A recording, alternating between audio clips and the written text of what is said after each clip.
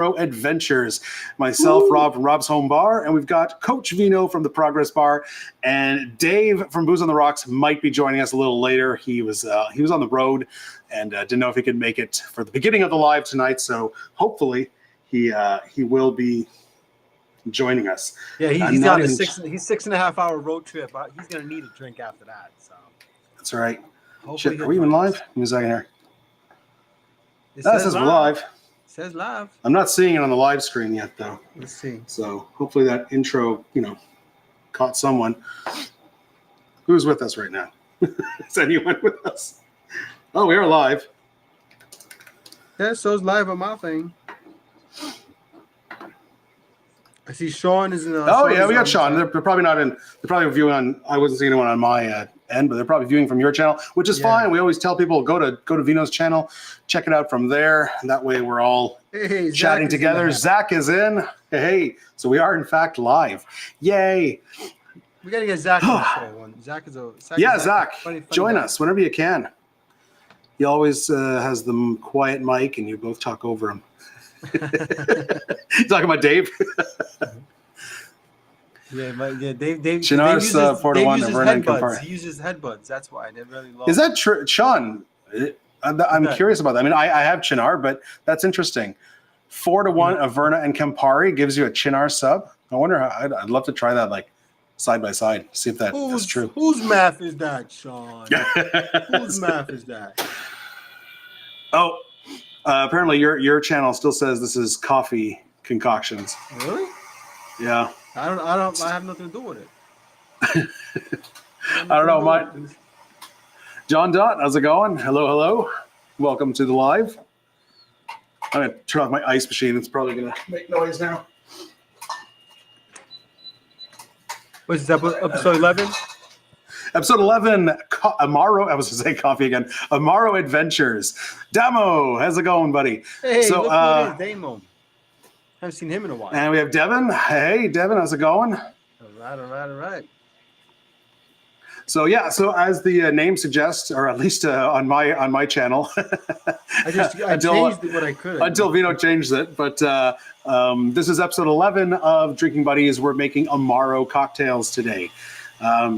Actually, if you're following, if you're subscribed to Vino's channel, he's been doing a series of Amaro cocktails. Sorry about that. You're going to hear a buzzing for a while until the ice machine goes through a cycle, then it'll shut off. You're probably hearing that big buzz. That's me, guys. It'll go away in a couple minutes. But anyways, yeah. So Vino, tell us about your Amaro series. Oh man, it's been super dope, man. Just trying to, two things, two observations. Number one. Goddamn, Amaro's delicious. But number two, that's true. There's not a lot of cocktails for Amaro. I mean, it's like Montenegro and Chinar probably have the most, and Averna, but Nonino, Lucano, Mali, all these other ones I have. Man, it has been a trip to find some. Zucca has a few, but not that many either, man. You gotta look for Rabarbaro. Recipes, because it is a Rabarbaro. It's made from rhubarb. There's a few others. There's a few other Rabarbaro. I can't name them. I remember Pete did a video on different Rabarbaros. Yeah. You kind of have to look up for recipes specifically using a Rabarbaro, not just Zucca, because you'll find like two. For Zucca. And that's the thing about Amaro, right? I mean, they're different, obviously, from each other based on the different kind of herbs and roots and spices that they use. But there's enough similarity where you can usually swap them out. Some of them are really different, obviously, Campari and Amaro are Amari, but they're kind of the outliers, yeah. But they're aperitivos, right? They're like 4 meals. Most of the other ones are digestivos, so they're like for after eating. So they got the dark caramel color. They got different kind of roots that they use. But even like Nonino, I wouldn't put it in the same category as the Averna. There's actually if someone here can go on Reddit and find and do a search for this. I found it a while ago. I don't have a link because I found it a while ago. Someone made a list on Reddit that basically listed like all the Amaros and which ones are substitutes for which. So which ones are similar enough that you can sub one for the other. For instance, Lucano and Averna, I find are fairly they're very swappable. But I wouldn't sub like Zucca for Averna because it has that strong rhubarb taste, or like you said, Nonino is still in the bitter sweets, but it's quite on the sweeter It's end. definitely on the That one. sweeter side, yeah. But it's not Aperol. You know what I mean? But it's not Aperol, yeah. It has more bitterness. Even like It's like Chinar to me, I mean, like Chinar. Chardonnay's pretty different. Chinar's really, it's only like 16% ABV, so it's actually quite low ABV. It's just super bitter, so it makes up for a lot how sweet it is. You know, because like Sean is saying that. Was that? Yeah, sorry, I think Sean's saying he found that list on Reddit.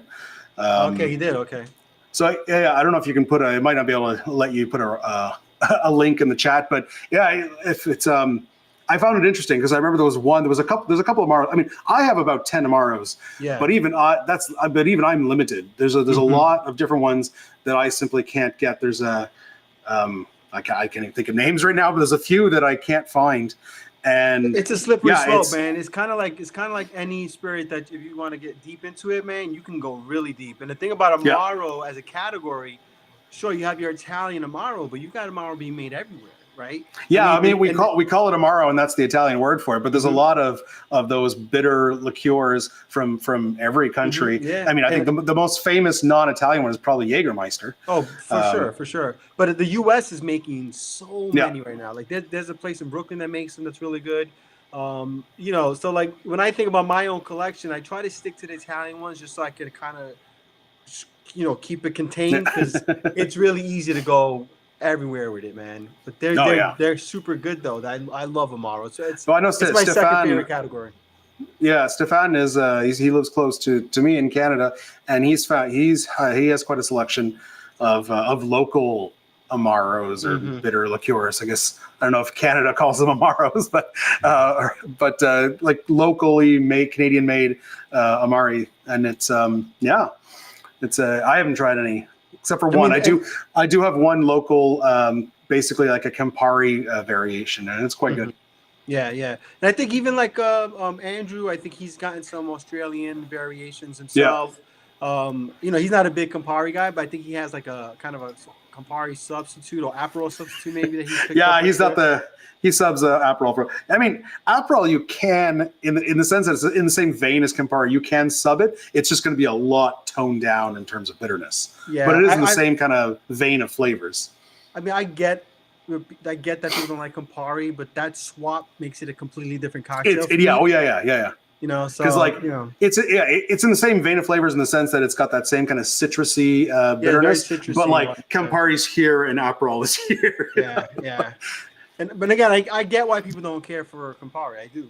I think it's you know what? What's funny though is that I remember reading an article a couple summers ago, and it was talking about how the Aperol spritz, and the Aperol is like significantly less bitter than Campari, but it's still bitter. It's still an Amaro. And there was an article saying, I forget what the title was, but it was like, can we all agree the Aperol spritz is terrible? But it was obviously I like the Aperol spritz, but it's good. I think what the article was the point of the article was basically because there was the summer where the Aperol spritz became famous, and all these bars serving it were showing these beautiful photos of, like, you know, a wine glass with a nice orange drink with it's bubbly and there's like a nice orange slice. If you're not someone who's into cocktails, you look at that and you assume this is going to be a sweet drink. Yeah. And so you order it because it looks beautiful, it's colorful, it looks fruity, and you order it and then you're like, oh God, that's bitter. So I think a lot of people, it became so famous because it's a pretty drink, but a lot of people didn't realize that it's a bitter drink. You know what's really good is the one that Livio talks about a lot, and he actually went to the place they invented it, is the Spagliato. The Negroni Spagliato. That's basically a Negroni with champagne. Have you had that one yet? Yeah. Oh, it's really delicious. No, that's the one that there was the actresses from House of the Dragon. Really popular. It got popular because of one of them said it was their famous drink. They're like, ooh. I totally forgot about that. Yeah. Everyone on TikTok was making. I pay attention to hipster mainstream. I think I even made a video with it, and like it just. Like everyone on TikTok was basically just like just duetting the video. So their videos playing, and meanwhile I'm making the drink, and it was a way to get cheap views. if you want to join the chat with everybody else, go over to my channel. So if you're on That's Rob's right. channel, head over to my channel. Everyone's on the chat there. Also, what Because is we can everyone- see all your chats, but if you guys are on different channels, you're only going to see that channel's Yeah, chats. you won't be able to talk to each other. Also, what's everyone drinking tonight? Put that in the chat, all right, guys? I know Also, what Matt's drinking. what's your favorite Amaro? If you might not be drinking Amaro tonight, but what's your favorite Amaro? Yes. Well, Rob, do you want to start things off or what? Let's do it. You want to start, or you want to? Yeah, I'll do it. I'll start. All right. So I'm making something called the Boo Radley. The Boo Radley. Yeah, I've had this. And he's before. character from To Kill a Mockingbird, right? Yeah, yes. Delicious cocktail. I've had this before. But what I'm really excited about is it uses cherry herring, which I love, but I haven't used that. I think I gotta say, man, it's been almost a year probably. So I'm really happy to be using that tonight. Mm-hmm. It is one of my favorite. Cherry liqueur is nice. Cherry liqueur is good. I made my own cherry liqueur, and so I've been using that ever since. But cherry herring in particular is. I've never had the cherry herring because it's not available here. I had the Luxardo. Luxardo makes the cherry. One is delicious. So the Sangue Morlaco. Yeah, that was really good. Yeah, man, so it's not the maraschino. It's no. This one is a proper sweet cherry liqueur, and it's very nice. Cherry brandy. I like all Luxardo stuff. The apricot liqueur is my favorite one. Luxardo makes damn good stuff. Super quality. Speaking of Italian, liqueurs. Yeah. I've been trying to get their bitter Bianco, and it used to be available locally, and I missed my chance. I think it's used in making like white Negronis, so it's not a gentian liqueur, but it's in the vein of those white bitter liqueurs. Yeah. The bottle's dusty, like I said. I haven't used it in years. It's all dusty. So 2 ounces of bourbon. I'm using Old Granddad. Doing the 3/4 ounce of Chinar. Oh, we got Angry on the line. Oh yeah, let him join. Bring him in, guys. All right, we are bringing in Andrew all the way from Australia, the other side of the world, Australia. This is Andrew from Angry Cocktails, and it's just lunchtime for him, so he's joining us and going to be having an early drink. Day drinking. It's 1 p.m. Those 1 Aussies, p.m. Those Aussies got ice running through their veins. I'm not going to go hard, but I'm going to have a drink or two. And you're heading into summer. I always find that weird too. You guys have Christmas in summer. Yeah, sometimes like 40 Celsius over 100 Fahrenheit. Which is interesting though for a content creator, right? Because Andrew's making fall cocktails because he knows the audience is American. Yeah, it's true. It's true. Yeah, 75% of the audience is Northern Hemisphere. Yeah, exactly. So you have to like pretend it's cold and you're making like drinks to warm up. Ooh. Meanwhile, it's 40 outside. All right. So how's the Boo Radley? That's super delicious, man. A great after dinner cocktail. It's got that sweetness, obviously, from the Chinar and the cherry herring. The bourbon has a sweet corn flavor to it. It's really nice. Really, really good, man. It's a good dessert cocktail. I love it. Love it. What's a dessert, eh? And what's in it again? You've got not dessert, but like an after dinner cocktail. So bourbon, Chinar. I guess the Chinar and the cherry are going to give it enough sweetness there. Oh yeah, I mean, I think we're looking at. Look at it. The cherry herring actually is even higher than the Chinar. It's 24%. The Chinar is like I think 15, right? 16, yeah. So. And then obviously bourbon has a sweet flavor profile. Yeah, so it's got that sweetness there. So it's a good. It's definitely when I say dessert, I usually have cocktail for dessert. I don't really.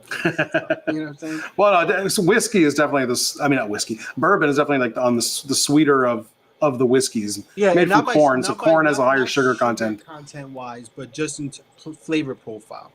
Well, and because corn is sweeter than most grains, right? So. Yeah, exactly. Yeah, so super delicious. I think Rob said he loves them, Boo Radley. His dog. Boo. He was like the monster, right? In or like not the monster, the one that kids thought was a monster, like the weird guy. He lived in the house, whatever it was. Right? It's been a long time since I read that. I know it's been a while. Yeah, it's a good. I remember the movie too. It's a good movie. Yeah. Now, see, I have a ton of Chinar. I don't know. I've got maybe 15 bottles of Chinar. Oh, but not Chinar. Of I Amaro. was gonna say, holy crap. I would. You want to run out of Chinar. I've got 15, maybe, I don't know, 15 and change plus some small ones of Amaro, but I don't have the Chinar 70. That's the one I don't have. Is that a higher proof? It's a higher proof one. Yeah, Okay. I've never had it, never tried it, never bought it. I will eventually. I wonder what's the. I mean, I feel like that's kind of a gimmick. The Amaros that just have our liqueurs that just have a higher proof. Because I mean, unless you're drinking it straight, you're gonna mix it with a spirit anyway. So does it make a difference having a higher proof?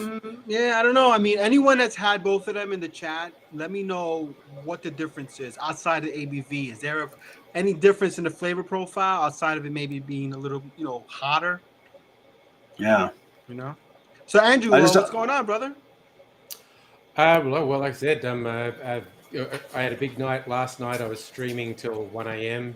Oh I man. got up, had an energy drink. It's all good. Now, Andrew, have we spoken as on this chat yet since you reached 1,000? Have we? About a month ago, yeah. Okay, we did. Okay, well, congrats again anyway. Oh, you did. That's awesome. I don't know how it's frustrating when guys like that aren't already there. You know what I mean? Andrew's been putting so much damn work on this channel, man. Sean wants us to do something. Is it time? We have to do our. That's the Is it official time? sponsor of the channel. The unofficial sponsor. They haven't given us anything. Do they have this in Australia, Andrew? I think they do. I think he's going to get it. Smith and Chinar. Yes, Ooh, there we go. Hey, let's do a shot of Smith and Chinar for the end of the live. We'll do that at the end of the live. Actually, that's probably okay. At the Well, we end, did- that I was was- like 2:00 when Andrew's doing it. Yeah. Well, I mean, I remember last year. I forget which live it was. Around this time, though, we had done which would have been appropriate for today. We had done the Ferrari shot, which is just a 50-50 mix of not Chinar, of Fernet and Campari. And I remember thinking it tastes like Christmas, and I was like, we should do this in December because it's got it's got the citrus notes from the Campari, but then it has that little minty quality from the Fernet, and it was like very Christmassy. But yeah, Smith and Chinar sounds interesting. Hey, Janda, when are you gonna get back on the tube, brother? I know you made a move. I think I've seen you do some TikToks. Ticking the talk. I haven't seen you on YouTube yet. What are you doing, Rob? All What right. are you drinking, brother? I am going to make. I'm going to get the screen going here. I wish this thing was a little faster. The Zucca Sprezzatura. I hope I said that right. This is one of the only Zucca drinks I was able to find. This sounded cool. It's basically a highball. We're going to be doing Zucca and Scotch, and then some grapefruit bitters, and we're going to top with a bitter lemon soda. So I just get some ice in my glass. I'm going to build this directly into a Collins. Now, Andrew, I was telling them about your disdain for Campari. Now you have like a Campari subs, right? Some Australian. Yeah, ones, some right? local ones. Yeah. And how bitter are they compared to interesting. Campari? They're kind of Aperol level bitter. Aperol level, okay. Yeah, because I can handle Aperol. Campari is just too bitter for me. I just don't enjoy it. When's the last time you had it? Oh, a long time because I don't like it. Yeah. you haven't tried hard. exposed. Stop trying to get them to drink it. It's such a Melbourne drink. Like bloody Negronis are the hipster Melbourne drink. Everyone drinks Negronis. Is it? Yeah. Yeah. And a place where me and Mrs. Angela are going, they're really into it. I think the owner's Italian, and he had like Negroni week, and they had all these variations, and they were really creative. They all had Campari in them. And we tried 3 variations, and we're just like, no. Wow, nothing. So have you had like a Jungle Bird or something like that? That's not too Campari forward. Didn't you make a variation to the Jungle Bird once? Yeah, but that's no. I'm saying, has he had a traditional Campari With Campari, okay. I don't like a Jungle Bird with Campari. I have had it. I think like it. Sean was pretty adverse to Campari for a bit. I don't know if he got into it. I think he is. I think he likes it now. Sean, can you confirm? I think you do like Campari now, right? Yeah, like I said, I've got a couple of subs, so I just stick with them anyway. So, All right. Do you have Aperol itself? I actually don't have Aperol anymore. I'm just going with local ones. You know me and my obsession with local. Yeah. Uh, I think It's that's always awesome, good. I man. love finding local stuff. Yeah, yeah, seriously. I'll pull some out of the mysterious cupboard of mystery. That's where all my liqueurs are. All right, here we go. This is the Zucca Spezzatura. So let's give it a try.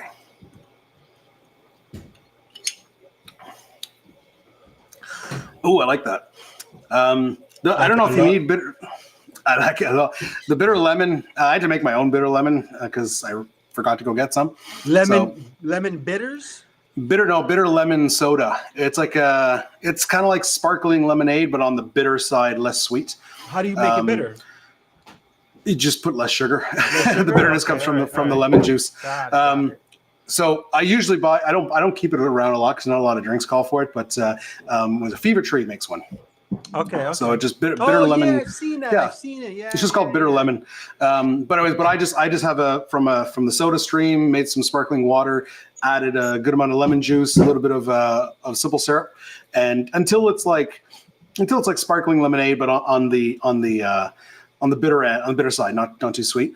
I'm sure the Fever Tree might make this taste slightly different, but I definitely get Scotch up front, and then like sparkling throughout, and it's nice and citrusy. But then that Rabarbaro Zucca flavor that's almost like a Coca-Cola, like a bitter Coca-Cola flavor, hits on the back, and it's really nice. Oh, nice.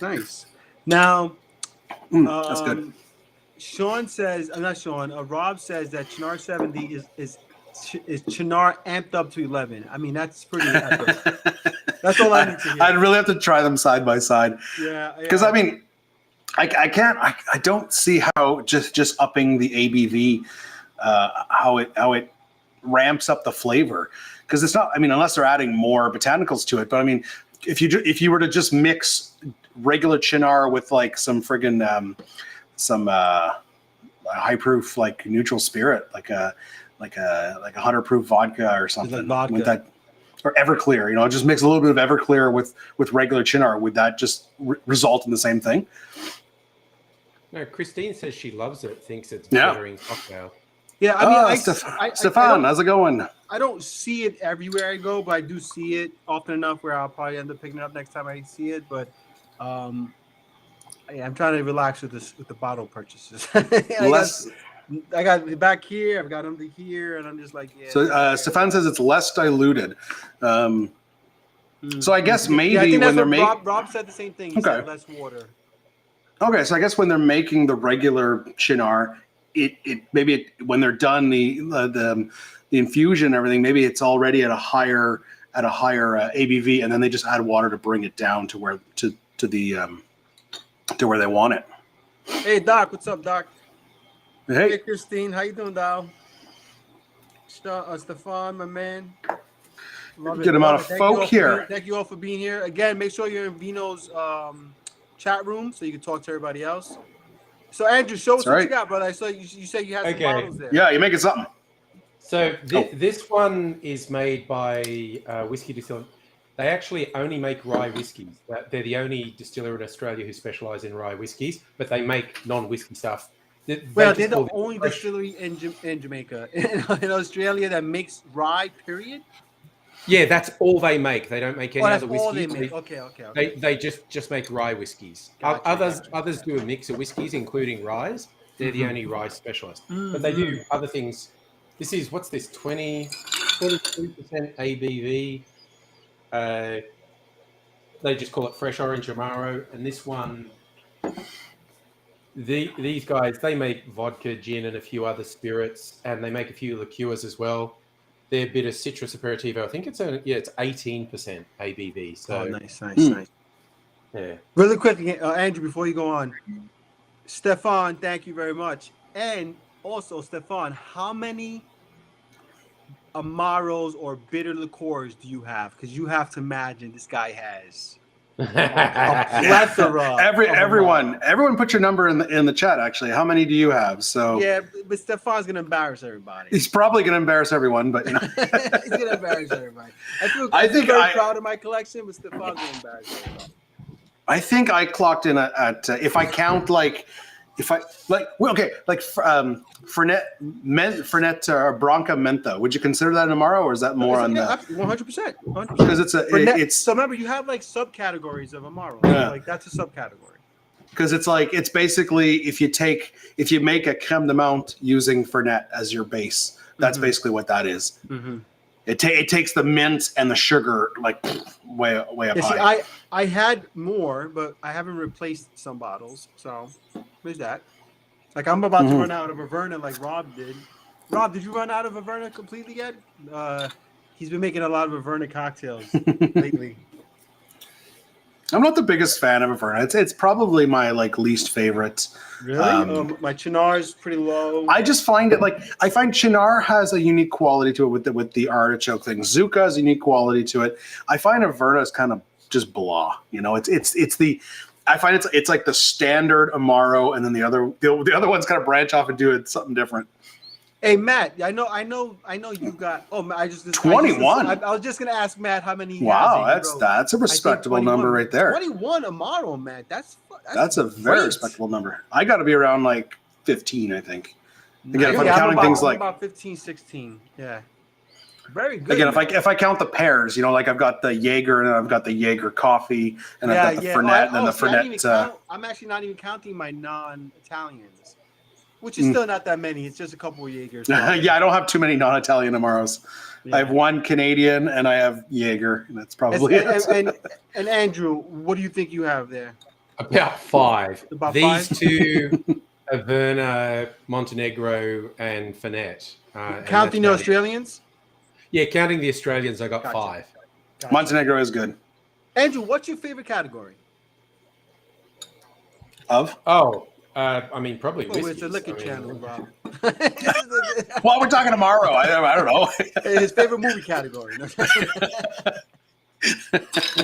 Could have been anything. Cocktail. You're right. Yeah. I actually made a really Amaro forward one recently. I think I found it on Difford's called Black Magic. And it was 2 ounces Amaro, Montenegro, 1 ounce peated whiskey, third of and an the banana, right? Yes, I've made that one. That one's really good. I love that one. Yeah. Andrew, actually, Rob, if you like the cola notes in Averna, get a bottle of Zucca. It's got intense if you want cola, you drink Ramazzotti. Like that's like drinking a bottle of Coca-Cola. Is it? Like I find this has strong cola notes. Maybe it's the rhubarb, but I don't know. That's like mainly what I get is cola. Yeah. So Andrew, what's your favorite category of spirit? Oh, whiskey. Yeah, whiskey. What's your sub whiskey favorite? Yeah, sub like whiskey. What? Like rye, bourbon, Scotch, like whiskey, gin, rum. No, but like what? No, but like within whiskey. Within whiskey. Oh, okay. Australian whiskies tend to. Should we get like an English translation from America to Australia? That's what I was about to say. Australian whiskies are usually following either the Scotch distillation style or the Irish distillation style. Mm-hmm. Those are the main two. Yeah. I've got some try and do the bourbon style, like they follow all the rules for bourbon. Using what grain though? They do that. Well, if they're doing bourbon, it's gonna be corn. Using corn or using another? It's got to be corn if they're making them. Yeah. They'll actually do the mash build will be a bourbon mash. Oh, wool. Okay, I wasn't sure. Remember, bourbon also you have to use the new oak and stuff. You know, new oak and new oak, and they tend to use X something barrels here. Does Australia spell whiskey EY or Y? Depends who's making it. Generally, does it? Y. Because I heard, I don't know if there's truth to this, but I heard that the rule was if you're following the Scottish tradition, it's Y. If you're following the Irish tradition, it's EY. Oh, really? Okay. With the proviso that there could be a big gap in my knowledge, I don't think that's enforced. Jeez. Hold on really quickly. First of all, my man AG is in the house. AG from the Boogie Down Bronx. Also, Stefan has 37 bottles of Amaro. Hot dog. Wow. Nice job. Stefan, you have more bottles of Amaro than most people have. Don't be embarrassed by that. Yeah, I know.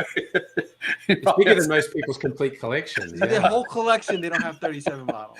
I might have that many whiskey bottles. I'm not sure. So. Wow. I feel like I have a very even distribution of stuff. Mostly Surprising- bourbon and Amaro. Surprisingly, in the last especially last year, I think when we started, got down this YouTube thing in 2021, 2022, especially talking to Steve the barman, my rum collection actually exceeded my whiskey collection, and I got really into rum. I really enjoy rum, but I found that I really only really enjoy Jamaican rum. I like other rum. It is fantastic. But I only really like Jamaican rum. So Jamaican rum is the Scotch of rum. Was that? Jamaican rum is the peated Scotch of rum. Jamaican rum is fucking unbelievable, man. I love the stuff. So at this point, I've stopped collecting the other islands and stuff. Yeah, I mean, but even like Appleton or Hampton Estates, like all of them. But it is nice to see the difference. Like profile, man. Like Demerara rum from Guyana is so unique. It's so different. It is. It's good stuff. It's all good stuff. Yeah, but it's all I good just stuff. My preference is definitely Jamaican. Oh yeah. So at this point, I've got a bottle for almost every category of spirit. So now when I'm adding on, I try to stick to usually Amaro, Jamaican rum, and bourbon. Like I don't add on much else. Like I'm not buying more tequilas. I'm not buying more. I've been getting into in the last year. Like I did rum in 2021, 2022. Last year I've been trying to explore tequila and mezcal as much as I can. It's hard in Canada because there's a whole country between us and Mexico. So getting it here, they're very expensive and there's not a great selection. Mm-hmm. I've been watching a lot of Louis videos and he's like suggesting some, like, oh, I can find it. Oh, I can get that one. Okay, get that one. They're good. They're good, and there's a nice like variety within that category. Gin is the one category that I don't care for that much. I've got a couple. I've got about 4 or 5 gins. I got a couple that are quite different. One's more citrusy, one's more kind of junipery, and then I've got an Old Tom, and I've got an aged gin, and like that's. I don't care to explore more than that. To be honest, I would say I enjoy gin more than tequila. I've just never been a big tequila guy. I mean, and I've drank some really good tequilas. It's just it's a good spirit. It's fine. It's just not my favorite spirit. I'd much rather have a good gin. I like this comment here. I have a shitty. What? No vodka collections? No, but look at Matt. Matt goes, I have a shitty vodka collection. I think Tim is the only one with a vodka collection. Well, I find it hilarious to kind of argue with vodka connoisseurs, and they're like, oh yes, there's slight nuances, and you need an educated palate. And I'm like, dude, have you tried whiskey? You're gonna get a little more flavor, I had a worse one when I made a video shitting on vodka cocktails. I had 2 people get upset, but they were trying to claim that vodka brings something to a cocktail. It doesn't. The only argument, and there's a bartender on TikTok that she did a video on this, and she had a decent argument. She had a decent.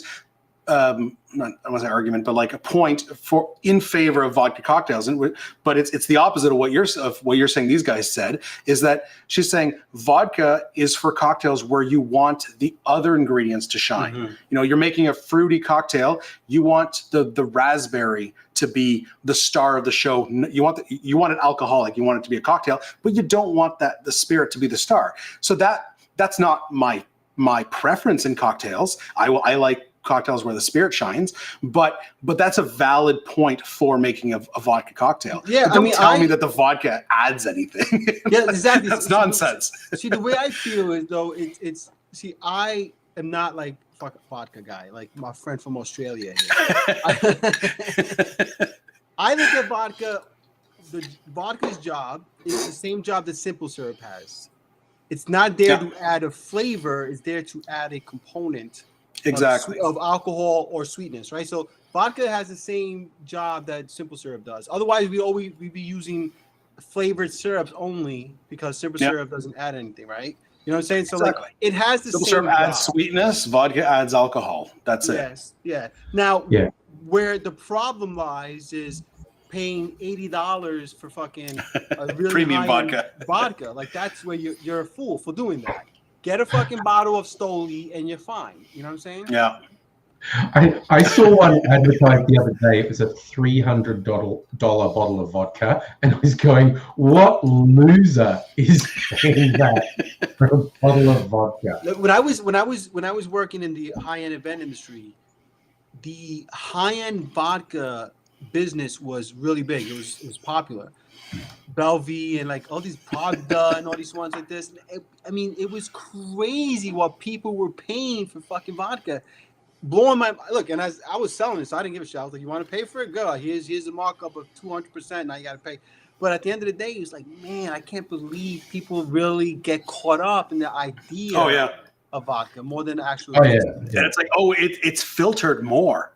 Like I can They understand. take out, they're stripping more of the flavor from. Yeah, well, I can understand like if you like a really cheap vodka that is not filtering enough. Like you want the vodka to be at a point where it does not harsh. You know, the whole idea of vodka is it's supposed to taste like nothing.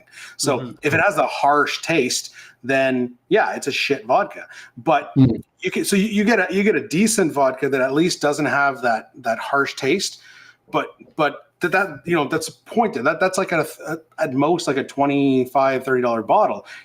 Anything above that, like you're just getting robbed. Yeah, I mean, once you get to the Absolutes and the Stolis of the world, like you're getting some really good vodka. Usually this is all you're ever gonna need. You're good. Like you don't need to go much further than that.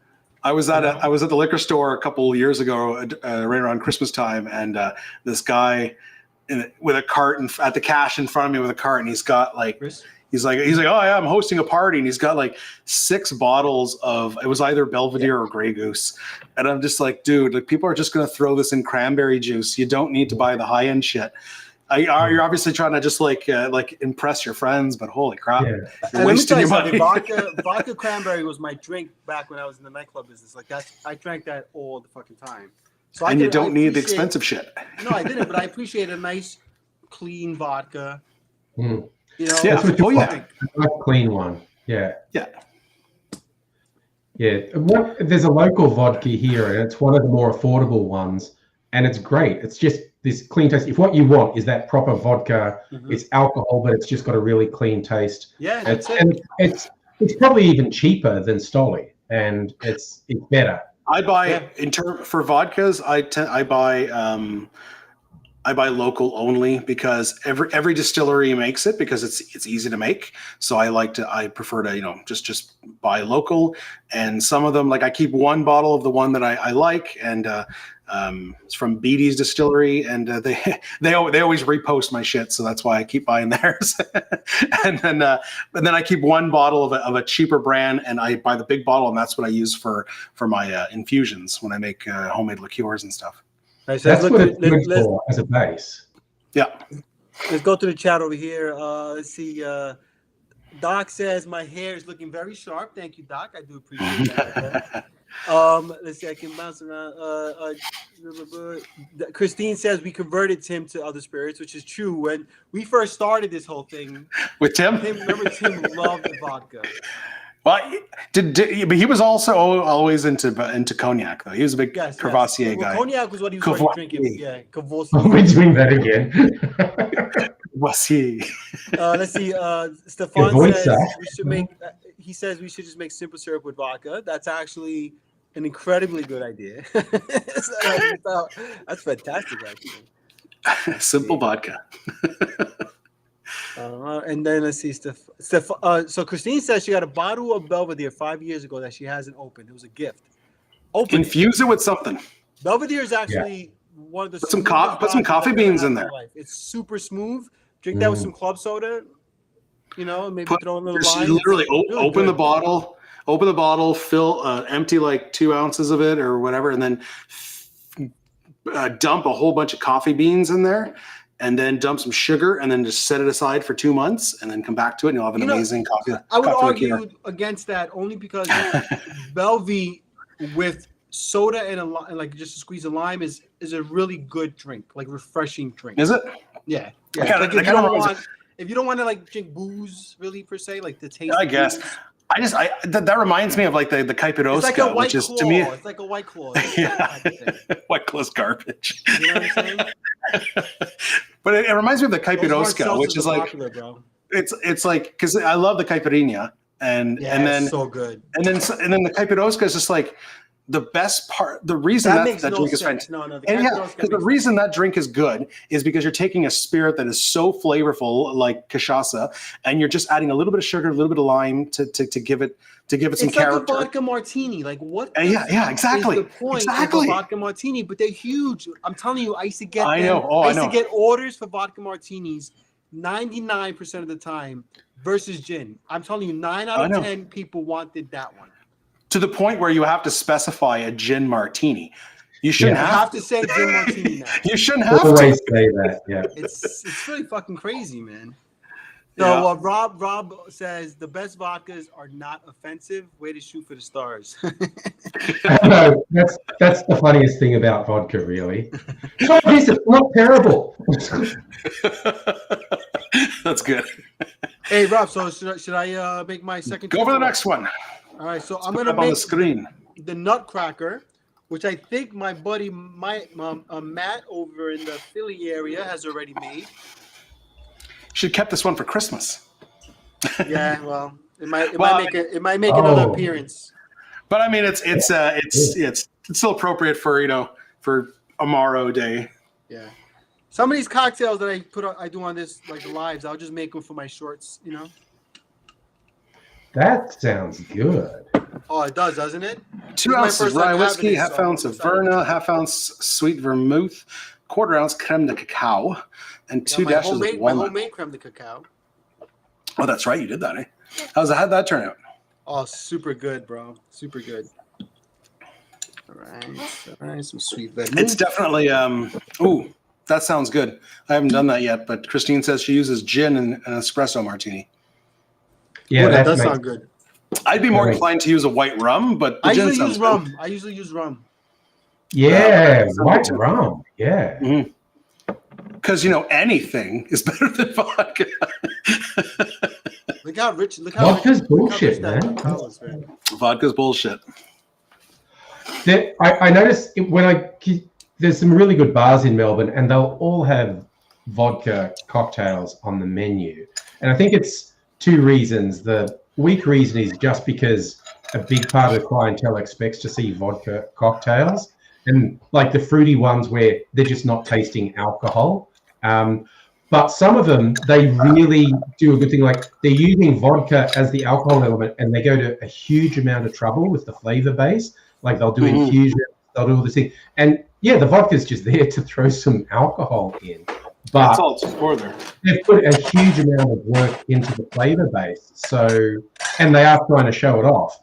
So I'll give it to them when they've really worked on the flavor base and they just throw vodka in to make it alcoholic. I remember, a long time ago, it was actually for my brother's bachelor party. We went to a martini bar in Ottawa, and I mean, this is before I was into mixology, so I didn't know better. But thinking back, I'm like, they right at the top of their menu, they had the standard vodka and gin martinis, but then they call themselves a martini bar, but then they have like 50 different martinis. All of them are just, it's only called a martini because it's served in a martini glass. Like, yes. They're just random concoctions of the most ludicrous things you could mix together. I remember one of them being vodka, and then blueberry syrup, Red Bull, and I'm assuming there was a citrus in there. I don't remember the actual. I just remember blueberry Red Bull vodka. Those are the main components of this monstrosity. And again, because it's only called a martini because it's served in a martini glass. That's the only reason. All right, guys. So here's my nutcracker. Cheers. Here's Vino's Nutcracker. Sorry. And That's interesting. I don't think he likes it. No, it's not a bad cocktail. It's really subdued. I'm really surprised by how subdued it's hit. What's subdued? Like the Amaro? I feel like interestingly enough, I think is the rye. First of all, the rye is super subdued. I'm not picking up any of those spicy notes or nothing like that. It's very, very subtle. A little bit of the vanilla notes in it, but this is definitely sweet vermouth, Averna, back end creme de cacao. But then you get like this coating of those walnut bitters, which I love. That's that maple flavor you get. Yeah. Yeah, it's nice. It's an easier cocktail than I think the other one, and so I'm a little thrown off by that. Is it kind of like I've made cocktails in the past where I can't think of a specific example, but where it's a stirred cocktail, it's all booze, but somehow the ingredients kind of work against each other, and everything just kind of seems like, even though it's all alcohol, it seems like diluted, toned down. It does. It's toned down, but in Yeah. a way, it's kind of like I'm fucking with it. You know what I'm saying? Like, you know what I'm saying? Like, I feel like I write this, I take it, throw on some jazz music, bro, and read a book. And just, you know what I'm saying? There we Like, go. it's that kind of cocktail. Yeah. The second sip was actually The second sip was better? than the first one. Well, there's that. Maybe it takes a while for the flavors to make friends with each other. No, you know, I dig it. I actually really dig it. I really dig it. Okay. You got to remember too, the first cocktail had a cherry herring and chinar, so it was bitter and spicy, right? Yeah. This one doesn't have none of that shit. Averna is not big and bold. Sweet vermouth mellows everything out. You know what I'm saying? So like, it's a much more mellow cocktail. I'm actually really digging this now. That third sip even is getting better with each sip. Nice. Well, there you go. Yeah, it's getting better with each sip. I'm gonna finish this one for sure. I think. right. Let me see something. I think Matt might have. Matt, did you make this one, Matt? If you made it, what do you think?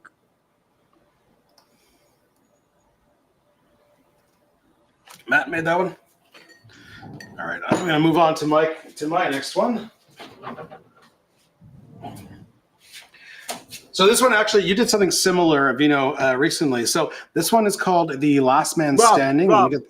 Really quickly, before you go, do you want to do a little trivia? Let's do it. Let's do a little trivia. Let's go trivia guys. first. We gotta do a little trivia. I haven't done it this season. I totally forgot right. we haven't done it this season. Well, then get going. All right, guys. So everybody in the chat, we're gonna do a little Coach Vino trivia. The first question, ready? What alcoholic spirit is found in these three cocktails? Gimlet, Aviation, and a Tom Collins. Oh, come on. And we can't answer that. Easing people in. Was that? You're easing people in. Yeah, I'm not gonna go. That's the second shelf. I don't know. I don't want to scare people away here. You know what I'm saying? I'm spinning a bottle right now, but I think only Stefan would get it because it's a local bottle. Of course, Stefan gets it first. Stefan knew the answer before I even started the quiz. Everclear. Technically, you could make those with an Everclear, but you'd be on the floor soon after. And technically, Everclear is just a really strong vodka. So, a technically neutral spirit, yes. Yes. It's Old Tom gin. No. What's gin? This quiz is like fucking. You know what the problem is when I know this audience is smart as fuck. So, you know what I'm saying? So like these questions are super fucking easy, man. All right, let's see this one here. I would imagine most people know this one. Ready? A southwestern United States cocktail with tequila blanco, lime juice, and Topo Chico is called what? What the heck is Topo Chico? What was the question again? A southwestern United States cocktail that is made with blanco tequila, lime juice, and Topo Chico. I don't even know what Topo Chico is. Isn't it? Was that? Yeah, there you go. Ranch water? Yeah, Someone- we're not ranch water. we're not supposed to answer, guys. I'm not. I'm just reading from what Stefan wrote. No, Stefan already I don't did. even. I don't even know what Topo Chico is. Yeah, he wrote ranch water. 20-second delay. How the hell is he knowing already? A lot of people don't like it. Iceman just said it was the worst cocktail. All right, here we go. Ready? Who knows this one? What is Topo Ready? Chico? Yeah, Topo Chico. Who said Topo Chico? No, but what That's is it? just Oh, who said ranch Dakota, water? isn't Who it? said ranch water? Is it- Hey, Wesley's in the house. What's up, Wesley? Is it? All right, It's kind of guys. it's kind of beer, kind of drink, Really, kind of soda. Really quickly, guys, if you're not subscribed to Andrew's channel, be sure to do so. Angry cocktails, do it. Angry Cocktails. Carbonated. Great. Oh, it's a carbonated mineral water, really? One of my favorite people on YouTube, guys. Make sure you subscribe. Ah, Vino thanks, vouchers for the guy. Vino vouchers for the guy. Hey, I'm a meat guy. Hey. Here we go, guys. We got another question here. Ready? A buttery nipple requires Irish cream Jesus, and what flavor of schnapps? that's just the worst name I've ever heard for a. Is that a A shot or a buttery drink? nipple requires a complete lack of self-respect. Let's see if Stefan knows this one. Come on, Stefan. What do you got? Shouldn't these be like Amaro questions? No rules, as Uncle Pete says. These No are the rules. wrong trivia questions, we know. Hey, listen, it's been a while. I didn't categorize. Butterscotch. Yeah, I'm with Wesley Wesley. knows- That's what Wesley I would have knows- guessed. That sounds obvious. That sounds appropriate. Yeah, it's always butterscotch schnapps, isn't it? With one of those terrible drinks. It's Something always tells me butterscotch. Wesley loves himself a buttery nipple, baby. So what's So okay? Wesley, have Can you you had a buttery nipple? Vino? Can you tell me what the whole drink consists of? I'm assuming it's a shot. Is it a Yeah, drink or a says- shot? It says Irish cream and butterscotch schnapps and nipples. All right. So is that how we're closing the episode tonight? Garnish With a butter nipple. If I had butterscotch schnapps, we'd be doing some. I have caramel liqueur, and if I add cream to it, it makes butterscotch Oh, schnapps. I So have I could totally do it. This is the first time Stefan didn't get one first. Yeah, he doesn't have buttery nipples. No buttery nipples. No. Oh Lord. All right, ready, guys? Here, ready? What popular 90s cocktail with a scandalous name is vodka-based and mixed with fruit flavors, including peach schnapps, orange juice, and cranberry juice? Scandalous name. Scandalous, guys. Scandalous. It's a vodka-based cocktail, very popular in the 90s. Trust me, this shit was popular in the 90s. What was that? What was the? Vodka-based, but it was mixed with fruit flavors, including peach schnapps, orange juice, and cranberry juice. And you could not sell enough of these in the 90s. I think I know, but I'm not gonna say anything. Put in the chat. Put in the chat, Rob. I don't really want to. Don't worry, the TSA is not watching them. Does it have another silly name? It's a silly name. Is When it you said is scandalous, it another body part? Oh, don't. Yeah. No, it's not. No, not fuzzy navel. No. Oh, it's not. Okay, that was my guess. That's not a why- fuzzy when you navel. said peach schnapps, I was assuming that. Yeah. When you said scandalous, I thought it was going to be a porn star martini, but that's not the No. ingredient. of a porn star Vodka. martini. That would be God, passion fruit. Passion fruit. I do not like that cocktail. It's not good. It's hyper. No, It's not a it's good so cocktail. Why is it sweet. popular, man? It's so That's because the thing bartenders have to make 100 times a night now. I mean, it's a flavor that works. Like I passion fruit with vanilla does work. Yes, but it does. it's so goddamn sweet. Like it doesn't need that much sugar in it. I actually, and it's funny because they serve it with the sparkling wine chaser. I think that's a good thing because that's my favorite part of the drink. It's the sparkling wine chaser. All right, guys. I'd rather just have that. if you guys give up in the chat, say give up. Say we give up. Say we give up. I want to see you say uncle. Say uncle, everybody. In the Say chat. uncle, type guys. Uncle. Uncle Vino. Let's go. Uncle Vito. They don't treat me so rough, Uncle Vino. All right. Well, look. The answer is sex on the beach. Oh, really? Oh. Okay. I didn't actually know what the components of that are. So. No, clearly. It kind of sucks though, right? Because like we all know. What was the question? Hey, mixing glass. How's it We all going? know the cocktail. That's what makes it kind of hurt a little bit. We all heard of it. I had no idea. Obviously, everyone's heard of that drink, but I had no idea what the components were. Again, is that here's a one drink or a that shot? you guys should all know. Everybody should know this. Ready? And Andrew, And All right, no, don't be quiet. I haven't jumped in. I haven't jumped in. I don't know. We don't have the Australian subtitles here. I just want to make sure you understand. What Just everything says shrimp on the Barbie. Says mate. I gotta say mate. Mate. What the fuck are you doing? What two? Ready? Here's the question. Hey, Joe. You call What's that up, a Joe? knife? Welcome. Oh, I see you know how to play Mikey Spoony. I got a spoon also. Andrew, what did you guys think when you saw like that Crocodile Dundee was how the world saw Australia? It was pretty surreal. Like even that ad he did, throw a shrimp on the Barbie. Every Australian looked at that and went, "What the fuck is he saying?" Like nobody says that. We call them prawns. It's like I can, as a Canadian, I can relate to that because everyone who's like, oh, Canadians, they say a boot. A boot. Yeah, a boot. No, we don't. No, we don't. No, he does. He says a boat. About, not a boot. Yeah, but Rob, you do say a. Yeah, but it's when I'm like asking a question like or like that was pretty good, because I want to know what do you think, like but we don't say it. But not at the end of every sentence. It's like, hey, how's it going, eh? Oh, this is good, eh? Oh, this is gin, eh? I've never heard Andrew say mate. I do. I will refer to mate. I think I've heard him say mate.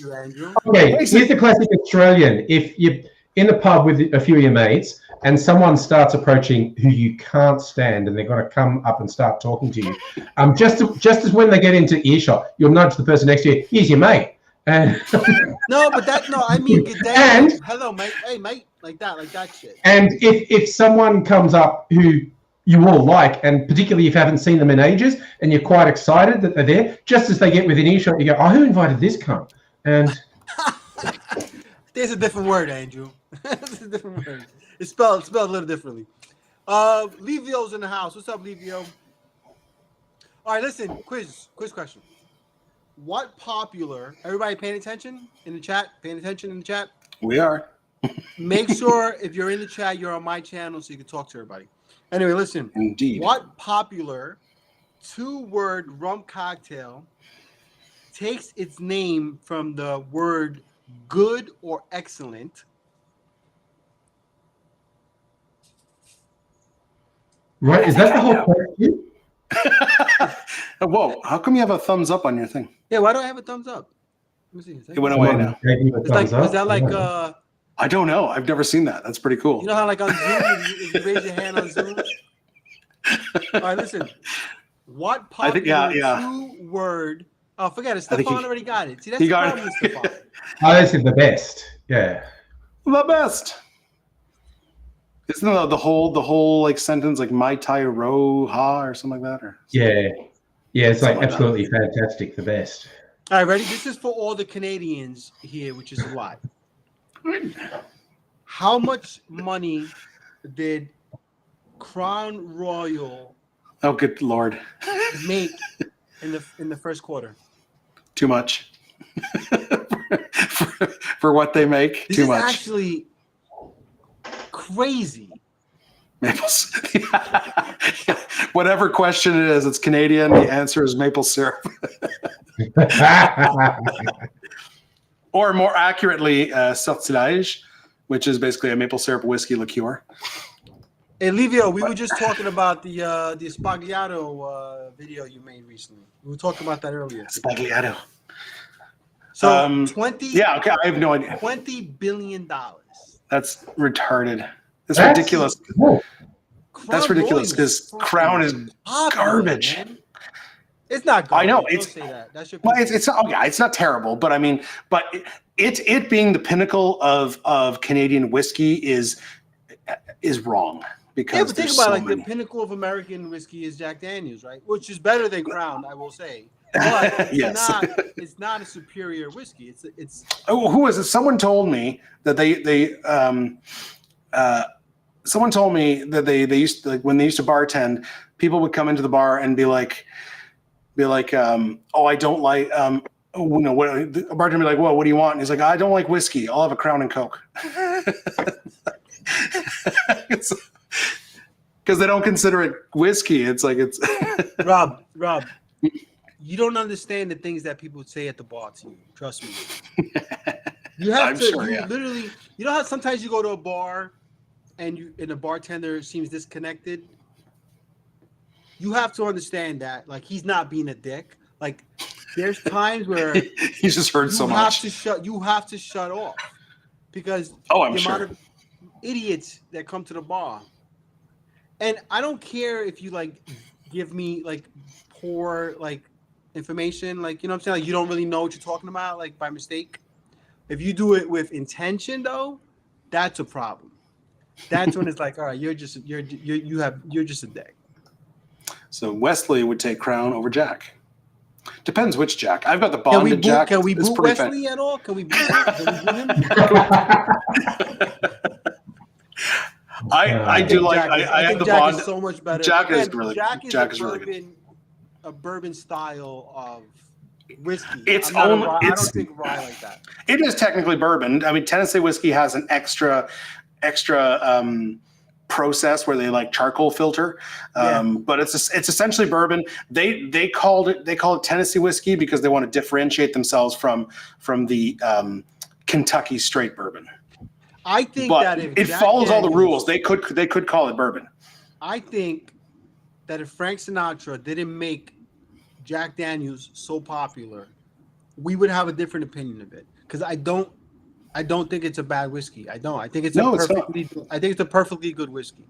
No, I mean, and same with Crown. The Crown is not bad. It's just that it's known as like a premium Canadian whiskey, and that it is not. But just like Jack though, like Jack has premium whiskeys. But Jack is not. Jack is not known. Some really dope stuff. I'm sure Crown does. But they don't. But they make a bunch of. You ever had Gentleman Jack? Yeah, I have had Gentleman. It's good. Good. Crown doesn't. I mean, Stefan. Correct me if I'm wrong. They make a lot of like fruity. There's like peach Crown, and then there's friggin' all these other fruit flavors Crown. That's what Crown does too much of. Yeah, they do. But they don't. There is one like premium Crown, but they don't do too much like premiums. They just stick to what sells. And like Rob just says, the JD Barrel Strength is really good. Jack Daniels has been making a lot of really good additions. I haven't tried the Winter Harvest. I could try that. Rob, this is funny. You got to highlight Iceman. He wrote I know a guy who made a robe out of. Okay, in the States, do they all come with bags? Because in Canada, they always come with bags. Yeah. No, here you don't get. You just pick a bottle off the shelf. There's no bag. Oh, really? No, some of them have bags. Like at Christmas, they have the bag. It depends on the wine shop. They may take it out and just put it up that way. Yeah, no. Here, the majority at Christmas, you can buy like the fancy gift set that's got a crown with the bag and it's got 2 shot glasses or something. But the rest of the time, it's just off the shelf. There's no bag. They keep that for you guys in the States. All right, I'm gonna make my next drink. Yeah, go for it. Unless you've got another. No, I'll do some more afterwards. Sounds good. Okay, so we are making the Last Man Standing. So this one actually, Vino, you in one of your recent videos, you did I made this. Was it this one exactly? Yes. Was it? Yes. Well then, I don't know. Yeah. Jen, I thought it was similar. It was different. I made this in a previous video, but not my Amaro series. But it's kind of like it follows it's kind of like it follows the same kind of template as a last word, but you had made one recently that was following that last word template, but it had no citrus. This one's kind of the same thing. It's got no citrus in it. Oh yeah. What was it called?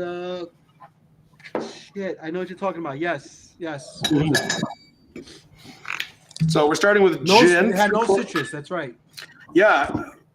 I found interesting. Matt, did you make that one, Matt? I'm pretty sure you made that one.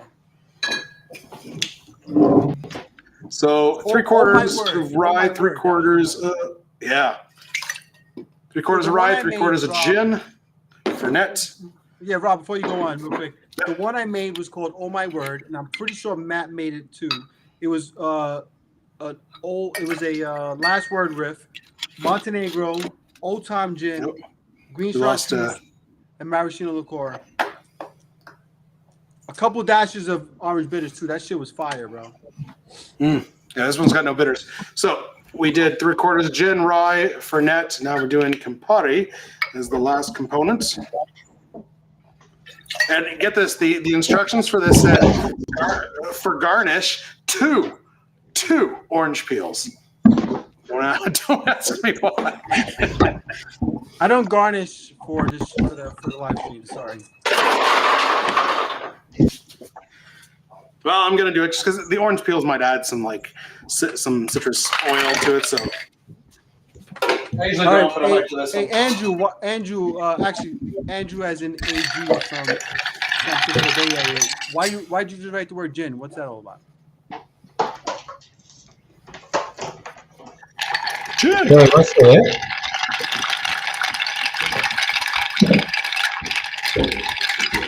Yeah, Matt, I think you made it, brother. But you make everything, brother. You're the best. You're the absolute best. Oh. Hey, shout out to Rob. That dude who makes some of my cocktails, man. I really appreciate that. I thought you were gonna shout out to me. You're pretty out already, bro. So I just kind of I sampled this from the spoon as I was finished stirring, and it definitely, let me get at that. I'm just gonna do one peel because I'm not gonna go crazy. But fucking cut my finger. Hey, there we go. Wait, did you cut yourself? Oh, Yeah. Got a new peeler. It's freaking sharp. Oh, damn. All right. Good. Oh man. I'm good. Garnish. That's Oh god, garnish got blood on it. That's literally why I don't garnish on the live. Yeah. First, not even drunk this time. First live injury. All right, so yeah, I did. We got a This doctor in the tastes house? like, because it's got the Fernet, because it's got the Fernet and the Campari. It definitely has the same vibes as the Ferrari shot. Oh. Good night, Wesley. Thank you for stopping by, brother. Always appreciate Cheers. it. Ooh, that's nice. Yeah, so minty, citrusy. Then you got the rye and the rye and the gin. Back up? I missed it. Put the specs back up. It's 3/4 ounce rye, equal parts, 3/4 ounce rye, gin, Fernet, and Campari. Okay. And yeah, it's boozy. Nice sipper. Hey, Livio has the perfect idea. Make a actual Bloody Mary. Make a Bloody Mary.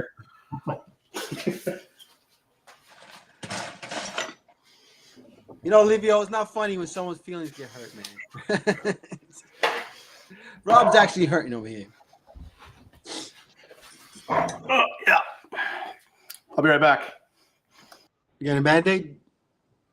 It's going to get some first aid. There you go. So, Andrew, what do you have? Are you drinking anything at all? Do you have like some coffee, a couple of seltzer? Well, I don't know. I tell you what. Oh, wait a sec. Where did I put my phone? Because Stefan put some recipes up there that I thought sounded really good. What time is it right now in Australia?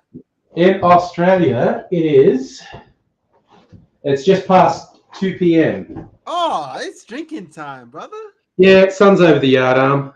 It's a weekend for you too, right? You're already in It Saturday, is. right? It's the weekend. It's Saturday. Oh, So you're in the future. You're in the future. Don't worry about it.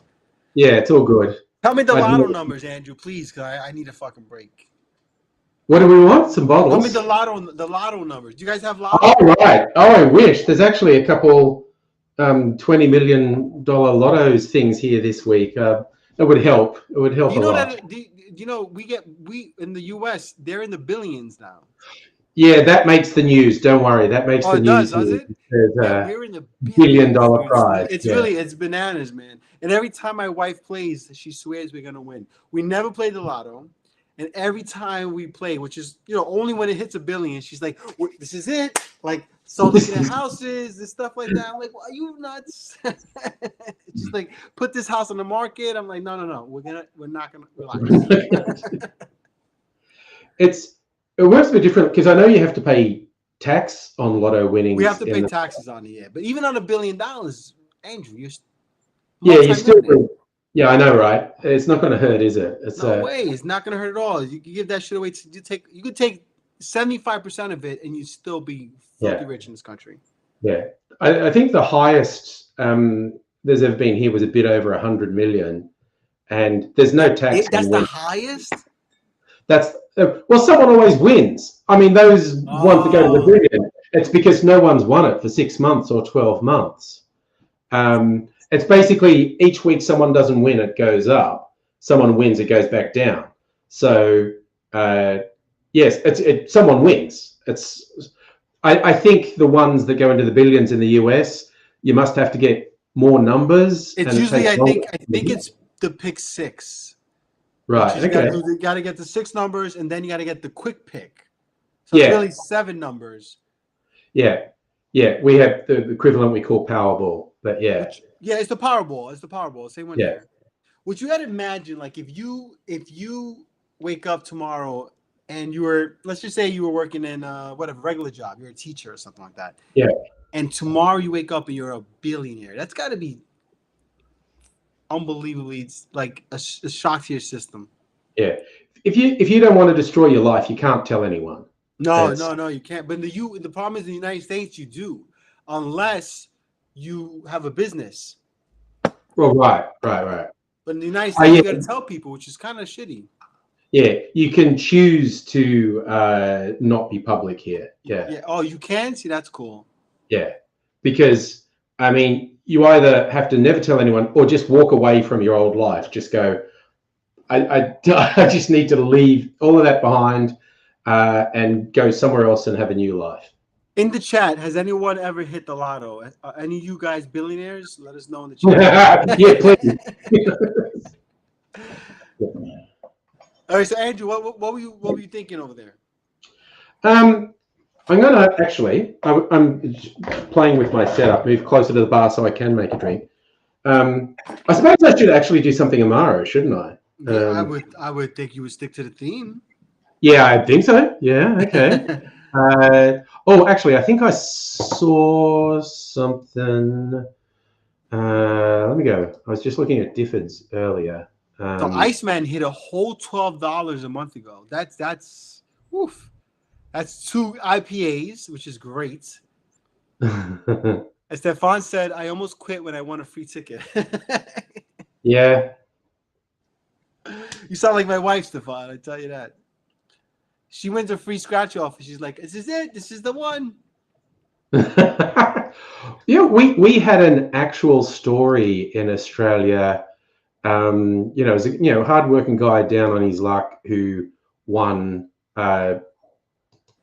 not like $1 million, but tens of thousands of dollars on a scratch ticket, and it's like turned his life. No, I think he got like a couple 100,000, and it was like a big thing, and they're like, oh, beautiful human interest story. Go into the chemist where you bought it and just reenact it. And so a guy actually bought a ticket for the camera. Those videos on YouTube. They're on YouTube.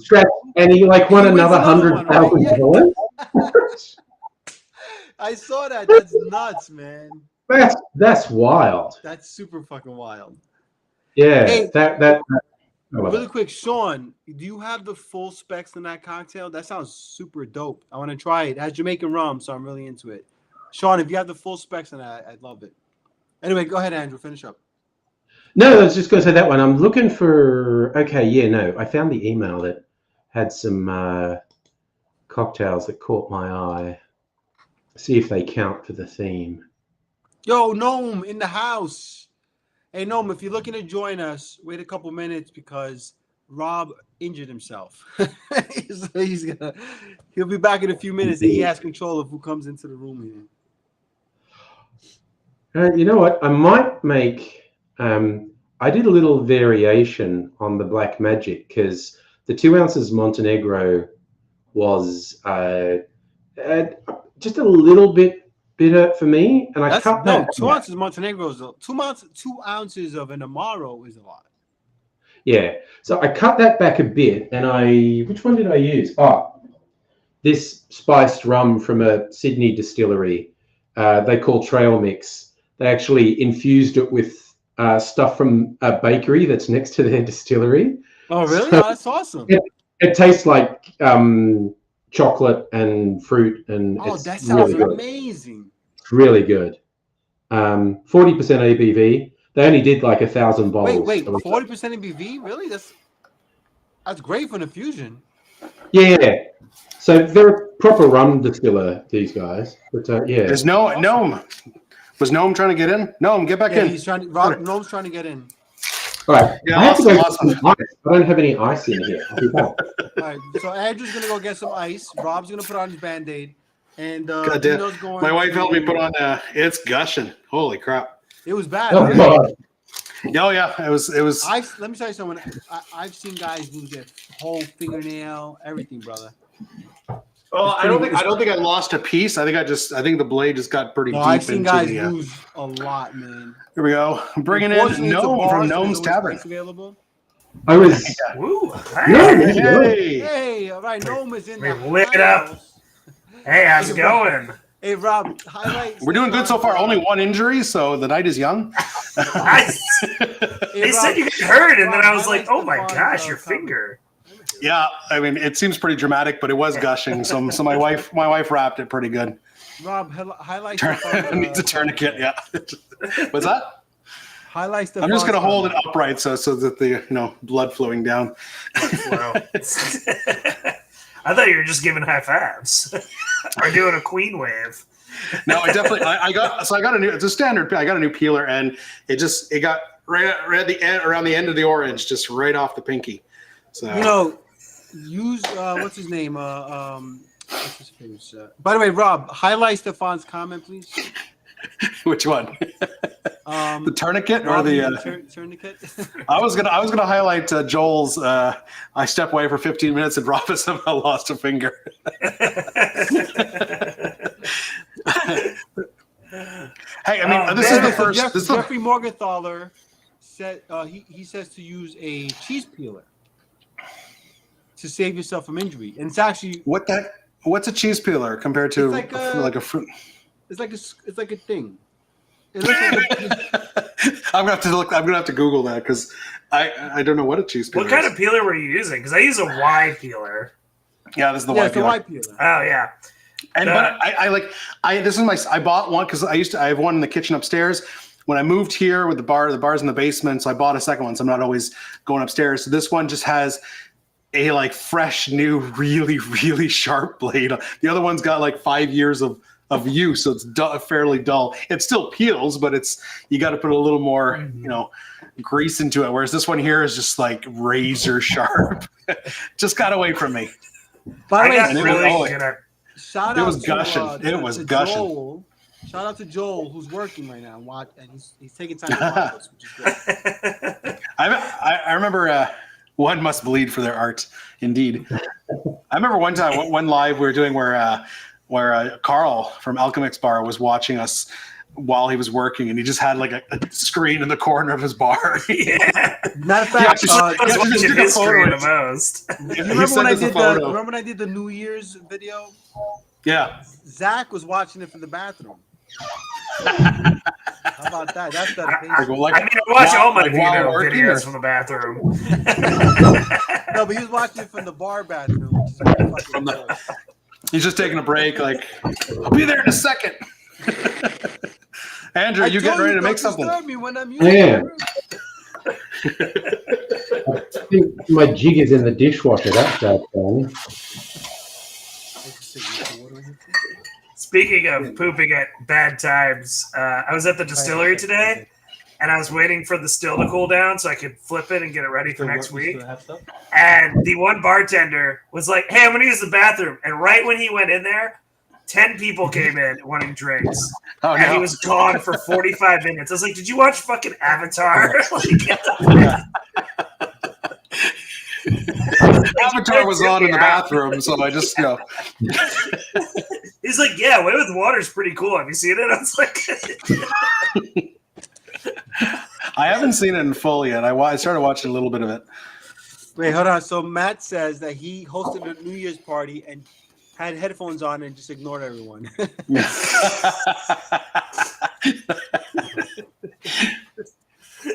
That's priceless. So, hey, no, were you working tonight? I was, yeah. We did our spirit run, which is our final run today. Oh, cool. Nice. And we are outselling our pace of rum, so we had to stay and make sure. Which is a good problem. Any new stuff you guys are doing? Yes, actually. Fun thing. Yep. I died. Plug your shit.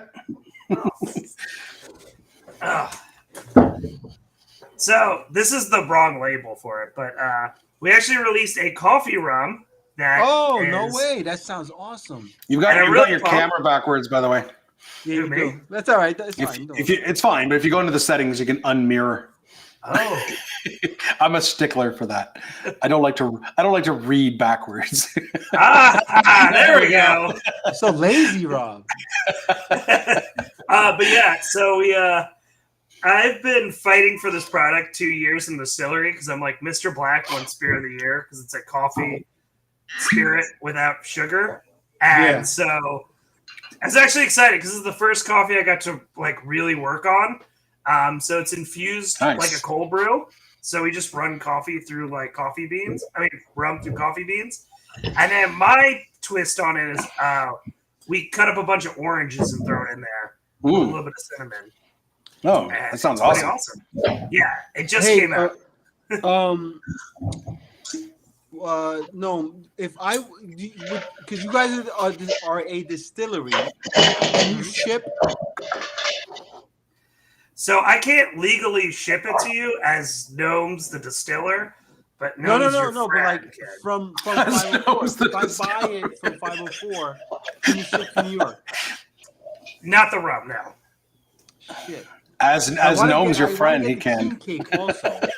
Yeah, as Gnome's your friend, I can ship it to you. Really? That's interesting. Okay. So the top part of Louisiana is very strict, and the bottom part is very loosey-goosey. And so to kind of appease them after Prohibition, that was one of the laws, was that we couldn't ship out of state without it. Even distilleries, really? Because normally the distilleries are the ones that can ship. Louisiana, you have to do everything through a distributor, which is annoying. All right. So wait, so like if I wanted a couple, like the coffee rum, for instance, when it comes out, I would just send you the dough and you would send it to me? Yes, I would have to personally send it to you as a friend. Okay, all right. So when it comes out, like holla at me. I want to try that. Yeah, I got the little bag, so I should start sending them out. Maybe I'll do it Thanksgiving. I'd love to try some of the rums from you guys. Yeah, I didn't realize that Matt. I gave him a bottle of King Cake, and he's like almost done the bottle. Yeah, I'm sure they're delicious, man. Yeah. It did win a gold medal. Iceman, what are you making her? His wife wants a cocktail. Ooh, what did Andrew make? Okay, so the variation on Black Magic. Normally 2 ounces of Amaro Montenegro. I cut it back to 1.5 ounces. 1 ounce of a peated whiskey. I use Talisker 10. Nice. 1/3 of an ounce of banana liqueur and 1/2 ounce of this spiced rum. And nice. It's tasty. You're really getting that whole Amaro thing, but these other flavors are balancing it really nicely. The spiced rum, that's not standard in the Black Magic, is it? No. This is, I cut back the Amaro 1/2 ounce. Yeah. Okay, that's a good idea. I like that. Yeah, because when I made it for my channel, and it's nice, but I thought the Amaro is just going a bit hard for my taste. And after I made the video, I went, something sweeter. I was literally just thinking sugar syrup, but I'm like, no, I've got some really tasty stuff back here. And I just went, ooh, the spiced rum. Yeah, spiced rum is nice. It's really good. It's not like, you have to think, there's another one that, that people turn their noses at spiced rum, but you have to think of it as a liqueur, not a spirit. If you think go into it like don't make a rum and coke with spiced rum, but like if you think of it as a No, but as a a rum and coke liqueur. with spiced rum is good. It's not bad. Yeah, but what I mean is like if you're doing rum and coke is a bad example, but if you're doing a rum cocktail, don't sub that rum for a spiced rum because it's going to throw off the balance. Don't make a Mai Tai with spiced rum. Spiced rum, yeah, it's going to be way too sweet and stuff. So, but if you use a spiced rum if you think of it as a liqueur instead of a spirit, then there's some great uses for it because it adds a lot of flavor. It adds a lot of those spices and stuff. Captain and Coke. Well, that's the problem is especially in Canada because Captain Morgan is so friggin' popular. People think that Captain Morgan Original is a rum, is like the pinnacle of rum. And it's like, no, it's not. Stop. It has its use for sure. Yeah, I mean, but look, at the end of the day, like, you know, people, the barrier of entry for alcohol is always something that we now look at as kind of like crappy, right? You know, most people start kind of shitty, right? It's like this. It's like you said, you know, 7 is 7 or whatever. You know, it's Long Island iced tea. It's like shitty stuff because it's cheap, it's easy to find. Everyone knows how to make it. You know, the fact that we're drinking super like complicated or sophisticated cocktails now is only part of our journey in this business. For sure. Oh, yeah. Absolutely. Oh, yeah, absolutely. Remember there was a video circulating the mixology world a couple of years ago where it was these girls on a beach and they're making this like one of those little, what do you call them, where you just mix every jungle juice kind of punch, and they're mixing a bunch of fruit juices, and then the only alcoholic component they put into their mix was Malibu. I saw that. So it's like your final, and they're making it like, ooh, look at us, we're gonna get drunk. It's like, yeah, you're not. And this is the thing.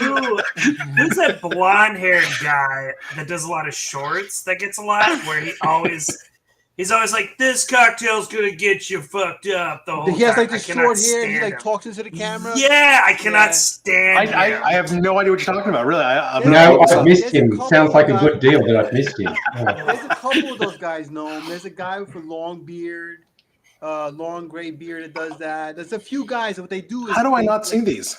It's just like it's a thing that blew up on TikTok, and a lot of them brought it to YouTube.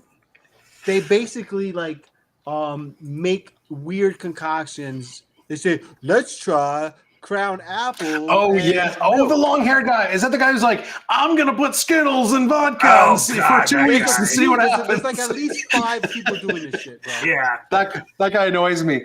And it's basically because I make liqueurs and he just puts Skittles and vodka, but somehow he gets more views than I do.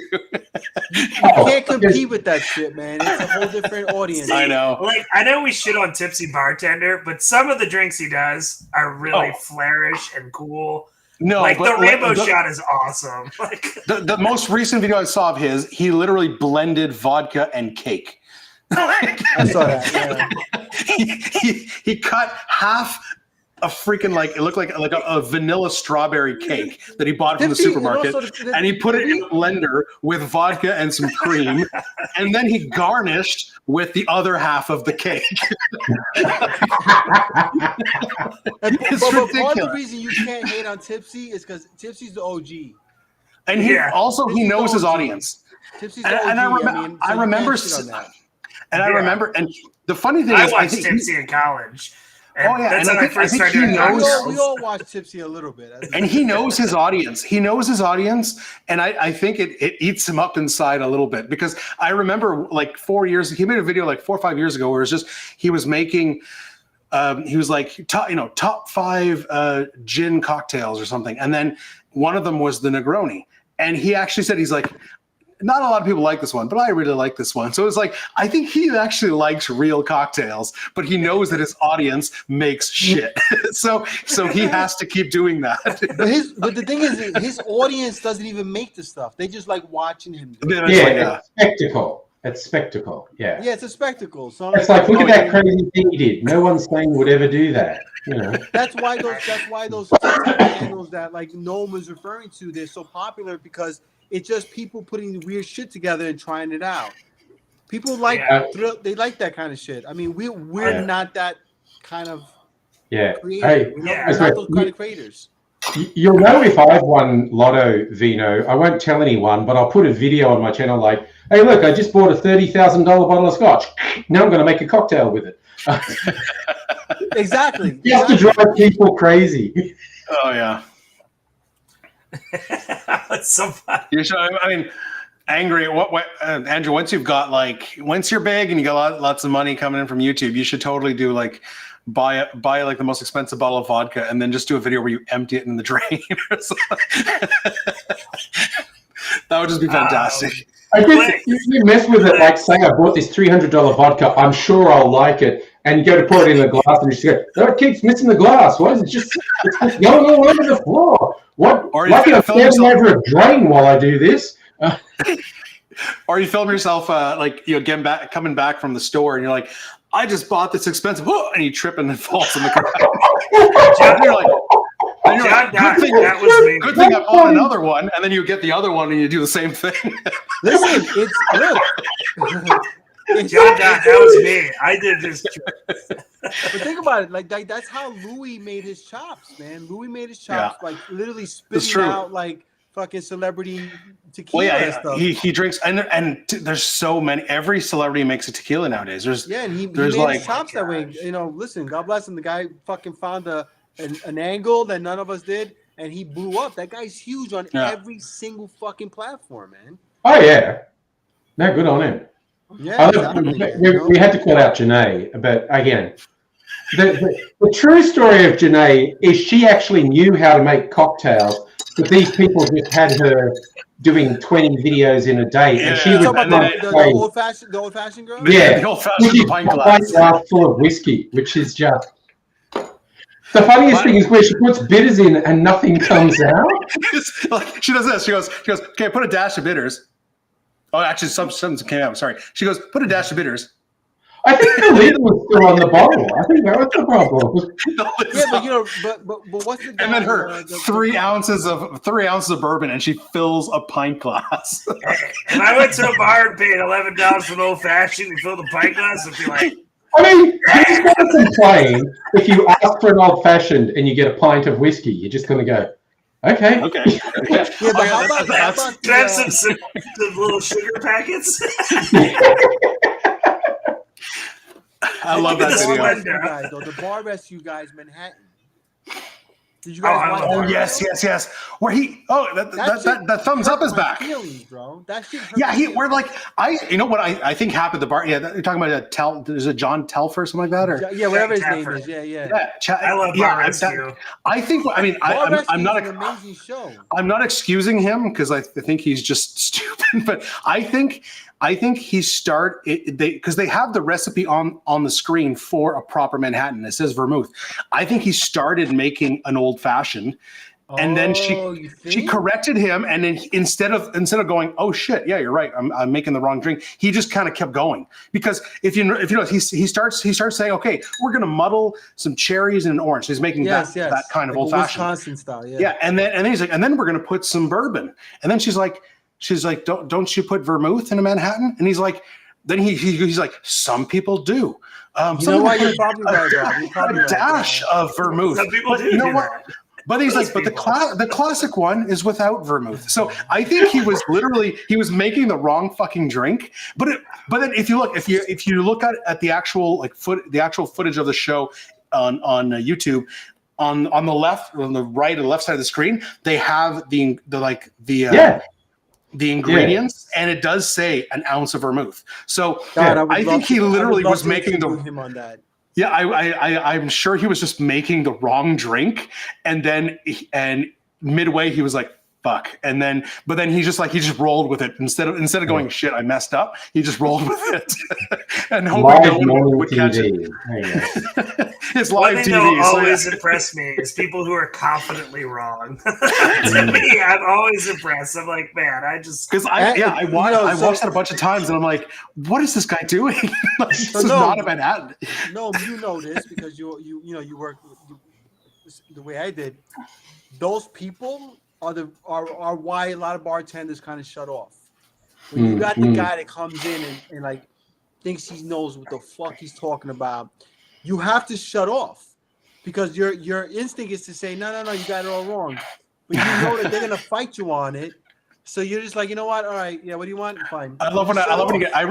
My video is one of my highest. My videos with the most views is where I compare 4 different orange liqueurs in margaritas. And recently, I got a comment. I didn't reply. I just let it slide. But I replied. Recently, I got a comment where a guy says, "No, orange liqueur ruins a margarita. Replace that with orange juice." It's like, what are you doing? That's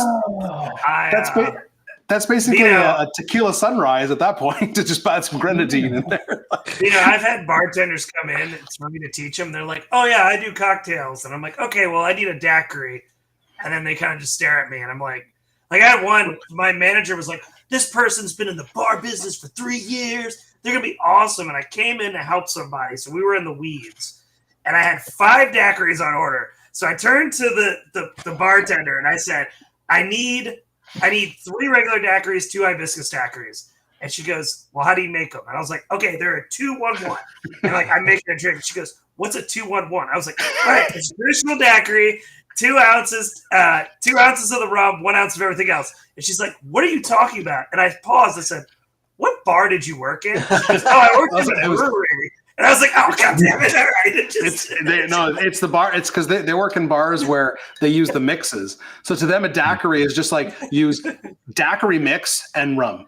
She works at a beer bar. Even worse than that is the bartender, and no, I've had these so many that every cocktail is shaken. Old fashioned. Oh, God. How many of those guys come through the door? I used to get so many. Shaking. Oh my God! What the fuck are you doing? I put a stirred cocktail on the specialty menu, and every bartender shook it. And I said, "Why did you shake it?" And they said, "Well, why would you put one drink that's stirred on the menu?" Oh man, but even that kind of confusion, whatever. But I feel like a guy that shakes an old fashioned, shakes Christine, shakes a martini, yes. Oh my God, it's horrible. Oh God, sorry, blunder. Christine's asking who are we talking about. I believe you were mentioning John. Is it Taffer or Talfer? John Taffer. Taffer. Yeah. So it was. And what's the show called? Bar Rescue. Bar Rescue. It's kind of like sort of Christine. The show was kind of like Gordon Ramsay's Kitchen Nightmares, where this guy comes in to a bar. It's a great show. That's in The trouble. guy's super good at that. So he's a good businessman. He's clearly not a good cocktail maker. So to be fair, he has the highest rating of success stories out of all the shows. So he's about a 60 to 50%. I think he's 50 that the owners still own, and I think he's 60 that a lot of the owners just sell it. So he comes in and fixes it, and they usually just sell it and pay off their debts and get the fuck out of there. Yeah, I mean, it makes sense in the bar business. That makes sense. Yeah. The faster you get out, the faster the better. How much orange juice in a daiquiri? That's 50-50, isn't it? Orange juice. Oh my god. 50% tequila, 50% oranges. I got so mad at this bartender the other day I was working with. So he got the ticket and I wasn't paying attention. And so he shakes a drink and he pours one. He's like, "Here you go, guys. I have 2 more drinks coming up for you." And I was like, "Why didn't you just make all 3 of them?" And he's like, "All right, well, I got to just remake one of those drinks again," because he ordered 2 traditional daiquiris. I said, "Why didn't you make them in the same tin?" And he's like, "I could do that." I was like, "Who trained you? What?" Yes, you can make the same drink in the same tin, and you can serve all these people that are now looking at me to serve them. Yeah, it's pretty. Funny. I mean, God bless these bartenders. I mean, whatever. It's At least he was trying. Sometimes you come across bartenders where you're like, "Come on, man! You should really not have lied about what you know." You know All right, Vino, you're gonna do your third one. Yeah, let's go for it. What is it? Speaking of bartenders, Amen. 5 Which one are you making now? I'm making the Amen. Oh yes, the Amen corner. ooh, Oh, you're muddling some mint in this one. I haven't used mint in a long time, so I'm very excited. My mint when I moved, I didn't attend to my mint garden for a month, and it all died. Oh, no way. You know what's funny is everyone I talked to who gardens told me that mint is like a weed. You can't get rid of it. But every year my mint dies. So somehow I am killing it is a mint. weed, so that's weird, dude. But somehow I am just like a like serial killer of mint. It's like so good though. It's like Fairly Odd Parents, where she's like, everything I touch dies, and he's like, Dingleberg, come over here.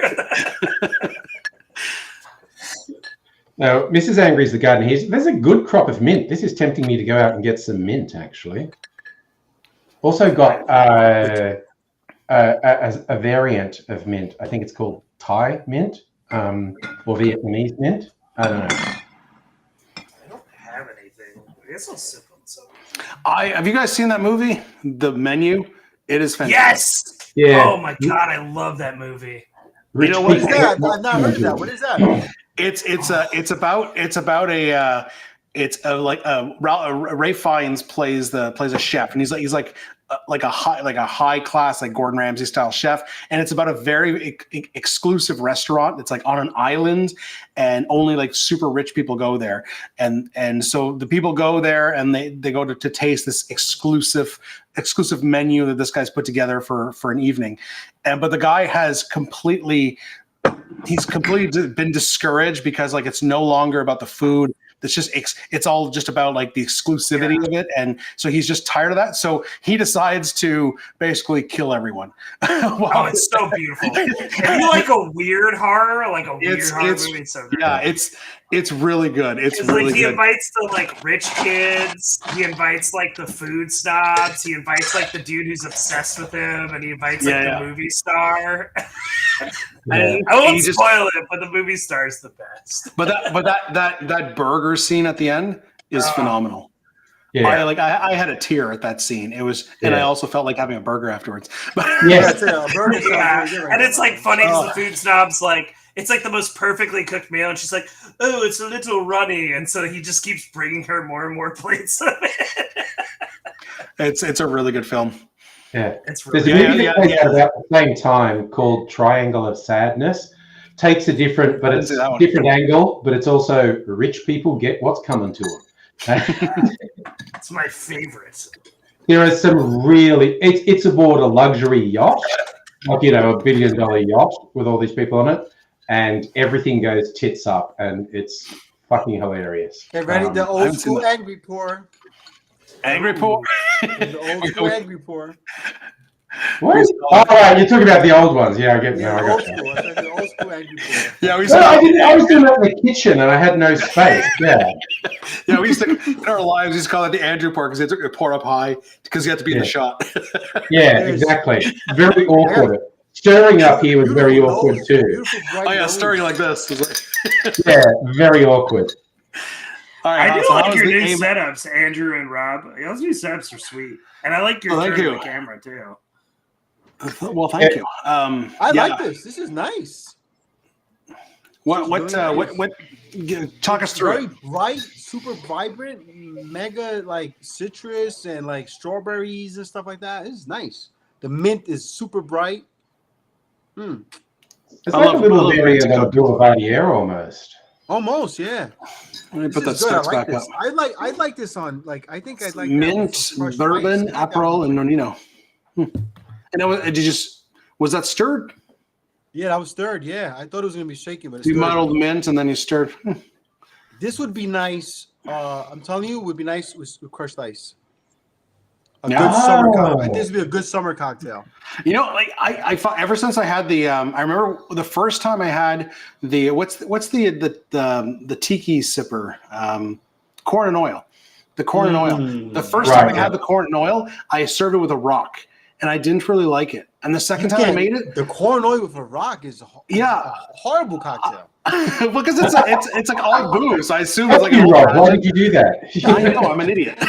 But the first time, because I looked at the specs, I assumed it was this is before I bought before I bought Smuggler's Cove. So I assumed it was like an old fashioned, like a rum old fashioned. So I had it with a rock of ice, and I'm like, oh, it's like that's all right. But then the second time I made it with the Smuggler's Cove specs, which the specs itself are almost the same, but they serve it on crushed ice.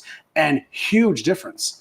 It's okay. Like It's like a summer old fashioned. It's like a summer sipper. The It's really corn nice. oil is a remarkable cocktail. Mhm. We know you pulled the When town made taffer. appropriately. I thought I was making the corn oil, but I was really making an old fashioned. I didn't forget the vermouth though. Joel, yes, it is a paper plane rip. This is for sure. And Stefan, I went as high as I could right now. You know, Stefan likes his infinity wash lines. What's my next one? I don't know what my next one is. I am just pulling together yes. the bottles that are around me. Ooh, yes. I'm Hey, making Andrew, a fancy how's your Angostura. cocktail, Andrew? What was it called again? Andrew? He's frozen. Oh no, he's not frozen. Oh, what? I don't think He's just silent. Oh no! You know what it is? I messed up. We've killed the gnome. What's happened there? What happened to know? He's frozen. choking. I thought you were frozen, but you were so still. A pigeon could land on you, man. Yes. It takes a while to get down under.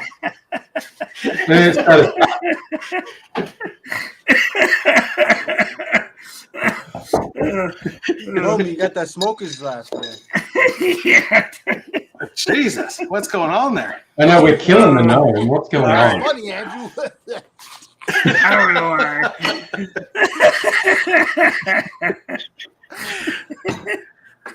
In a few minutes, no one's gonna be Second emergency. I know.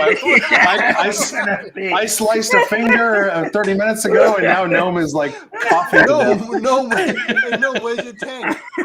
I'm gonna sound like the twins off of Simpsons. The old lady. You're paying Selma.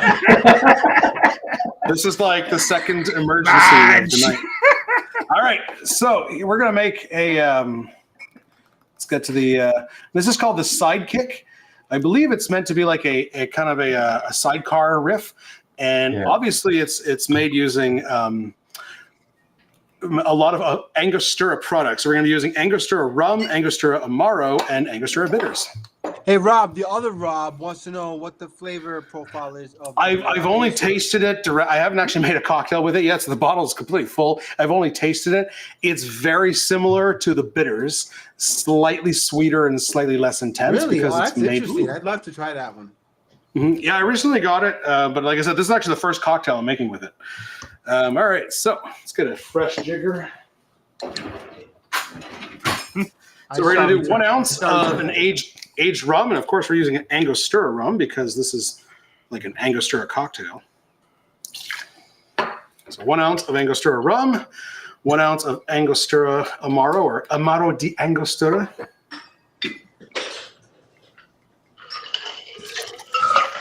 I suppose technically this is not an Italian Amaro. This is from Trinidad. We're going to do 1/2 ounce of Curacao. Where's my Curacao? Thought I brought it out. If we can find the Curacao, there it is.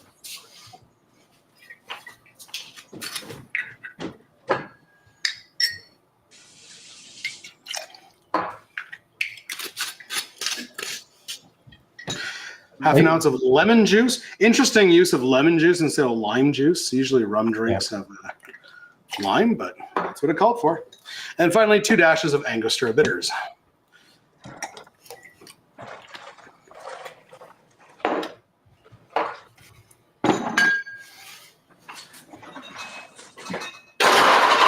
That's delicious.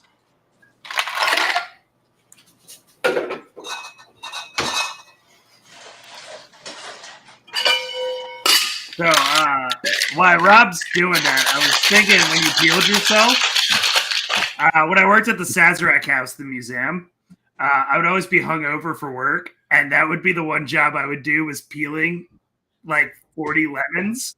Because I would go in the corner and I wouldn't talk to anybody and just peel lemons for 3 years. Every Saturday, I'd be peeling lemons. So I became really good at peeling lemons. Yeah, Did you ever cut yourself? I never cut myself. I was really. Well, aren't you special? There's a condition you get on your hands from doing too much of that. Too many lemons?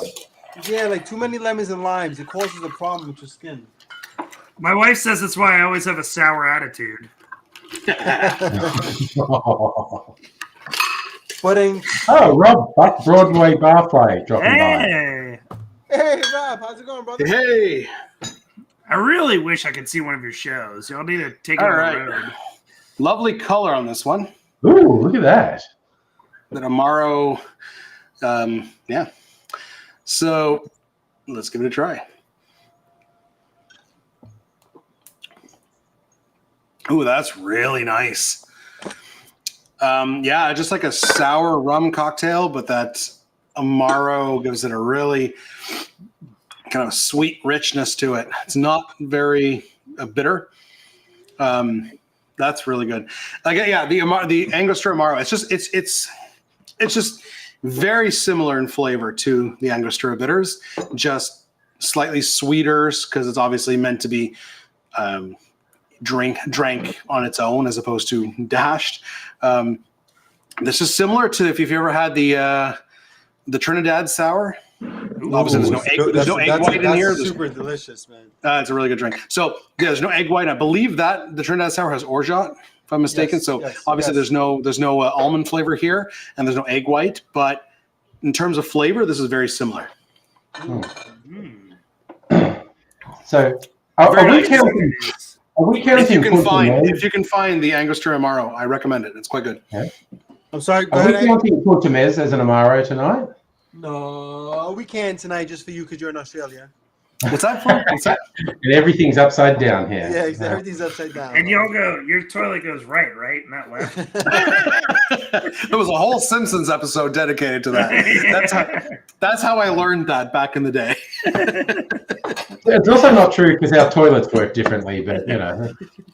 That's also how I learned that your currency is called dollary dues. Dollary dues. You're gonna go here. Open your paycheck each week and go, this is $100 you short. What's going on? I felt so bad. One time I was on a wrestling show and the bad guy was an Australian and he was doing this to me. And I was like, I don't know what that means. And he like broke character. He's like, it means up yours in Australia. And I was like, oh, okay, thank you. Now continue. What's the gesture? I was like, Andrew looks confused. Yeah. No, it doesn't. That's just him with his sex partner. I don't know. Yes. Maybe he likes me. Italian. Like, what are you doing? Yeah, he's actually Italian. But my favorite part of that whole Simpson episode, my favorite part is when the Australian guy gets the phone bill and he looks at it and goes, $900 dues. It's just brilliant. I don't have any complaints to the Prime Minister. This is an outrage. I'm going to the Prime Minister who's floating on a rubber tube in the band. That whole episode is just amazing. That's such a good episode. No, seriously, there's not an Australian who won't play Knifey Spoony. That'd be spoony. I think that's what a time me and my wife shared together. This is my bar knife that I bought. It's got a bottle opener. It's got a bottle opener on it. Look at that. It's got a bottle opener. That's not a knife. This is a knife. My bar knife. I should be careful though. I've already cut myself once tonight. My bar knife is copper and it never needs to be sharpened. It's like that Family Guy episode. This is also a knife. Oh yeah. But yes, Joel. Hold on, real quick. No, hold on.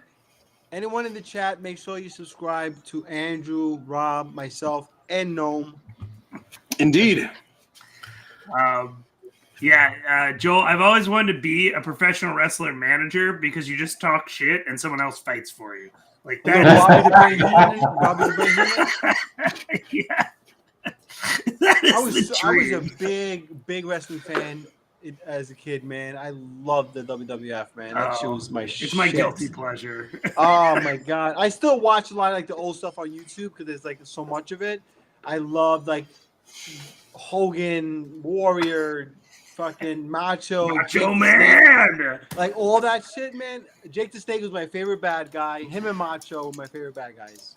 I almost convinced my wife when they announced us as onto the stage, Mr. and Mrs. Dubas. I almost convinced I her thought about it too, dude. That's to do the hysterical. Stone Cold beer slam, and that she would stunner me. No, Oh, boy. I didn't think about that. But I thought about coming out to "I'm a Real American." Dun, dun, dun, I'm a dun, real oh, man. American. Because you gotta remember, all my friends are my age, so like they will all grow up on it too, so they would have lost their fucking minds. But my wife is like, nah. Hey, biggest plot twist: Hulk Hogan turns heel. If you've never seen it, people got Best really mad. heel turn in the history of wrestling. Yeah, people Saved an threw entire bottles company. at Hulk Hogan. Saved an entire company. What are we talking about? We're talking about cocktails, right? We are. We were. Anyways. Ah! You see this shit? How did you do that? Holy shit! Oh, shit, I am Jimmy Snuka. What the Can I fuck do is that too? You can make things come up if How you. did I do that? Wait, you have no. Oh, I am a real American. Apple the rights of every man. So okay, this is like you've had thumbs up, and now you have this weird like backlighting. Laser light. Is this your camera? Like this is not a restream function. I'm breaking the matrix right now, bro. Yeah, Do it. Try something else. This is fantastic. This is Dude, No, that just demonetizes Rob. Joel's not wrong. Joel say, dude, I'm How would you do Yeah. that? That's got to be in camera because I don't think that's a restream function. You think I was not doing it for any of the rest of us. Joel, it'd be a lot cooler if we were. It's not working for me. Hold on, do this. What did I do? That's got to be what camera app are you Dude, using? It's just my MacBook. MacBook thing. Okay. That's gotta Bro, be- we have the same MacBook. Did you update? Yeah, mine? but I'm using a camera. Like I'm using a camcorder. no, I'm using my fucking MacBook, bro. Yeah, so okay, well, give me a second. I'm gonna try if it's the MacBook. Every time you do that, Tom Sawyer plays in my head. Rob, Okay, try I'm it now out, on Rob. my Try Mac it. camera. I was like, it's not working. No? Some software you've Maybe got it's on like your an Mac, FX Vina. But you Rob, know, did you Vino update, Rob? did. You didn't update though, Rob. Did you? You gotta update. You gotta hit the Update to terms what? and agreement. Whatever the newest one is. Ventura, some shit. Jesse Ventura. Oh, I have the Jesse Ventura. That's what it is. The Jesse Ventura. I don't have the Jesse Ventura update. Oh, Did y'all ever watch that South Park episode where Kyle hits accept and then they turn him into a human centipede? yes. And they're like, "You didn't read the terms and agreements." The human centipede. Have you seen the Have you seen the Yeah. recent episode with the Panderverse? Yeah. That one was pretty damn Make good. it gay. I thought Andrew would do a cocktail and be like, "I put a woman and made her gay." And then Add a chick and make it gay. I'm just trying all kind of shit now.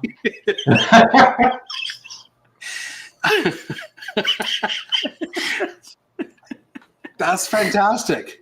Do it again. I gotta do this again.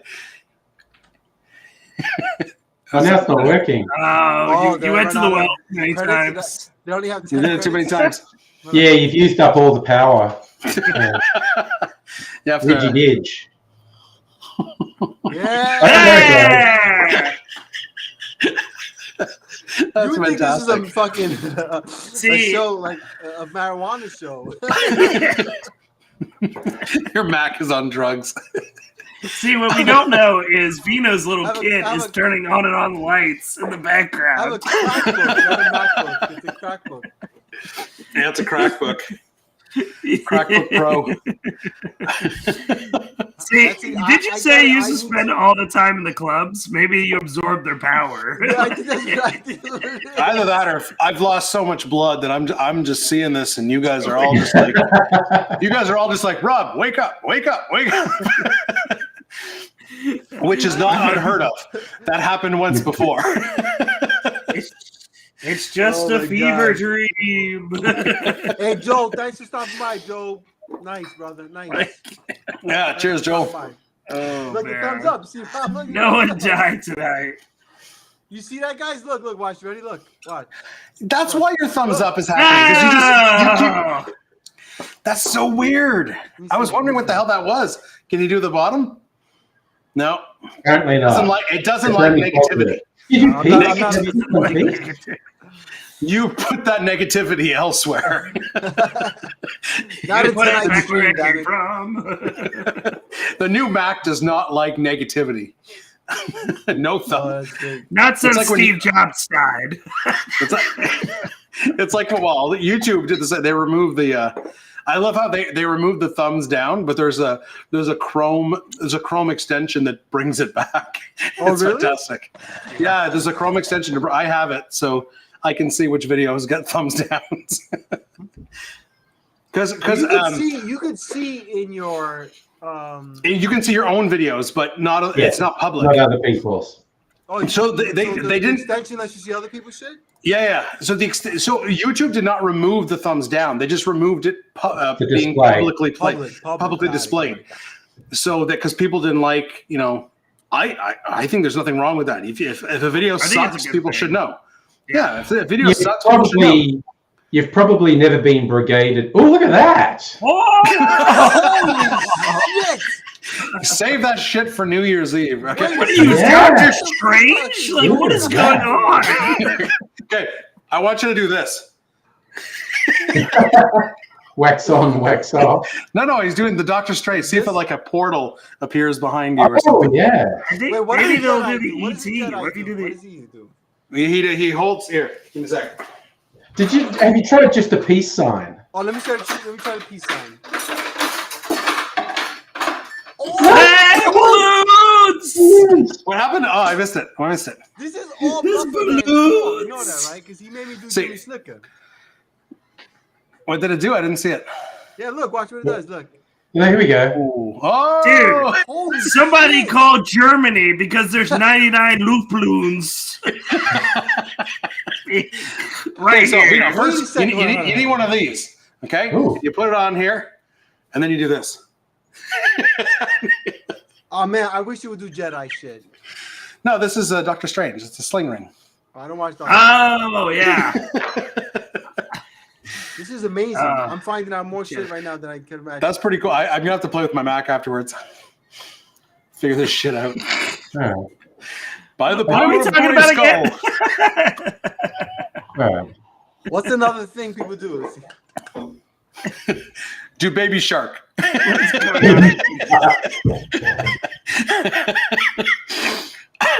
Yeah, Rob, I have Oh no my idea God. what's going on in my place. This place is nuts.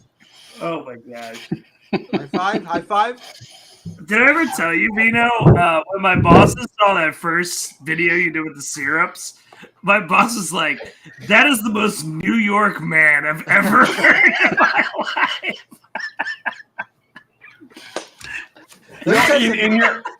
In your earlier videos, you definitely played up the New York voice.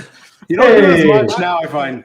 I remember the first time I went to Florida, and my cousins, I was hanging out with their friends, and they were saying to me, "Can we just listen to you talk?" Can you imagine that shit? They're like, "Can we just hear you talk?" Can I get some coffee? I would like a coffee. Hey, Muffin Man's from New York too. All right, my man Muffin Man. Where you from, Muffin Man? Coffee. We need some coffee Hey, here. Rob, you got a third cocktail? Or what? I did my third cocktail. Oh. I got one. Oh, I am. All right, go for I it. am like a savage. I'm mixing gin, Saint Germain, and Brooklyn Peychaud's and the Bronx, the Aperitivo. dopest borough in Brooklyn. New York. Let's get some coffee. Sorry, Coffee. That's my favorite. That's We my gotta favorite, get the bagel. my Bada bing, favorite bada New York boom. word. My favorite New York word is coffee. Coffee. Coffee. Hey, Muffin Man. Florida they're fucking is making New fun York. of us, Muffin Man. What do you think? Muffin Man's from Hey, Brooklyn.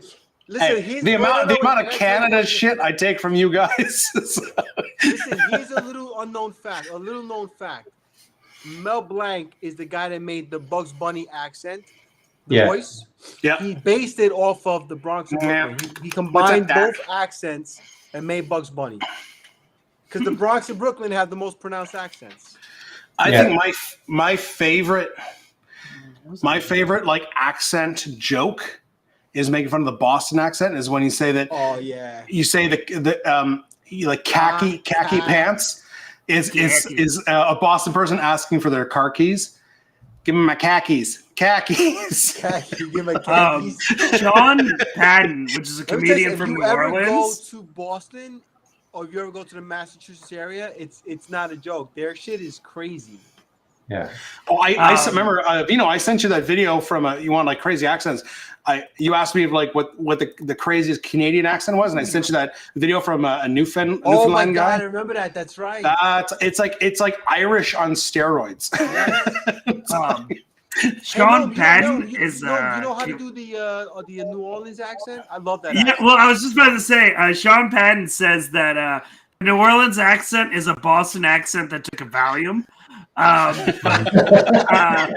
I do booze tours, people go, "Are you from here?" I'm like, "Yeah, born and raised." And they're like, "You don't sound like it." I go, No, "Oh, that's good accent. We were right there. You know, we do, and we go after they've got."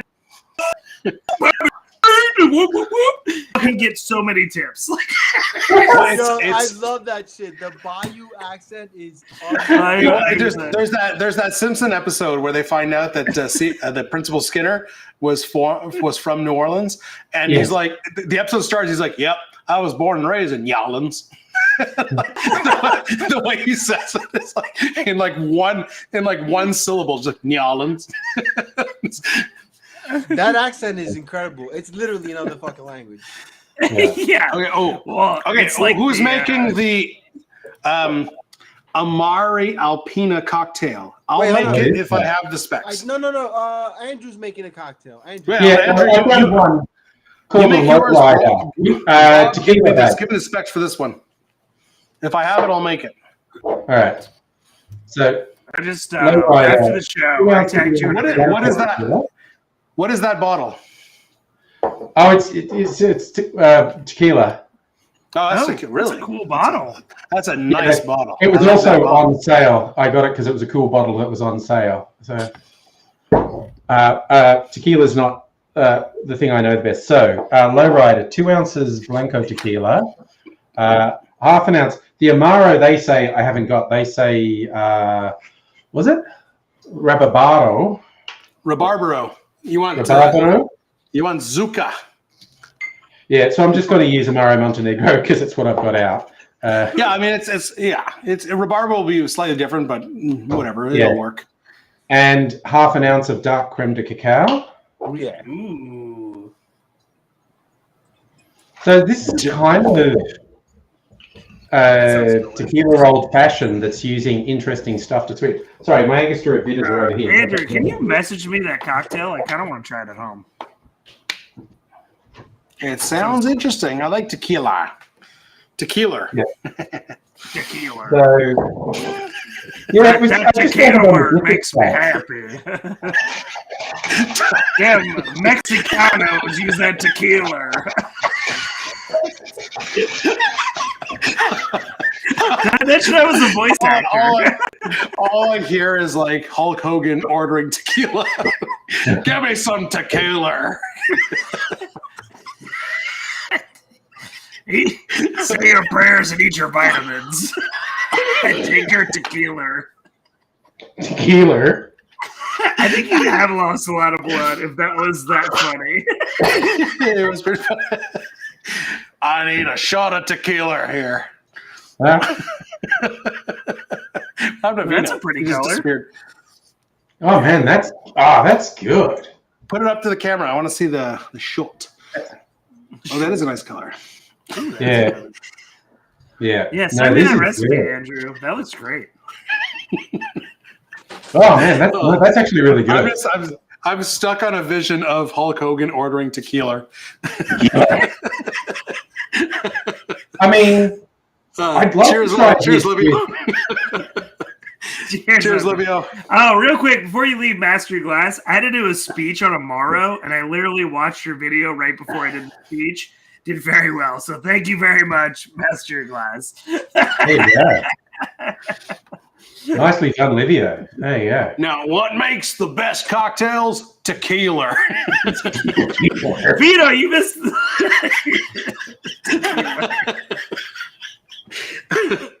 You just got to picture Hulk Hogan going up to the bar and ordering tequila. Yo, Hulk Hogan is my favorite wrestler ever, man. Let me tell you something, brother. Let me get some Nothing tastes better than tequila. Let me get ceremony with lime. Little Hulkamaniacs. You got to say your prayers and eat your vitamins. and drink your tequila. Say your prayers and drink your tequila, Hulkamaniacs. You don't mean sorry, We're in the Silver Dome. We totally missed your appraisal of that drink. Of this? Yes. It's really good. I'd like to try it with Añejo tequila, actually. It's with Blanco. But it's really good. Oh, man, it balances really well because, Blanco tequila is not all that for me, but a little bit of Amaro and a little bit of chocolate. It's really nice. It sounds good. Hey, was it Rob? We didn't get that. I didn't get the specs for the Amari Alpina. Yeah, never heard of that one. You gotta. I'm gonna look it up. See if I can find it. Hopefully, it's got some tequila in it. Listen here, brother. Blanco Tequila is trying his best. Oh my god! But Roddy Piper keeps bringing it down. I can't find it. No, neither can I. I don't know the specs are. I did a Google search. Can't find it. Vito, do you often talk like Macho Man Randy Savage in random parts of your day? Dude, I used to imitate the shit out of Macho Man, dude. I used to do that. I know how to imitate all kinds of yeah.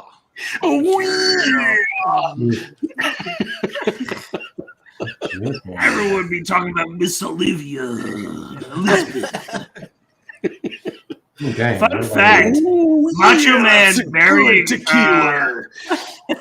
Fun fact, Macho Man marrying Elizabeth is the only wrestling wedding that was not interfered. That's a strange fact, but I'll believe it. Every other wrestling wedding was interfered with. I didn't know there were wrestling weddings. I mean, yeah, were the weddings fake? Yes. Okay. Very fake. I'm yes. I am not a wrestling fan, so. Who was your favorite wrestler of all time? Who was your favorite all time? Favorite wrestler of all time? Mine is Chris Jericho. Men in the chat, except for maybe Christine, if she's still around. So we all watch wrestling, guys. I never did. Growing up. Mine is Chris Jericho. I just say Hulk Hogan, but I know him better as Thunder Lips, which was his character in Rocky III. I have a fun fact about that. So apparently, what's his name? Sorry, I've been drinking a lot. Sylvester Stallone. Stallone, yes. So apparently Sylvester Stallone told Hulk Hogan, punch me as hard as you can. And Hogan's like, I'm not going to punch you. Sylvester Stallone's like, you can't get the gig unless you punch me as hard as you can. And he fucking nailed him and knocked him out. Baby. And Hulk Hogan was like upset. And then Sylvester Stallone was like, yeah, he can do it. The Ultimate Man versus the Ultimate Meatball. No. We got some good ass names. Look, Snuka, Snuka, Macho Man, Undertaker, HBK. Andre the Giant. Andre the Giant. Oh, nice. Andre the Giant has a posse. I'm part of it. So have you seen? There's this. Here's there's another this, story meme. for you guys with Undertaker. My buddy, who's my huge wrestling fan, him and I watch wrestling together all the time. And he used to buy us tickets to all the wrestling. So he's never seen The Undertaker live, right? So we go to WrestleMania in New Orleans because he wants to see The Undertaker live. He buys us tickets, all of that. And we're watching the show and he's so excited. Like he's like a child. And we're like 25 and he's like a child watching The Undertaker. So Brock Lesnar does the move. Undertaker's undefeated in WrestleMania, by the way. Just pull it. So Brock Lesnar does his finisher. And my buddy turns to me and goes, well, that's going to be really cool when Undertaker kicks out. And you hear 3. And Undertaker lost. And he sat quiet for an hour. I'm actually surprised that McMahon did that. I am. Yeah. Let me tell you something. This is my favorite meme. Say Hey, Andre babe, I the got a new Giant. swimsuit. Say What do Andre you the think? Giant. Don't say Under the Giant. Don't say Under the Giant. I remember as a kid when Warrior beat Hogan, I was fucking devastated, man. Yeah. I was fucking devastated because Hogan was my shit. That was the exact same thing. Warrior. I liked the Warrior, but I didn't think he was gonna beat Hogan. No, and my buddy didn't talk for the rest of the day. He was just it's like the one time I get to see my favorite wrestler, the wrestler that got me into wrestling, and he loses this because the Undertaker was 24-0 until that match. It was just quiet. What did we say? What did we say our shot was? It was Smith and Cross and Chinar, right? Oh, I actually have Smith and Cross right here. Do you have Chinar? I don't have Chinar. I have a bunch of bitter stuff. If you want me to add that in. Smith and Chinar. Are we doing a shot? Sure. I do I know Chinar, but what would you like me to substitute in there? I don't know. What's Chinar-esque? Hold on, Rob, hold on. I think I want to. What should I do? Averna or Fournette? I have this cool Amaro. Oh. Okay. Well, if not everyone has Chinar, we could do Smith and Fournette. That'd be interesting. Do you want to do Smith and Angostura or Peixos? I could do Ango. I think he's talking about bitters. Hey, no. I could do that too. Yeah, I'm not doing that. I'm not doing that. Hey! Yeah, baby. Oh, I want What to is talk that? to you guys. I decided to make my own bitters and sell them. So please, nice. if you have any suggestions, please send them to me.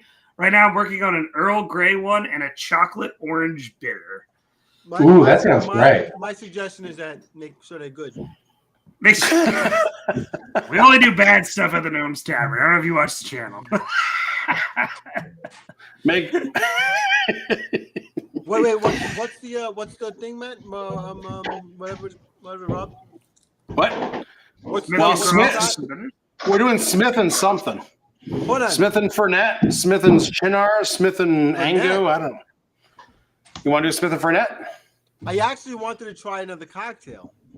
Oh yeah, I do too, actually. But I never got the specs for that Alpina one.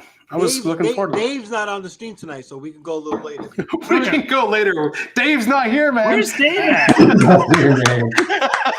Dave's not here, man. You got Audience, give me and Vino a cocktail. Come on. Yeah. Yeah!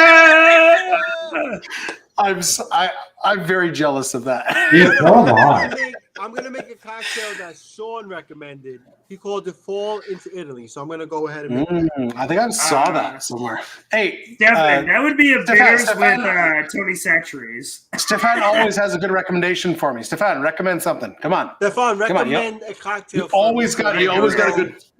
Roberto Baldwin. Always got something for me. Remember, the definition of a cocktail is a spirit, bitter, sugar, and water. Andrew, you doing like an Australian? Aliens just went and got known. What was that? Andrew, Yeah, no. Andrew, you doing like an No, Australian? Yeah! Gnome just broke the Matrix or something. Yeah. Yeah, but that's because Andrew Follow was the white dancing. rabbit. I've had enough drinks to dance now. So Yeah, Did you- Andrew was doing his little jig over there. I was like, holy shit. Yeah, fall into. But no, Stefan, that's what Fino's doing. Give me one. Do you ever? What's Is that that movie what with Will Smith? Did Stefan steal Sean's content? Hitch. He did. Andrew, George. you're doing the hitch dance. Stefan, you should be ashamed of yourself, bro. No, the hitch dance is this: is hands at the side, snap, and just move. Yeah. This is is hetero where you- white guy dancing this is in where you Australia. Oh no. My favorite is the. You do this. Who's Yeah. that, baby? Who's that, guys? Come on. No, I my know favorite I'm is just sweet. the side to side. This is the side to side. And if you're feeling adventurous, you could add jazz hands. Jazz hands. You got to do. There's the supermarket. It's the push and Real drop. quick, Vito, didn't you love the time period Or the- in the wrestling where carrot everybody peeler. sang their entrance Although I'm songs? afraid of a peeler right now, but Everybody I'll still do the carrot peeler. Everybody sang their entrance songs. So Shawn Michaels sang no. "I'm Okay. a Sexy Boy." What is it? Okay, the Lights of New York. Shawn Michaels was the best. Ounce and a half of scotch, 3/4 ounce of sweet vermouth, 3/4 ounce of dry vermouth, 2 dashes. But there's no Amaro in this. No, come on. No, there's come no on, Amaro in Stefan. there. Come on. What are you doing? Stefan, Come on, Throw it what are you in doing there. to me here? you're being Throw like- it in there. What murder? When you're like the #1 cocktail guy in Canada, you fucking get lazy. Mm. You know what, Rob? I'm sure there is a cocktail called Jazz Hands, and I'm going to look that up. Oh wait, Rob, you got a good idea there, Rob. Oh, speaking of which, I met the whiskey nerd Matt. By the way, Or how about? I got an idea. How about we give it to AI? We ask ChatGPT Oh, yes. to make a cocktail called Jazz Hands, and it has to feature an Amaro. Yes, Oh, do sweet. I like that. it. Yeah. Let's do All it. right. Let's do I'm it. gonna get that. Hey, Gnome, They- how, did you meet him and Rose? No, Rose was sick, which I was really sad. But I'm trying to convince them to go on another European trip with us. Matt, by the way, if you need a tour guide in Dublin, Matt is the best. That dude, he took us so many places, and he's like, "Here's this history, this history, this history." Like, it was so cool. I would think so. And the dude is like super smart. I will All right, say, here we go. the only thing we fought about was who took the check, because I didn't want him to pay for anything because he's giving us a free tour. I like one time I went to the bathroom. I said, "Courtney, you better not let that dude pay for shit." Like, what? But do they still paying potatoes or they paying? Yeah, and that was the hard part, was the conversion from dollars to potatoes. Like, Oh. ooh, what's this cocktail? Hold on. All right, so Jazz Hands from ChatGPT. 2 ounces of bourbon, ½ ounce of... Come on. It's not even specified. No, I want it to specify. Can you do a stirred drink so I don't have to get up? Specify an Amaro. I don't want you to just use Amaro. No, he wants a pot. Rob says a Verna. Alpino.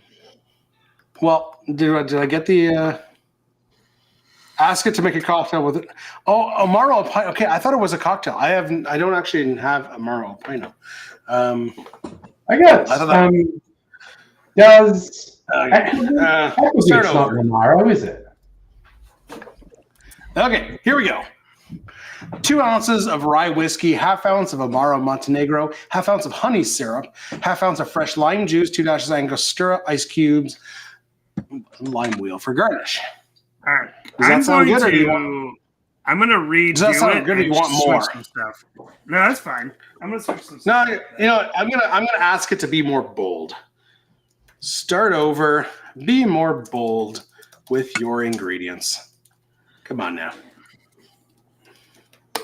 Boom, boom, boom, boom. Ooh, okay, here we go.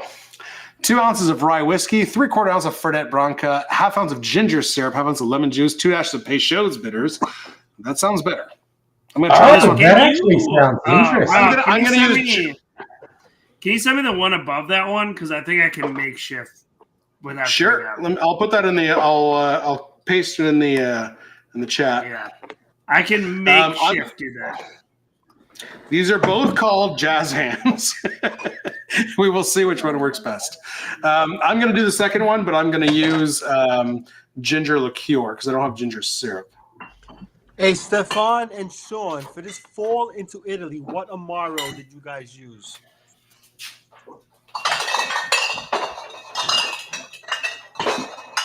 Jesus Christ, who's smashing things?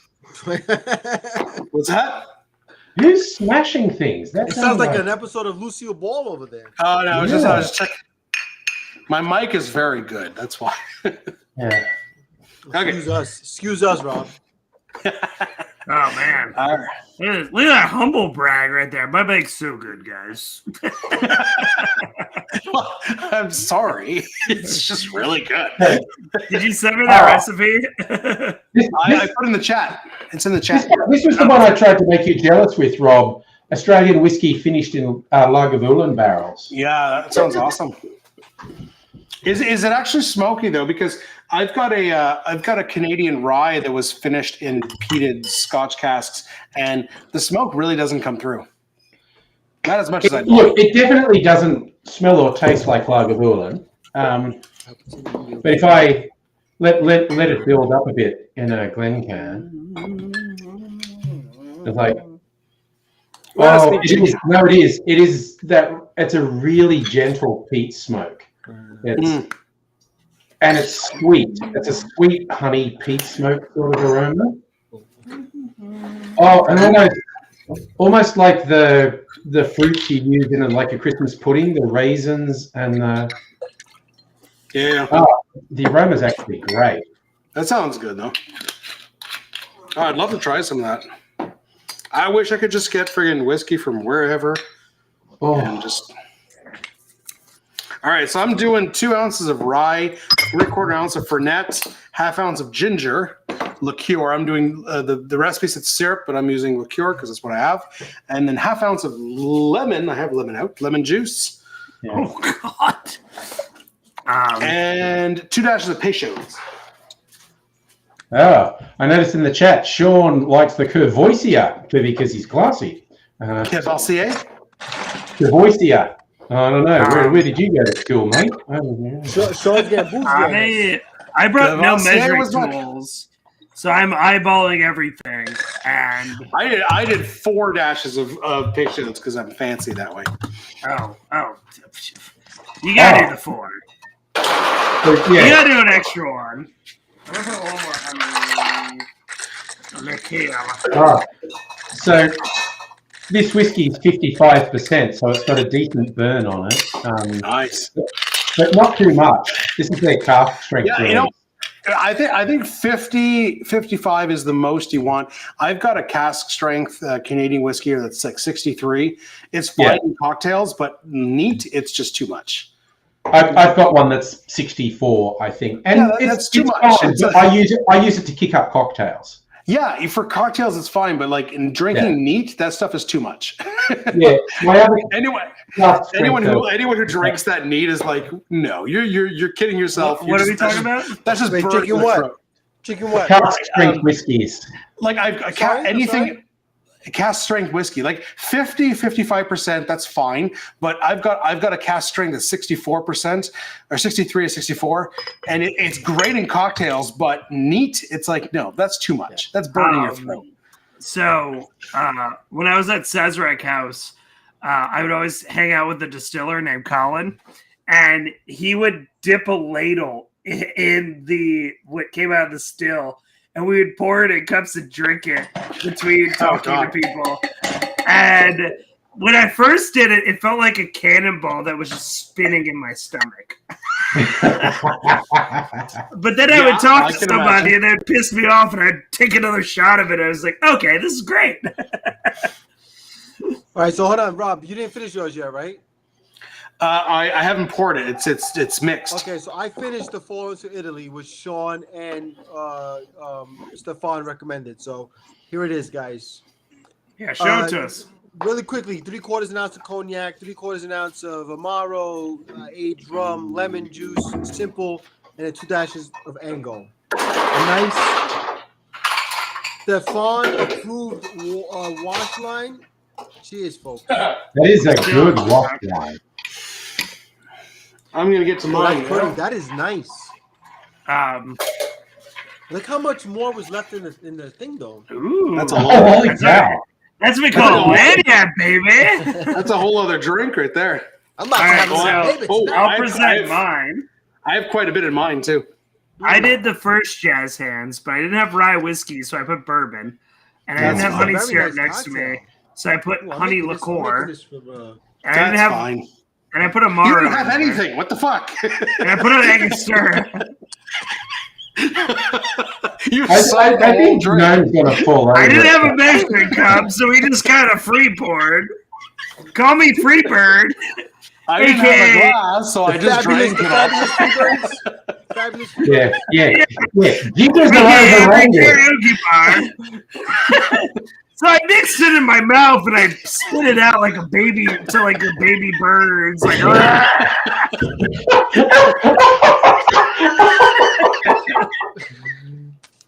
Oh my goodness. I just hope you have ice in your mouth too, or it'd be too warm when you spat it into the glass. How is it?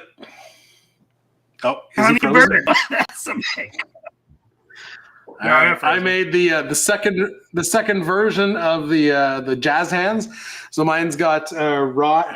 I don't remember what mine has. It's got rye whiskey, Fernet, ginger syrup, lemon juice, and Peychaud's. So let's give this. It's got a nice color. It said to serve it in a rocks glass. Ooh. Ooh. That is basically all I'm tasting is Fernet. Yeah, that's a lot of finesse. A Yeah. 3/4 ounce. The rye is buried. The ginger, I struggle to taste ginger in there. The Peychaud's does get that anise flavor does come out on the end a little bit. So Anise?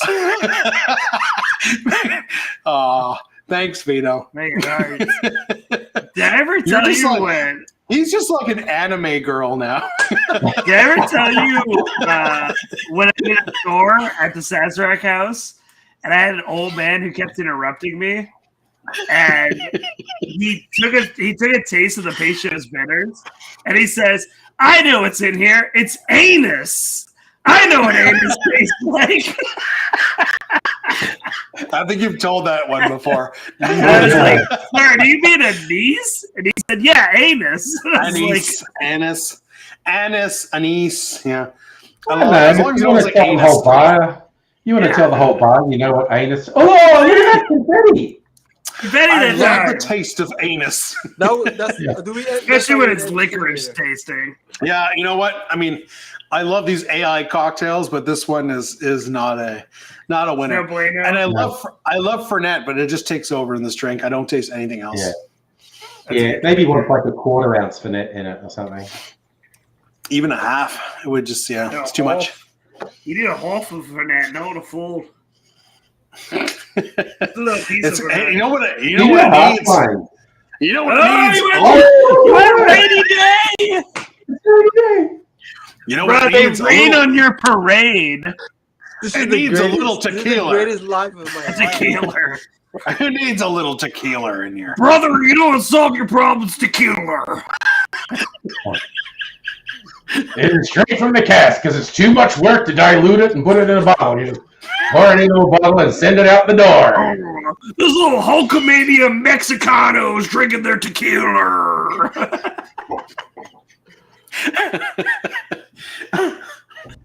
Sorry, my Rob, God. you lost your That feels really demonstrators. Getting a letter in the mail.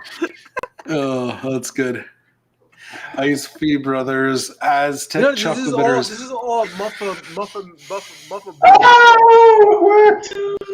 What is the It's all his fault, 'cause Alpino if he didn't Amaro? make I me don't do have smoke, I never Alpino would've Amaro. known this. Remember, I did. There we go. There's the light.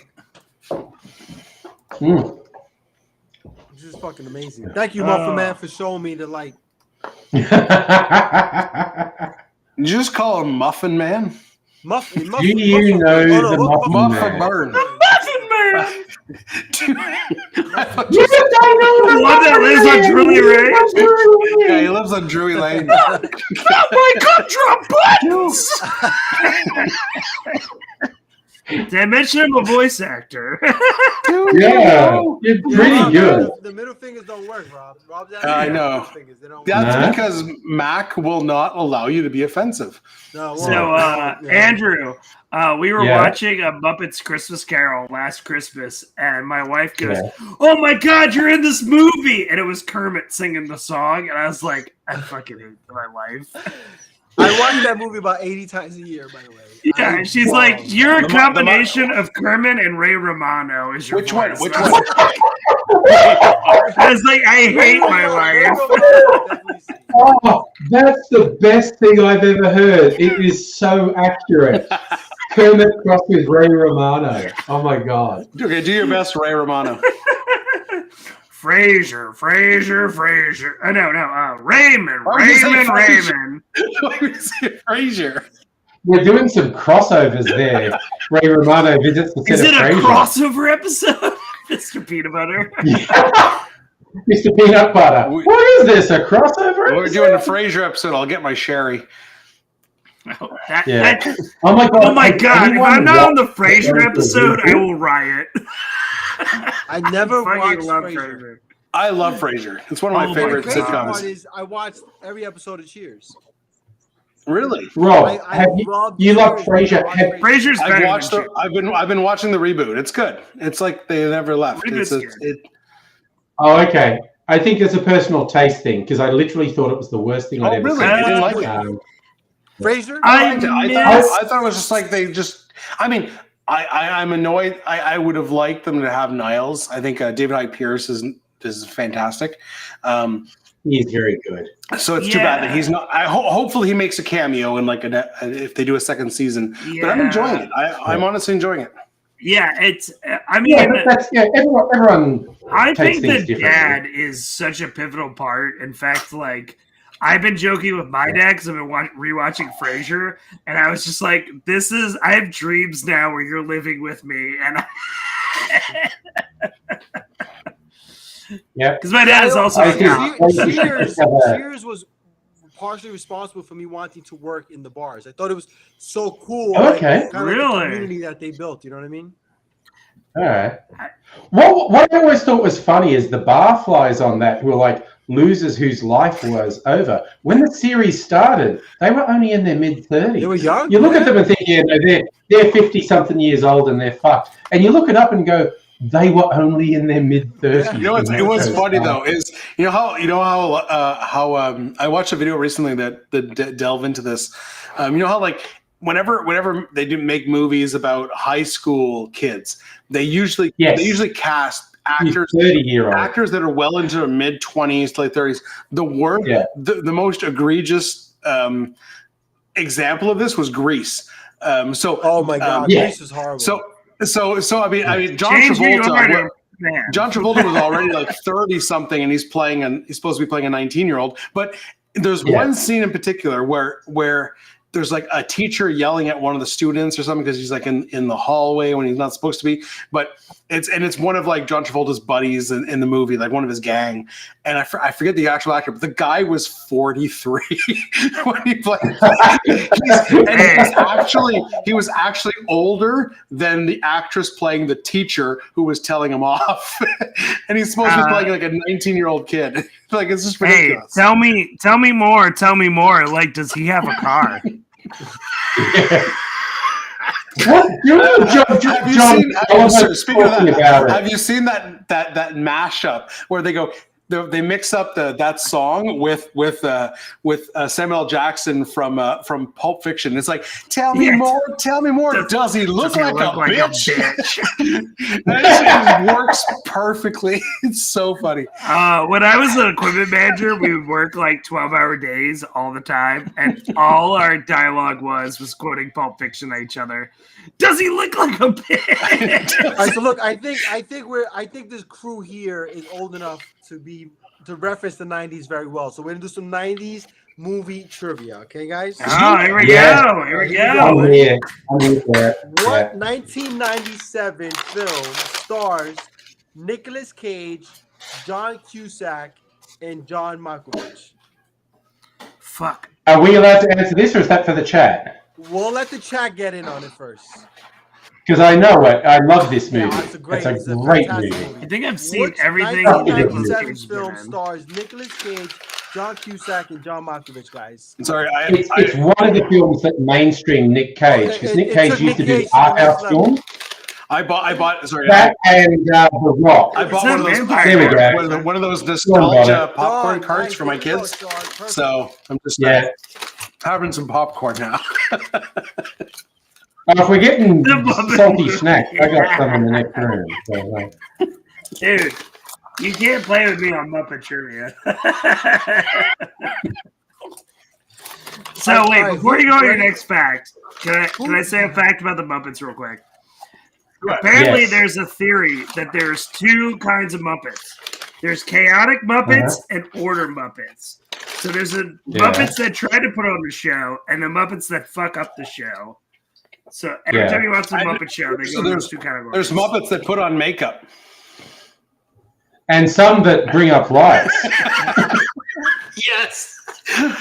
I'm such Is up it for I time to usually do meet that them? when I'm doing live streams and I'm getting ready. The Muppet thing always comes into my head. It's like, it's time to light the music. It's time to light the lights. Because I'm getting ready. The Muppet thing comes into my head every time. Little known fact, I was a Jim Henson stan. I fucking was obsessed with Jim Henson. But you know what's interesting? I watched the Muppets Family Christmas recently, and it came out in like 85, That's all 86. true, Rob.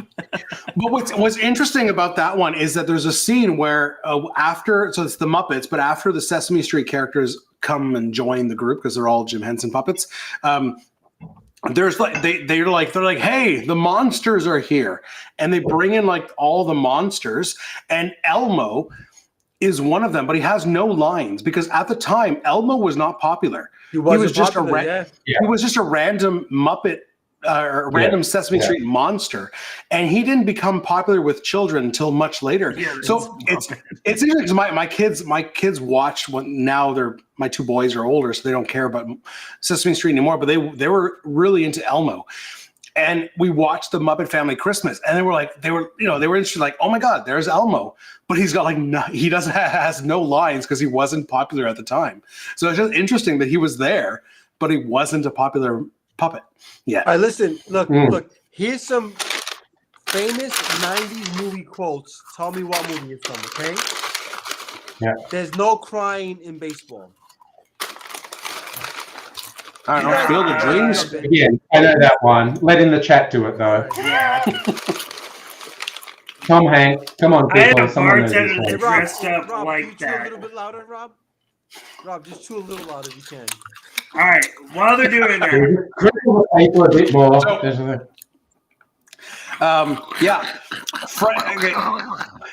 just want to add to this. Frank Oz, who did the voice of Yoda, also did the voice of Miss Piggy. And whenever Miss Piggy like screams, it sounds like Yoda. Oh shit! When she yells at Kermit and goes like "Murr!"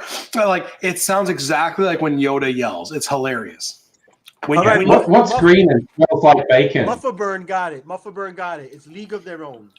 yeah. I mean, the greatest fight of Yoda's is when he fights R2-D2. Fight me. Mine. And high stakes. All right, guys, ready? Ready? Here's another line. Famous line. You can't handle the truth. What God, movie is so you much. can't handle? I don't know, the but I deserve the truth. it had some good men in it. A few good men. Let me tell you, son, there are men. They stand on walls. So, not to steal a chat, but I did the morning tour at the distillery, and a guy bought a bottle of rum, and some other old guy was like, "Hey, soldier," and he was like, "Yeah, I gotta be the judge of a court martial," and I was like, "You can't handle the truth." Holy shit, Muffaburn with another one. Nice. Yeah, two good men. Two good There we men. go. Ready? Here's a good one. Ready? When Harry met Sally. That's Sully saying it to Harry when he doesn't think women take orgasms for him. You can't handle the truth. Clearly, Rob can't handle the truth.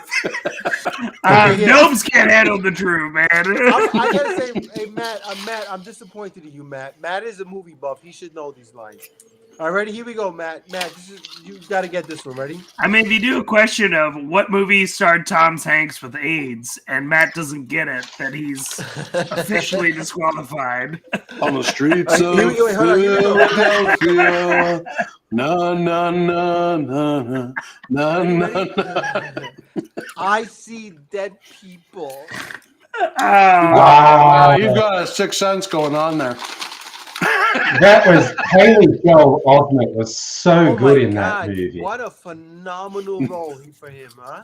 Yeah. I think And just with also Mark Wahlberg, not Mark Wahlberg, his brother, Donnie Wahlberg. Donnie That Wahlberg. scene, the Yeah. bathroom scene was unfucking believable. Yeah. Yeah, Donnie Wahlberg was incredible. That was the first time Donnie Wahlberg's like, I'm a serious actor. Oh my God, it was amazing. You know what's This interesting? element, yes. It wasn't. You know what's interesting is we all went into. I know that's not the thinking right that- answer, but I love that movie. Let me tell you something, Is that brother. we all went in it because, like, if that movie came out today, because every friggin' movie now has like a twist where like the guy Yeah, isn't but dead. he really set the tone for that. No, but Yeah. that's the point. That's my point. That's Yeah. my point is that it at the time it worked. If it came out today, it probably No, wouldn't it's- work because we're always expecting the twist. We are. Back then, it worked. You know, we thought Damn the wife right, was just come a bitch. You know, like, no one. she's no just one like answered that. me yet, though. No Like one that answered. movie scene though. No, it's not a movie scene. That scene where they go to dinner and like she doesn't Yes. she doesn't say a word. The audience was just Yeah. like, "Wow, what a bitch!" You know, like she's Yeah. just not talking to him the entire time. When you rewatch the movie after you know the ending, all those scenes Yeah, hit totally different. yeah. You're I- like, Amazing. you Yeah. don't think she's a bitch anymore. I remember Wait, I No, was it's just like, watching. wow, this is- I was watching a streamer, and he was talking about like when you know when like the 7, 8, 9 were coming out, and he was talking about the movie, and a guy put in his chat said, "Hey, no spoilers," and he said, "It's fucking Star Wars. The good guy always wins." Spoiler for every movie. I remember like when they made those honestly pretty bad Hobbit movies to cash in on the Lord Oh of the Rings. God! But Martin Freeman was actually a good Bilbo Baggins, and he was being interviewed on something, and he said some plot point, and the show host went, "Oh, spoilers!" And Martin Freeman goes, "The book was published 50 years ago. What are you talking about?" It's too bad, because I enjoy I love watching The those Hobbit. because the I never saw actors the Hobbit actors are movies. Are they great. not good? I think every casting in that was great. Yeah. The problem was the overuse of CG, Yeah, like the Yeah. the orcs. And it should have been adding- one movie. they won one movie. Yeah, It was a shameless Yeah, cash they grab. also- It should they have also been one added- they movie. added a I've lot of literally padding to read it. that Well, book it's like the 3 Star Wars times. prequels. The Star Wars prequels, the CGI fucked it up. It was too much. Yeah, but Yeah, okay. Besides Jar Jar, whatever. So I'm about to put on my Star Wars nerdum helmet on right now. The prequels All are right. horrible, but they are hilarious to quote nonstop. Well, you know what? They're mean the thing. I think Like, it's- I don't like Prequels Sand. are mean. Here's my issue with the prequels, and I'm a huge Star Wars nerd. George Lucas is a fantastic storyteller. He's not a good writer. He does not No. understand love. And the reason he doesn't understand sand either. The reason that Oh, we like, understand sand. It gets everywhere. Empire and it gets everywhere. But the reason that Empire Strikes Back is the best is because the story was written by George Lucas, but the script was written by someone else. George Lucas is not Yes. a good script writer. He's No. not good No. at dialogue. He's good at stories. Yeah. He's not Have good you at heard dialogue. Yes, of he Plagueis the Wise? After watching the prequels, my big question was, has George Lucas ever talked to a girl? No, But like the prequels has a great story. It just doesn't have good Yeah. dialogue. But you know, The dialogue's like, speaking of what the fuck? Darth Plagueis the Wise, if you haven't seen this already, you have to Google Donald Trump Darth Plagueis the Wise. Someone used like AI voice cloning and has Donald Trump reading the Darth Plagueis the Wise dialogue. It's so funny. It is our hilarious. bar manager, whenever he gets a telemarketer, he tells him the story of Darth Plagueis the Wise. Yeah, But it's like, hey, he's like, have you ever heard the story of Darth Plagueis the Wise? But like, think about it. This is like Donald. He's like, have you ever heard the story of Darth Plagueis the Wise? It's fantastic. He is running down his head. He came to me and he said, Donald, you're the best immortal Sith in the world. We love the Sith, guys. We love the Sith. Nancy Pelosi hates the Sith. Darth Plagueis was the Dark Lord of the Sith. He grew so powerful, he can even stop the ones he loved from dying. True story. It's so good. And he told me, tears in his eyes. He said, Donald, we're proud of you.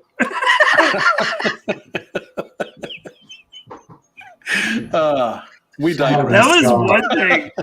So, not to get political, but that was one thing in Ireland that was always amusing to me, was when I went to Ireland, every bartender wanted to talk to me about American politics. Yeah. American politics outside the U.S. is like watching sports. Like it's like, Yeah. you watch sports. It's Well, these days, it's like watching Real Housewives of Beverly Hills or something. It's just, it's a train wreck. It's incredible. Oh, yeah. Because they were like, you know what was in our news? A whale pooped in a port, and that took a long time. So what is going on? I wish it was that simple, right, Noam? Yeah, man. I want to move to Ireland. Like, it's great. So look, I got another one for you guys. Ready? Yeah.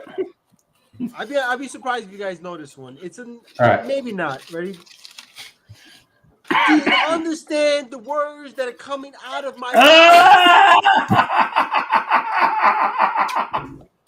Do you I gotta rush understand this the one. words?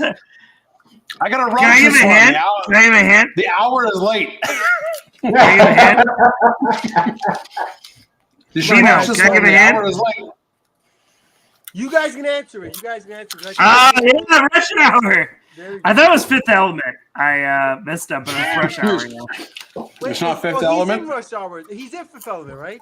Chris Tucker. He is in Fifth Element, yeah. He is this Ruby. What's his character's name? Where he's just completely over the top.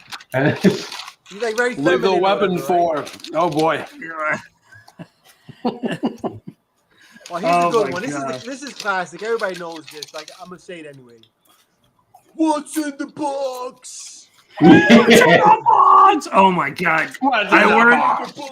I worked in game stores like that play like D&D and like Warhammer, and fucking every time you open a box, someone goes, "What's in the box?" And it's like, oh my god! Like it was funny the first week I worked here. Yeah, it's not funny anymore. Here's one of my favorites. I mean, everyone knows this, but I fucking love it, and it's timely because of, we're in that time of year. Ready? Hold on, where is it? Where'd you go? Hold on a second, please. I know the line by heart, but I just want to make sure I get it right. All right? Keep the change, you filthy animal.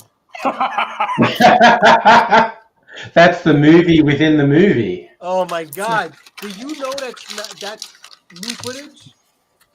Yeah, I can't think of the.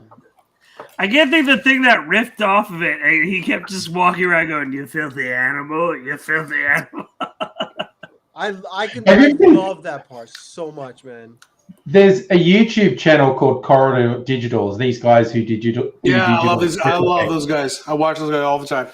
They had one, like, it was Home Alone with realistic injuries.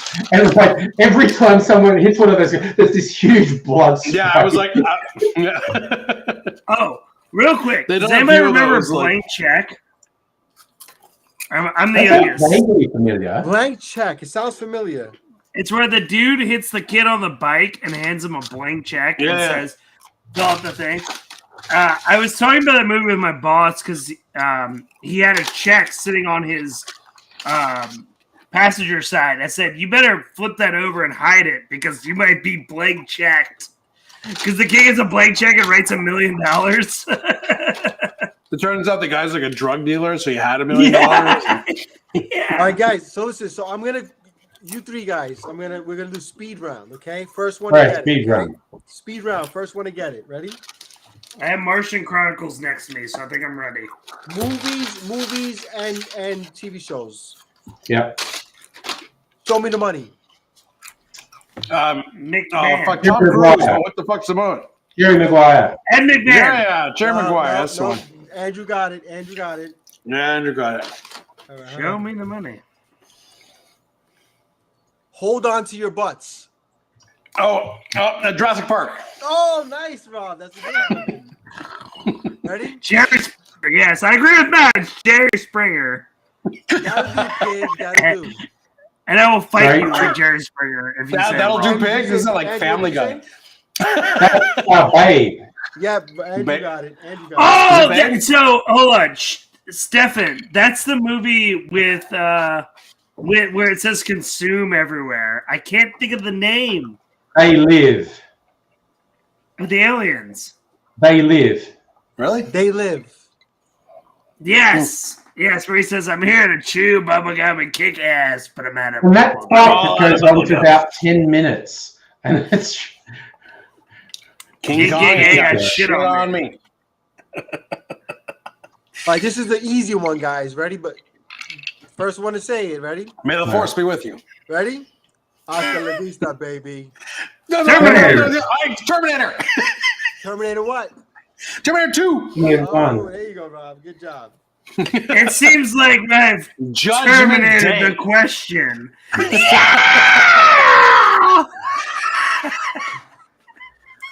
Hasta la vista, baby. Here's another one. Ready? This is such a famous one. You guys got it. You got to say the film. Ready? Life is like a box of chocolates. Forrest Gump. Forrest Gump. Oh, there you go, Rob. Oh, here's one of my favorites. And I think we use this in just like American vernacular at this point. All righty then. Oh, that's Ace Ventura. Ace Ventura. Ventura, there you go. All righty then. Oh, ready? This is a good one, and I'd love to see who gets this. Ready? Get busy living or get busy dying. Oh, yeah, Shawshank Redemption. Oh, nice! I knew it. I couldn't think of it. I knew it. I see the scene in my head. Oh, nice. Seriously, Rob. Nice. Here's a classic. Here's an absolute classic. Ready? To infinity and beyond. Toy Story. Get out of here. Get out of here. Andrew got that one first. Oh, get out. Go. Andrew snuck that Give one us in, buzzers okay? next time. All right, here's a good Fund one. the budget of drinking buddies for buzzers. But here's the thing. You guys might Hey, not I know don't this. play with these answers.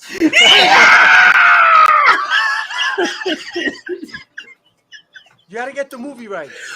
Yeah. Houston, we have a problem. Apollo Apollo 12. 13. 13. Andrew, Damn. you got a number wrong. Oh, I got the number wrong. God damn Apollo it. 13. you're so close, dude. God damn it. Of course it was 13. Unlucky. Oh, he's a good one. That's what the IRS says with my name. Here's a good one. Ready, guys? Yeah.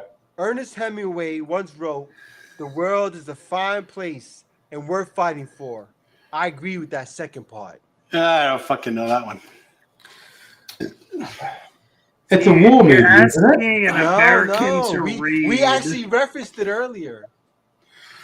Elmo goes to On space. air. On air. Yeah, no, it's seven. It's Conan 7. the Barbarian. Yeah. Oh, here's a good one. And Andrew, you should know this one better than anybody. Even though you're not from here, but the guy that's in it is from your world. Yeah. They may take our lives, but they'll never take Braveheart. our Ooh, freedom. Braveheart. Oh, Braveheart. Andrew said that shit. The first word I said, he said. Damn it. Yeah. Oh, it's good. Mel Gibson hates the British. He just like, Mel Gibson hates everyone, I think. He hates a lot of people. Kinda. Mel Gibson hates a lot of people. He does. He- He's not too fond of most folks. Get him in a couple of drinks and go, Mel, tell me about the Look at Jews. this. Look at this. Look at this. Look at this, guys. I finished my drink. And there's And that. there's Oh my God, that was a double. I did finish my drink. There's almost half of it left. Granted, So some we're of the talking ice about melted, Pulp so this is probably Fiction. diluted. I love this fun fact about Pulp Fiction. The scene where Samuel Jackson and what's his name from Greece? His name from Greece, lead singer of Greece, John Travolta.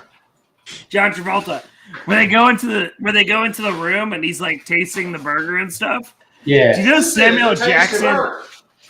You know Samuel Jackson fucks up the line where he says, "Look on the brains on Brad." The character's name is Brandon. Oh, okay. Really? Yeah, like- if you put it in closed You got the big captions. brain on Brad. Yeah, if you put it in closed captions, it says Brandon. But Samuel Okay. Jackson forgot the character's name, so he said, "Look at the brains on Brad," and Quentin Tarantino thought it was hilarious, so he kept it in. That there's actually a scene like that in Star Wars, the original. Right after they destroy the Death Star and they come back, and Luke is climbing out of his X-wing, and everyone's running towards him. Princess Leia's towards him. He yells out, "Carrie!" Yes. Where it's just Carrie Fisher playing Princess Leia, and it's in the movie. It's not super like intelligible. Like it's kind of like you could think he's just yelling "Yay," but he does in Maybe fact he says yell, Carrie rather than Leia. he does in fact yell "Carrie," and it is in the movie. Yeah. Yeah, I mean that. What was I gonna say? Oh, Always Sunny, the Always Sunny cast. Yeah. So have you ever seen the show Welcome to Wrexham? If you haven't seen it, it's a great show. It's about the guy who plays Mac. Yeah. And And Ryan Reynolds Reynolds by a by a football team. minor English league team. Yeah, and there's an episode where he invites Charlie Day and the guy who plays Dennis, and of course Dee's his wife, to the game. And it's like the first time I really get to see all of them hang out. And it's like really cool, actually. Cool. Yeah, I haven't watched it yet. I know the show, but I haven't watched it. I definitely watch it. It'll make you. There's some episodes that are kind of bad when they talk about like Ryan Reynolds and Rob, like being brosifs. Like it's kind of like whatever. But like the actual like football part is really great. Okay, cool. Like they talk about how they had to spend $10,000 on a football field, and Ryan Reynolds is like, "I never thought I would talk for 2 hours about grass." Don't call me Shirley. All right, ready, Airplane. guys? Airplane. Everybody's favorite in the chat too. Everybody's favorite movie starring Vince Vaughn. Ooh, Swingers. I was gonna say Wedding Crashers. Swingers. We should finish this Wedding cast Crashers. on what is your most And that's saying something shock because cocktail opinion. I'm going to say Wedding Crashers, but that's saying something because I don't actually like Wedding Crashers. So it shows that I don't actually like Vince Dodgeball's a Vaughn. good one with, what's his face? Dodgeball's pretty good. Yeah, I guess. You can dodge a wrench, you can dodge a ball. My favorite scene from Dodgeball is when what's his name? What's his name? The bad guy. Vince Vaughn is in Jurassic Park 3. I never saw it. He is. This was in Jurassic Oh, Park yes, 2. he is in Jurassic Park. Oh, I've never seen it. No, what's his name though? What's it? Oh my god, I can never remember his name. So, Ben have you Stiller. seen the movie Ben Stiller. Heavyweights? Yeah, It's when have you he's seen the movie introducing his Heavyweights? team. No. When he's introducing his team, and he's Oh like, my god, he's like, Dino, you gotta watch the Blazer. movie Heavyweights. it's like laser. No, he goes, Laser. okay, this is my team. Blade, laser, blazer. It's so good. So the fan good. theory is the bad guy in Heavyweights is the bad guy in Dodgeball. Because they're both Oh, played by really? Ben Oh. Stiller. Watch Oh, Heavyweights. Be It's a Cool. great Be movie. Cool is It's great. fantastic. Be Cool is great because he plays like a fucking like a hip like a Yeah. like pimp or whatever the fuck it is. That's a good one. All right, ready? Someone said Ben Stiller. Favorite Ben Stiller movie. Something About Mary. Zoolander. I mean, like It's Zoolander's gotta so be. good. It's gotta be Zoolander. Yeah, Zoolander 2 is bullshit. Zoolander- It's but in Zoolander the 1 is computer. What is this? A building for ants? All right, in the chat, favorite Zoolander, favorite bestseller movie, guys, in the chat. Wait, favorite what? Bestseller movie. Oh my Tropic god, Thunder. Tropic Thunder. Tropic Tropic Thunder. Thunder, Favorite actually. film. That's a good ass movie, man. I mean, That's a banger. coincidentally, also my favorite Robert Downey Jr. Dude, disgust son of a dude. I think every You guy in that movie full is my favorite retard. movie of theirs. What do you Can't mean? go What do you mean, forward, you people? What do you mean, you people? Hey, that's something for the Jefferson. Tell me it's not true. Okay, ready? Favorite Adam Sandler movie? The kid, the freaking Big Daddy's my favorite. no. That when he goes to school, what is it called? Happy Gilmore? Billy Madison. Billy Madison. Billy Madison. I'm the only So one good. because it's about a Louisiana team. And so Billy Madison No, but is what about fantastic. amazing? I One of always his quote- favorite, Billy Madison. I actually Ah. one of his underdog movies, which didn't do very well, but I think is fantastic. The one where he's the devil's son. What's that one Oh, called? again? Nicky. Little Nicky. Yeah, Little Nicky. Love The that one where he movie. does a stupid voice annoy me. He does a stupid voice annoy I me. was Yeah, rooting for the he football does do a teams. stupid voice. Whenever he does a stupid voice, I find it's like Waterboy and Little Nicky. It is kind of annoying, but Little Nicky is still so funny though. I always root for horrible teams, and I always think Happy of Gilmore's the pretty second damn good. and Waterboy where he goes, "Oh no, we suck again." Oh no, yeah, it's Rob Schneider. Yeah, so Every Muffin time Man, you picked the same one. Rob as me, Schneider Muffin also Man. is the guy that always goes, "You can do it." Oh my god! There was a Rob, but there was a Rob Schneider said you can do it in like at Oh, a least bunch of his 5 or movies, 6 different Adam Sandlers, but I forget which one it is. But He there's a said Rob. Longest Yard too. He said, "We But- can yeah, do it." There's a Rob Schneider movie. I don't know which one it is, but there's a Rob Schneider movie where Adam Sandler shows up and goes, "You can do it." I think the only movie he did was like the Rob one where he's like, Schneider plays. He got transformed to a carrot.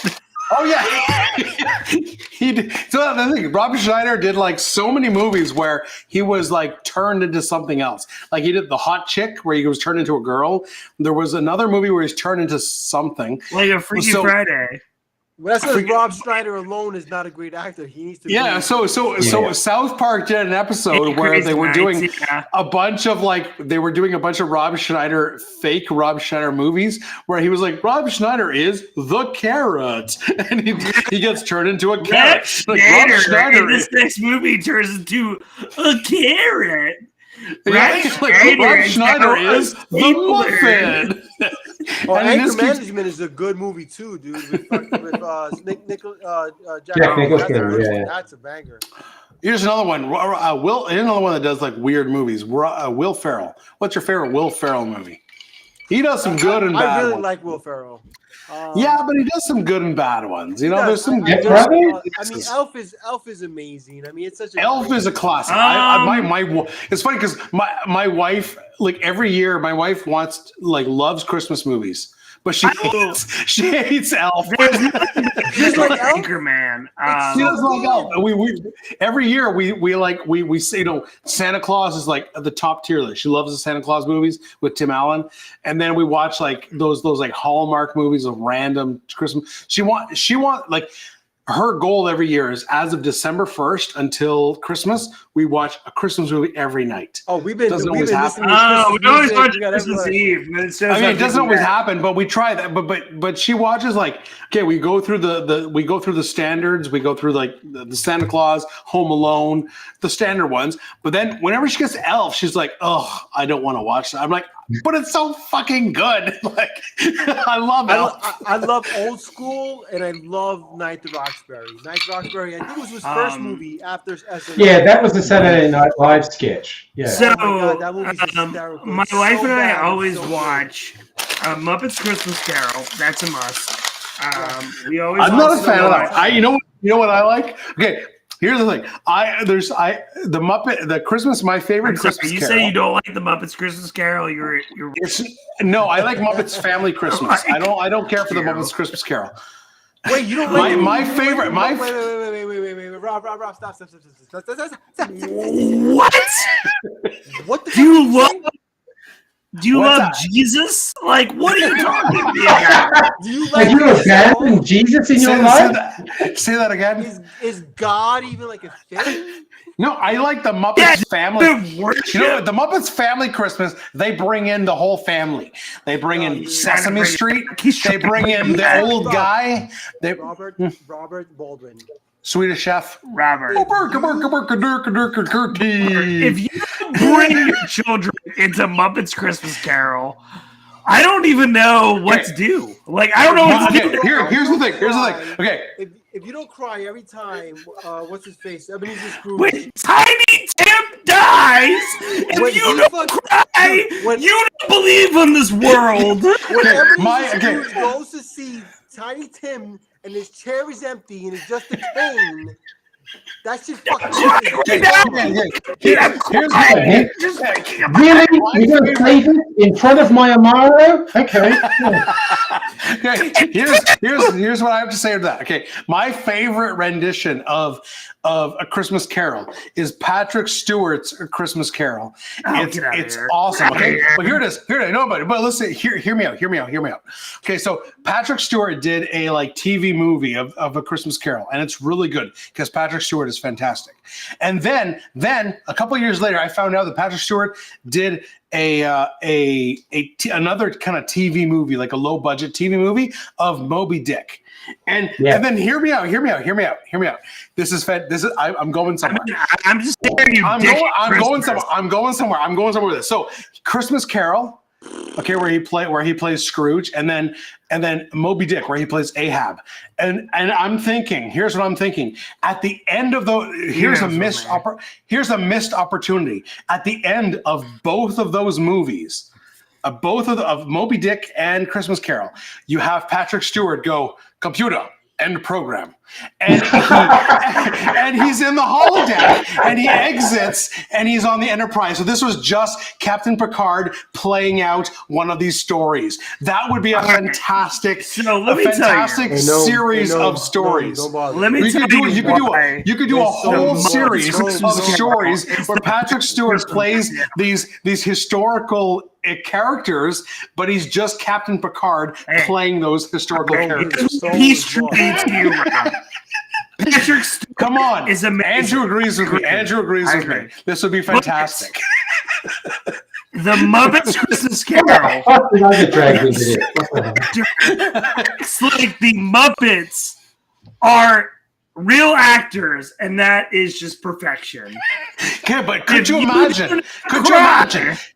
Ebenezer Scrooge, played by Patrick Stewart, and Christmas morning, and he was like, "Get me little boy, get me a Christmas goose," and then he finishes, and the whole family is happy, and he walks outside, and then goes, "Computer, end the program," and then he goes back onto the deck of the Enterprise. It'd be fantastic. Rob, a puppet rabbit buys a turkey. Yeah, I don't care. Captain Picard buys a turkey. You're telling me Michael Caine is not better. You're not telling me Michael Caine is not the best actor in the world. Okay, Like, guys, not imagine all your favorite historical I don't know characters how played you come by up with this Captain conclusion. Picard. It dude. would be fantastic. Is one of the sexiest men on earth, and he is 1,000,000 years old. He's 90 years old. You're talking and about he's Patrick the Stewart, sexiest right? man on. No. There's a rat named Rizzo. No one wants to stick it to Michael Caine. A New York That's great. accent. Michael Caine? Yes. Michael Caine. Oh, Michael Caine. Google him. No, Michael Caine. Yes. Yeah. Yes. Leave Michael Caine alone. Dude. He's retired, by the way. All right. Michael Caine. Favorite Christmas movie, guys. Favorite Christmas movie. Oh, Muppets Christmas Carol. Like, stop talking to me. No, we have obviously the same one, but what is everyone else's? Oh, well, I mean, the Christmas Story is also amazing. Because the Christmas Story, my parents always played it because TBS will play it nonstop, and my parents would play it nonstop. And honestly, I've never seen the movie from start to finish, but I've seen. What's my favorite Michael Caine movie? Oh. Now, do you mean a movie that features cocaine, Or a movie where everyone making it was obviously on cocaine. That's Or a movie. I think he means a movie featuring Michael Caine. We have some opinion. Andrew, tell us what you think No, about. you can't really go past Scarface getting handfuls of cocaine and shoving it in his face. Say hello to my little friend. Andrew, All right, what do you think about Christmas Carol?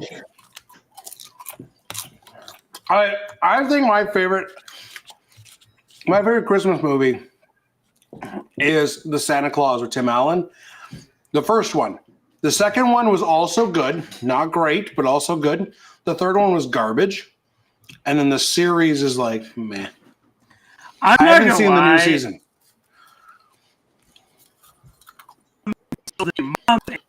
Christmas without a Santa Claus. So, like, that's with Mr. Heat Miser and Mr. Snow Miser, which I made cocktails the first time I was invited to the Christmas challenge. And that is one of my favorite movies, and I make my wife watch those. Christmas Vacation. Muffin Man. Oh, National Lampoon, that's a good one. Yeah, Christmas National Vacation. I Lampoon. watch it every year. That's another one my wife doesn't like, but I love Christmas Vacation. I know It's so so My funny. wife makes me watch that video. So I make her I watch love it. Muppets Christmas Carol, and she makes me watch National Lampoon. That's kind of Speaking of, our hey, trade. so I've had a the Christmas Vacation moose mug for eggnog. Yes. I've had it for about 3 years now. I just bought. I'm gonna make a video about it. But for those who've seen, Stefan with the fact. what's up? Ooh, okay. Anyways, speaking of which, so I just made I made a video. I made a video about a week ago, last week, about my views on cocktail glasses, and I talked about having acrylic glasses for, like, you know, if you're going hosting outside by the pool, you don't want to bring, you know, actual glass. I just bought. It was on Amazon this year. I just bought a official National Lampoon Christmas Vacation moose mug glass in acrylic. And I'm so stoked. That's awesome. Because now I can have my fucking eggnog in my hot tub outside. Okay, wait. No. But the favorite, Just a question real quick. the favorite animated Christmas movie. Well, it's certainly, you know, I can tell you what the worst Christmas animated movie is, and that is The Polar Express, because that is fucking creepy as shit. Not great. There are the dead eyes in those characters. Well, you know what the problem is? Real quick. Actually, and I know why. The problem is the motion capture for every single character in that movie was done by Tom Hanks. Tom Hanks did the motion capture for the children. Really? An adult, Really? yeah, he did. So an adult doing motion capture for children is just weird. That is The, weird. the movements aren't right. Sorry, So- I want to interrupt you. Yeah. So I was in a cocktail contest. It was like Chopped, and they said a beach drink. My first instinct was to do a coffee banana bourbon drink, That sounds good. but I didn't think that was beach enough. Do you think that would have been beach enough? Well, it depends on what else is in it. If it's just coffee, Evan Williams, and then I was gonna put a citrus. on Yeah, but if it's just stirred, then it's not beach enough. You got to have some syrups and some lime in there. That's you what I have was syrups drinking. and man. Did you have So I did syrups and lime? so I did a drink. I called it the what I call it? I called it the Yoko because it was strawberry, and it was called Yoko because we'd have Was it strawberry like- fields forever if not for Yoko. Maybe the that's why you Smurfs have- failed. I split the vote, and the woman that beat me won the contest. So I can't be too mad, but I was still a little pissed. Well, Wait a second. You know. The Smurfs had a Christmas special? Of course Yeah. they do. God. All right, Cash wait, it. who knows the song from the Smurfs? What would they sing? I don't fucking know yeah, anything. that's Dracula. Sorry, what? Andrew, what the hell was that? were you singing? Don't they? To the dishes, drag to the ditches, my Dragula. That's the Smurfs. I could just picture the freaking Smurfs singing Dragula. That's amazing. Yeah, and they're doing a syncopated dance routine while they do it as well. You guys don't remember Dig through the ditches and burn through the witches drag and the back of my Dragula. Ooh, ba-da-oo-da, ooh, ba-oo. Somebody Ooh, in the ah. chat. What did the Smurfs say? You guys know this. La la la la la la. There you go. Stefan, put it up there, actually. La, la, la, la. Stefan, what doesn't Stefan know? I don't know. Hey, Stefan, I will ask you a question that you will not know. What? Okay, let me think about it for a second. You can't say super like what's my social. So wait. Donnie Obviously Darko. not. No. Who watched Donnie Darko? Oh! I got it. What is the fancy? I got a question he will not know, and it will just show my nerdgasm. What is the fanciest restaurant? In the mics and stuff. What is the fanciest restaurant on Coruscant? Oh, Real quick. Does anybody watch Donnie Darko? It's not in from Donnie Darko. This is a Star Wars story. Did anybody watch Donnie Darko? No, Well, Yes, yeah. I did watch Donnie Darko. many yes. moons ago. About Many how moons ago, yeah. Smurfs reproduce? No, I don't remember that scene. Are you sure you're not thinking about Clerks or something? That sounds like a No, It Clerks. does. It does sound Honestly, like Clerks. Clerks changed my opinion about the third movie Yeah, where they blow up the Death Star. because the Death Star was not complete, so it wasn't all bad guys. Half of them were probably like independent contractors. Yeah. Actually, it's the so guy in the small. shop says, no, I had a friend who took a job for a mafia boss and he got killed in a hit. So contractors know the risk they take. Yeah, exactly. Sociologists did a study. They knew the risk involved. They were building a giant weapon for an evil organization. They knew the risk. Okay, So sociologists did a study that said the empire couldn't control all these regions without doing the Roman Emperor, where there was just like, hey, as long as you pay taxes, we'll let you do what you want.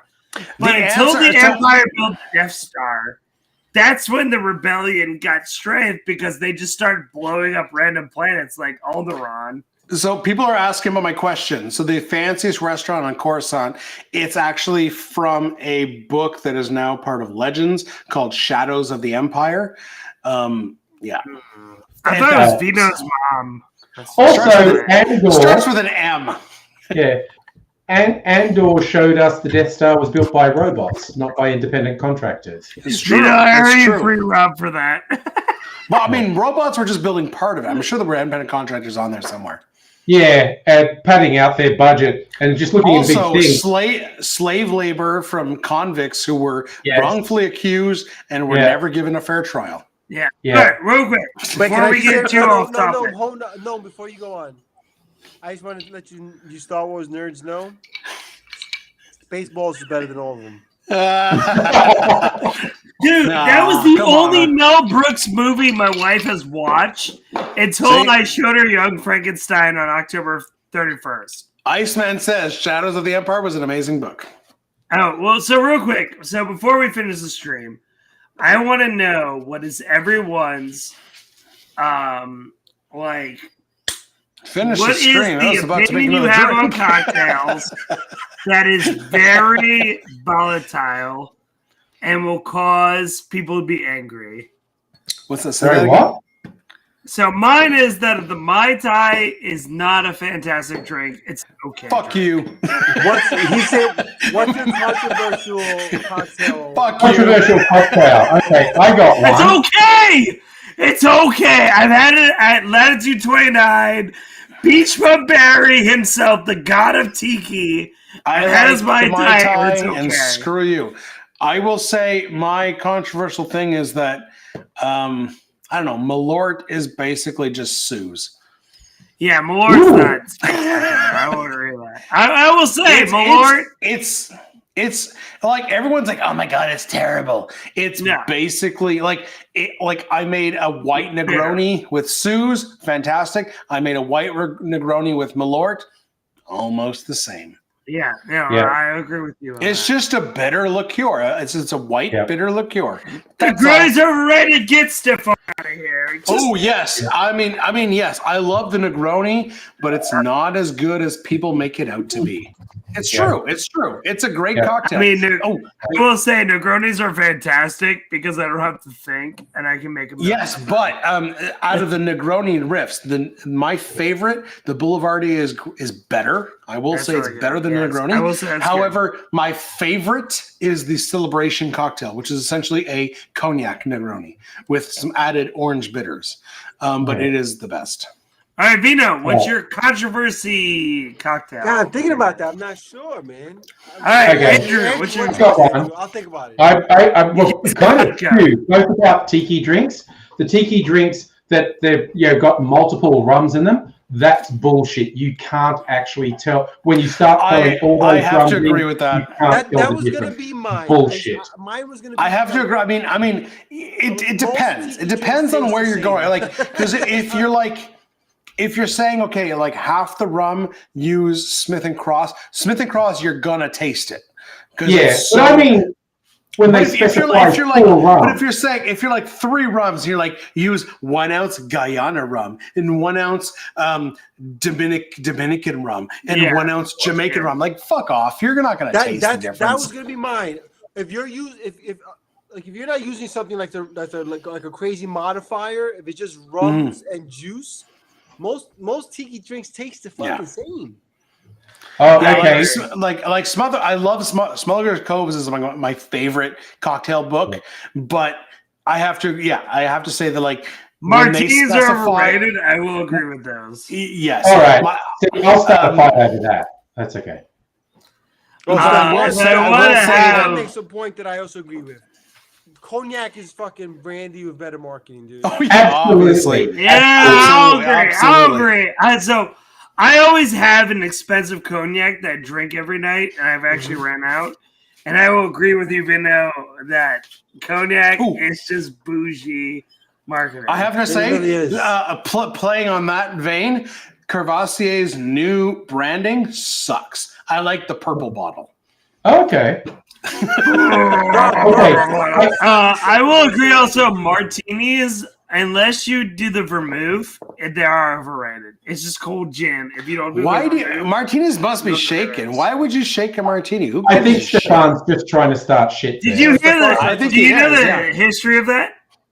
Well, I know that Ian Fleming said that what's his name? James Bond shook a martini, Ian Fleming and then is completely responsible for it. Well, so James Bond shakes a martini because he goes shaken, not stirred, and then the mixology world was like, "What the fuck, man?" And then like I don't know if it's Ian Fleming himself or like just some other writers in the James Bond world were like, "Well, it's because he's working on a case, so he doesn't want to be drunk. So by shaking it, you're diluting more water." Here's the story that I tell people because like drinking stories they're usually passed down by people who are drunk, so it's okay.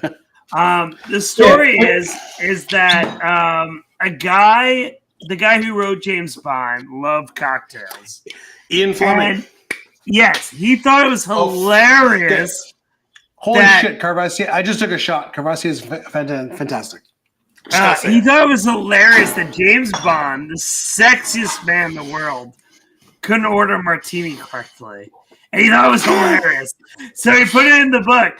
Now, Sean Connery, who is a.k.a. the sexiest man in the world. Yeah, Stefan is just trying to piss people off. Besides Paul Rudd. You can fight me, Sean Connery or Paul Rudd. We can have that discussion. But Paul Rudd doesn't age. He's like Keanu Reeves. Yes, he does not age. So Sean Connery didn't want to be made a fool of. So he said it the sexiest way he could make possible by going, shaken, not stirred. And not stirred. That's what did it. So, but there's some interesting things, like a martini that's shaken, puts ice chips in there that make it really nice for people who don't want gin straight. And so there's Well, the reason I read, I don't know who said this, but it was because he's working. He doesn't want to get overly drunk. So by shaking it dilutes it more. So that's the thing with drinking stories is people tell these stories while they're really drunk and drinking. Oh, no, wrong one. So you never know. You know what? I don't have issues with Rose's grenadine. Here's my reason. Yes, homemade grenadine or expensive grenadine is better, but I don't use grenadine. I make like a Jack Rose once a year, and my wife likes a Bellini that has like grenadine sprinkled on because she likes sweet drinks, like once a year at Christmas time. So I use grenadine like twice a year. I'm not going to make my own because it's going to last a couple months in the fridge. I'm going to buy the Roses that's good for 10 years. Yeah, I will say this. Go ahead. The Shaken Martini is great for people who don't like gin-forward drinks because you put the little ice chips in there that help dilute the gin-forward taste. But I do agree with the assumption that a martini should be clear so you can look at the person across the room that's not drinking a martini. You know what? I actually the version of the martini that I hate is I know there's a what's that? Vino's laughing because it doesn't right. No. What's that movie? That movie recently? We're not even paying attention. That movie. I'm paying attention, Vino. I got you. Yeah, I know the Bellini doesn't have grenadine. This is like a different Bellini. Fuck off. It's a sweeter Bellini. You lost $2. When you're married, you make the. Hold on, Rob. I want to say two things, Rob. Hold on. Number one, I do want to clarify: tiki cocktails are delicious. They are. They just taste very similar to each other. They do. Number two, super juice is overrated. That's my thing. Yeah, I agree. Is it overrated? It lasts longer though. Controversial take. It tastes almost exactly like the fucking. Hold on, time out. Well, he does. But Here's it's cheaper than it's cheap. That's the point. That to me, it's cheaper and it lasts longer. So I make Cheaper super than what? juice. What was that? Than Cheaper buying than what? fresh citrus every fucking week. No, I know. What I'm saying is that with all the citric acid and all shit that you're adding, it almost tastes exactly like a good bottled citrus. Yeah, I can't get good bottled citrus here. I get like that real citrus shit, which is garbage. Yeah. Absolute garbage. Can we time out real quick? Here is the huge fight that we're going to have on this channel, and I think the chat will love this. We have Angry Cocktails, who hates vodka drinks. But I will say, vodka cocktails are harder to make delicious than regular cocktails. Because you don't Let's fight. No, but I agree. Because the you reason have to that's have good ingredients. Hold on, first. Point order, Rob. Go first. Because you have to have good ingredients. Because your vodka is not an ingredient; it's just alcohol. So you have to have proper. You know, if you're making a Cosmo, but your cranberry juice is garbage, then it's going to taste garbage. So you have to have like the best cranberry juice because your vodka doesn't fucking matter. So you have to have the best cranberry juice, the best lime juice, everything else. Because whereas other cocktails that have a spirit, like a good tequila cocktail, you have to have good tequila. Tequila. I see you there. So hold on, Rob. Your time is up. Andrew, your turn to No, respond. but Rob and I both agree with you. You can't make good vodka cocktails because vodka's shit. Yes. Dino, counterpoint. Dino, What? on vodka cocktails. What about them? So Angry Cocktail says they're shit. I say that vodka cocktails are harder to make. Christ, I need another drink here. I guess we're agreeing. The thing is, the most vodka cocktails I've made are just vodka cocktails. I'm not sure. Yeah. It's not hard to make a fucking Cosmo. Cosmo is what it is. People love it. Yeah, but here's the thing. All right, so here's my counterpoint. This is my I real wanna- hand grenade. All right, you finish. All right, my real hand grenade in cocktail world. People overstate their ability to tell the difference between fresh citrus and bottled citrus in a cocktail. People are fucking fooling themselves. That's I think a in a great blind, point. That's a great I think in a blind taste test, people would struggle to tell the difference. So this is where I will argue with Angry. I find that it's harder to make vodka cocktails because vodka doesn't add as much as like gin, bourbon. So I've had to make vodka cocktails for my grandma's party, for this party, and this party. And whenever I do a vodka cocktail, it's always the toughest because I know that the spirit isn't adding as much as it's adding with bourbon, gin, all those other ones. What? Why do you think I'm disagreeing with you? I'm agreeing with you. It's hard to make vodka cocktails good because vodka sucks. Andrew is. I mean, I'm not saying you're disagreeing with me. I'm just telling you the facts of like. Andrew's literally the anti-vodka guy on YouTube. But I will say you hate vodka cocktails, but I will say that like that's what making vodka cocktails even better. Yeah. Because you have to make sure every component of that vodka cocktail it's not like bourbon. It's gotta be good because, like, you know. that's what I said earlier. That's what I said earlier. Is like, is vodka cocktails basically just adds the alcoholic component and allows the other ingredients to star. It's not like a rum cocktail. Guys, like tiki cocktails, it's all about the rum. Whereas a vodka cocktail, it's about everything else. Well, I mean, that's debatable, but the other ingredients better be good in a vodka cocktail. Yeah, it's like the exactly. That's what I'm saying. Like vodka cocktails are so much harder because the other ingredients like have if you're gonna make a raspberry fucking sour or something like that, you better have really good raspberry flavors and your citrus flavors because your vodka is just adding alcohol. It's not adding any flavor. Yeah, Whereas that's exactly why like breeze cocktails are so popular, right? All these breeze cocktails are popular because people just want the juice. They don't give a fuck about the alcohol. And that's what I'm trying to say here. It's a whole like fucking fight. And that's why I think it's great content. Jose Cuervo is garbage is tequila. It's not tequila, it's Well, it has okay. Technically, if they're calling it tequila legally, it has to be 51% blue agave. So it has to be that. The other 49, I suppose, is tequila, but it's garbage. Talk about vodka. Andrew, tell me about how I'm a dummy. What? Guys, if we're going to keep going, I need another drink. Audience, give me a drink. Is the stream going to keep going? Iceman's drunk. Possibly. I'm pretty drunk too. So Are you? Where's Tim tonight? You don't say no. You don't say. Yeah.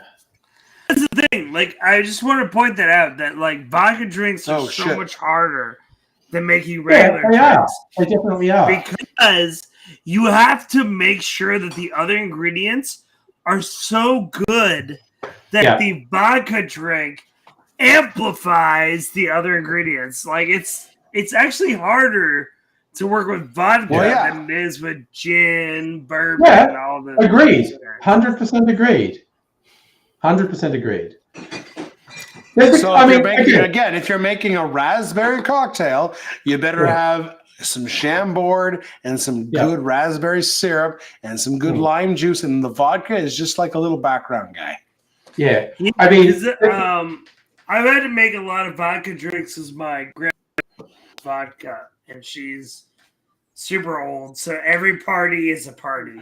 Tell her she does. But here's the thing: people that say I love vodka, they don't like vodka. They like the drinks that vodka makes. Yes, I will tell you. I went to a distillers convention, and it was hilarious. All right, so they had different tables with all the spirits, right? So you're drinking the spirits, right? And Yeah. they came in at like 10 o'clock at night, and they said, "Hey, we're about to close down the section. Whatever you can grab is what you own." In 5 minutes. God, That people is get the drunk? greatest. That is the greatest. 4, Ooh. 3, 2, and like me and my buddy were just grabbing shit. But there was a sweet potato vodka that was so delicious. So Oh. sweet. I Well, wish I okay. grabbed it. Okay, here's me actually making an admission. A couple of weeks ago, Mrs. Angry and I did a weekend away, about an hour and a half out of Melbourne, a place Mrs. called the Yarra Angry. Valley. There is a distillery that's been set up to, have food and stuff. Four Pillars Gin Distillery just got bought by Diego.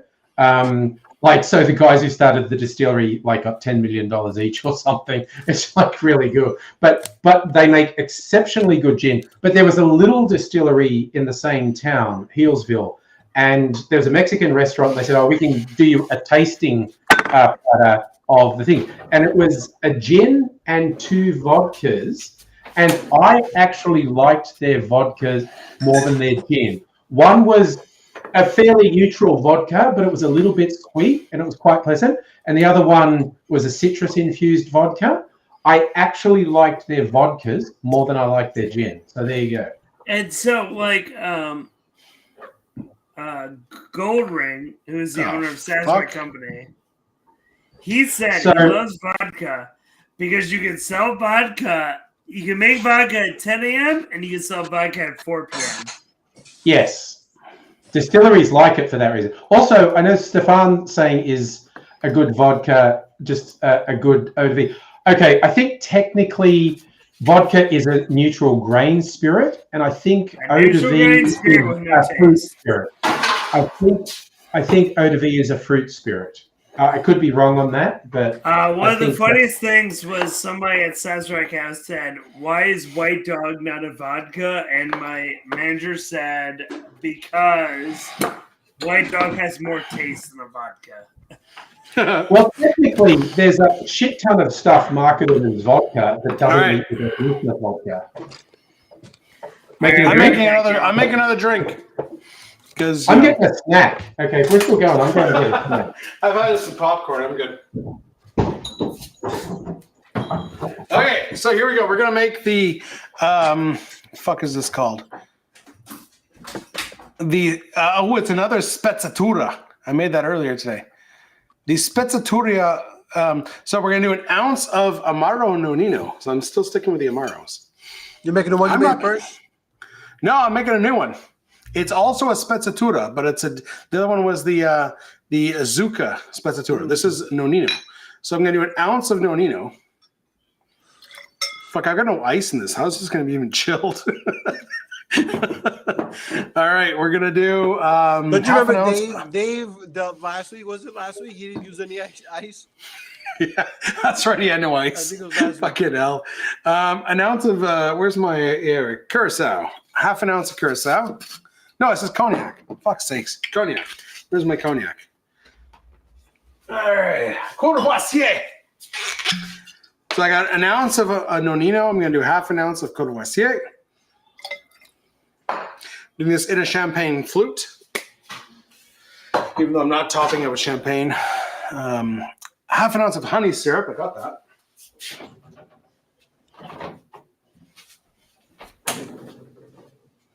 Where the hell the other two go? You sure? They just fucking left. Half an ounce of honey syrup. What else? I think Andrew went to get a snack, and Noam probably fell asleep. Half an ounce of honey syrup.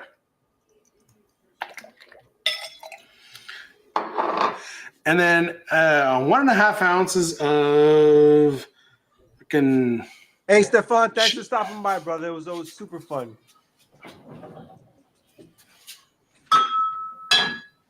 Oh, why not? Why not? We're gonna open a fucking bottle of fucking sparkling wine. Whoa, I'll finish it. Nice. I'll finish it tomorrow. Why not, eh? All for you guys.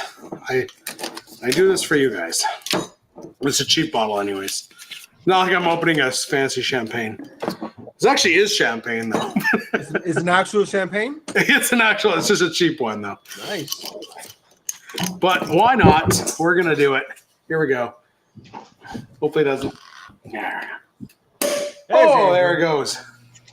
You had a little, what's it, vitamin? What do they call it? Vitamin? What do they call it? The Australians, Andrew? Sorry, what? What do the Australians eat? Vitamin? What's the spread? Vitamins. What? Vitamins. No, English say vitamin. Australians say vitamin. No. The Oh, spread, you guys say vitamins as well? Oh, Vegemite. Vegemite. What is I made Vegemite? a Vegemite sandwich. It's a Oh, yeast Vegemite extract. sandwich. I think the original Vegemite was actually sort of yeast waste from beer brewing that was then concentrated down and turned into a spread. No way. Well, there you really? go. So what That's do you even eat more right there? What is it? appropriate. What foreign Did chips you is that? know? I come from London. I come from London under. Here we come. Yeah, London. London. Andrew, I love what foreign My chip is dad was that? telling me that he thought that band was gonna be the next Beatles. Here we come from Randu Hyundai. What's your question, Vino? What foreign bag of chips is that? What is that chips bag? Okay, This is Chris. this is a really popular snack in Australia called Twisties. Twisties. It's kind of like Cheetos, Made by but half, prisoners. you know how Cheetos like dissolve when you put them in your mouth? Mhm. These are crunch. Fuck, These are I like did the wrong crunch one. Cheetos. The traditional one is a cheese flavor, but this is a super weird flavor they put out. This is cinnamon donut flavored. What? That's So- awesome. It Alright. tastes like first you get cinnamon sugar, then you get this really savory corn flavor, and it's super trippy, sweet and savory at the same time. Sounds pretty fire. I'm not gonna lie. Mm. So this is pretty okay. A nice Amaro champagne cocktail if you're looking for something for Christmas or New Year's, you know. So we've got an ounce of Amaro Nonino. We got an ounce of half an Oh, ounce we of. never heard Vino's hot What was take. Vino making? Vino's it's what? Ah, Muffin, so where are you? I thought you were in America for some reason. Yes, he's in Brooklyn. Okay, Yeah, you were in Brooklyn. Melbourne. Okay. Well, Yes, it's that's been- right. Recently in Melbourne. Yeah, Alright. Andrew, they've invented these things called airplanes. All right, hold on. I Whoa! gotta The get big Vino's silver hot bird. take, The and big then I'm silver right bird back that out. fly over These sometimes. silver birds that fly in the sky. Vino, I've what's your not- hot I've not- take? I've not And heard now of go- these airplane And things. now we'll go away. Vino, hot take, and then I'll go away. What? Ah. But yeah.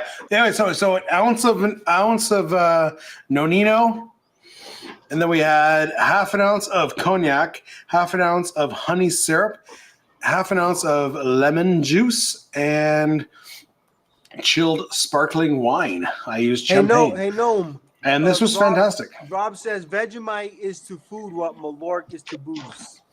Get out of here. And that's perfect, Rob. All right, That's perfect. hold on. We want to know what Vino's hot take is on cocktails. I So I already. said that I vodka said- drinks are harder to make. I said tiki's taste the same often taste the same, and that super juice is I overrated. agree.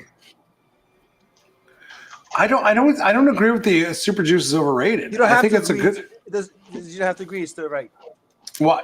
So correct. Yeah, you don't have to agree. It's I- like who I won just- the I think- 2020 election. You I have to don't. I agree. don't That's say fine. it's. I don't say it's better, but I think it's a way to save cost and prolong your citrus. When get you outta here. taste super Get outta juice next to regular juice by itself, it does not taste the same. We No, they're different. They're definitely different. it's slightly It does not different for taste the sure. same. So therefore, to I don't me, think it. I don't All think right, it's. guys. I have to head out because I'm super drunk. So I'm going to head out. Thank you guys for having me. Peace. No. Peace, brother. Cheers, Gnome. We'll cut this. No, in 10 there's minutes. one We'll cut- last we'll cut thing this I down. wanted to tell you. He's So, Rob, what gone. were you saying? He's gone. I was just fucking with him.